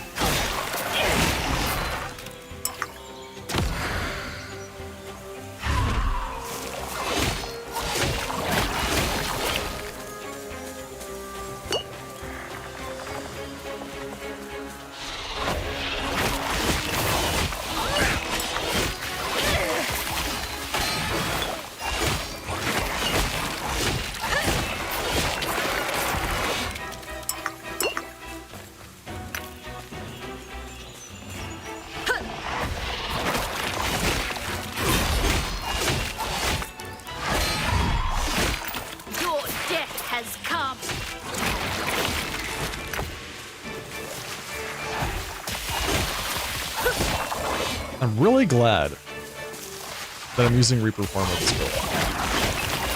Because some of these guys are just instantly knocking me out of it, which means they're killing me in one hit.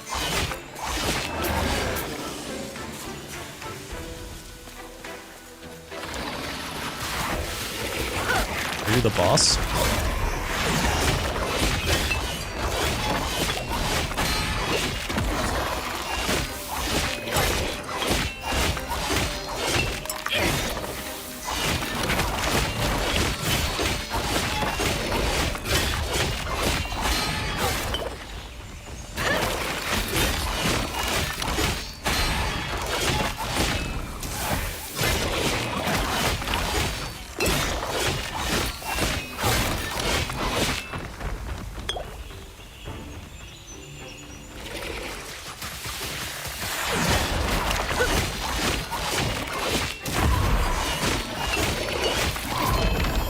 Ooh. Oh, that's that unique relic. The flowers.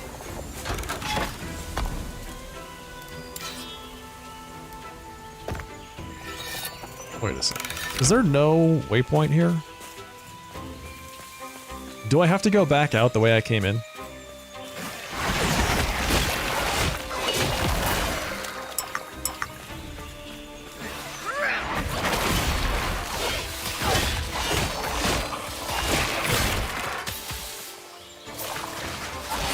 Yeah, might as well.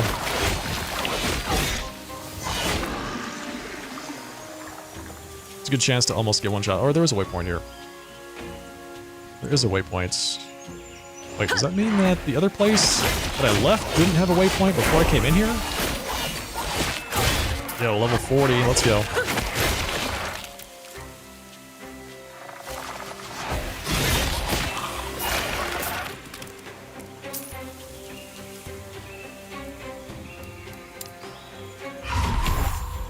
Alright, so we've got maxed out 15% attack speed, 50% increased critical strike chance.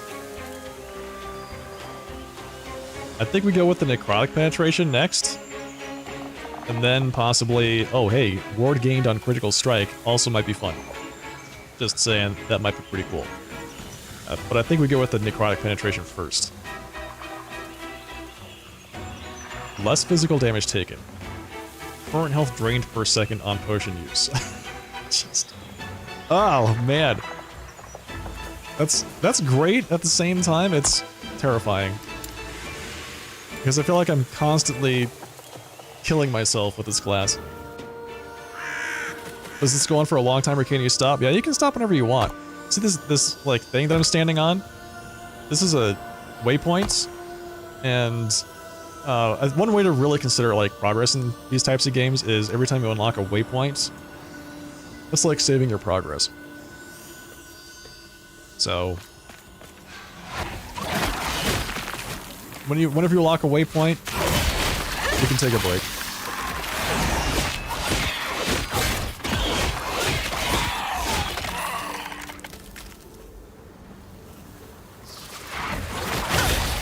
I've seen people play games like this for days with no breaks. It's crazy. I don't know how they do it.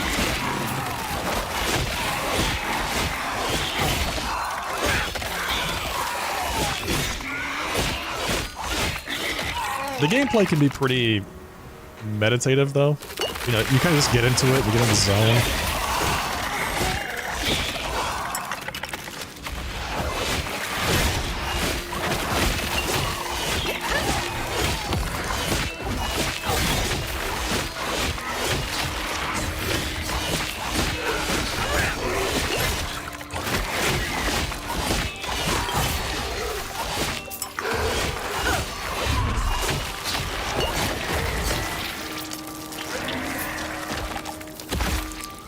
So that was a boss, but he dropped no loot.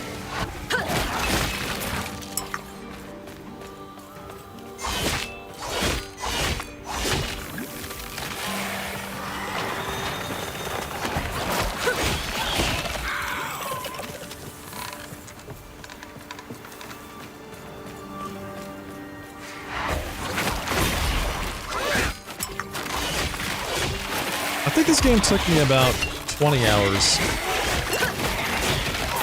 to finish the first time.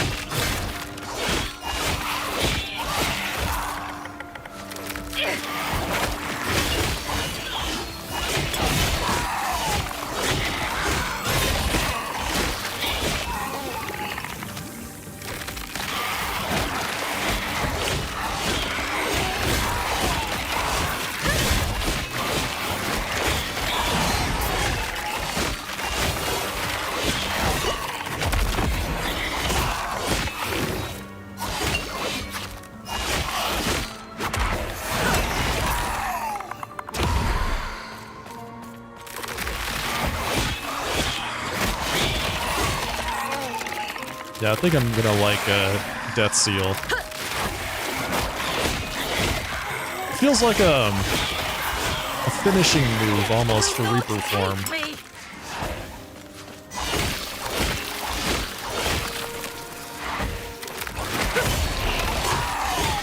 If I seal my health when Reaper form's gonna fall off anyway, then I can get a huge Death Seal.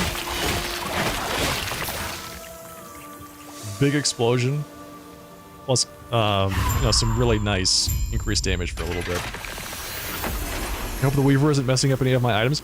I don't know what the Weaver is. That's the first time I've seen that happen. It's this thing, right? So the Weaver put on freeze rate multiplier, increased physical damage, and cold resistance onto this item.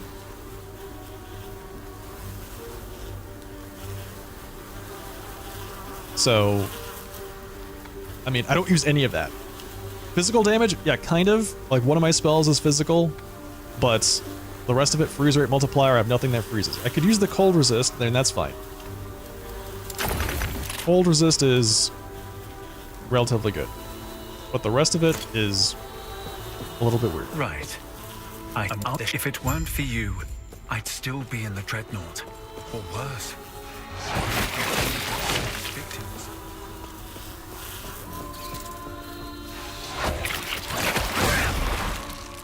Alright. Actually, speaking of, this is a good place for me to stop for the night. It's already after midnight. I've got to get to bed. Pretend to be an adult in the morning. Go to work.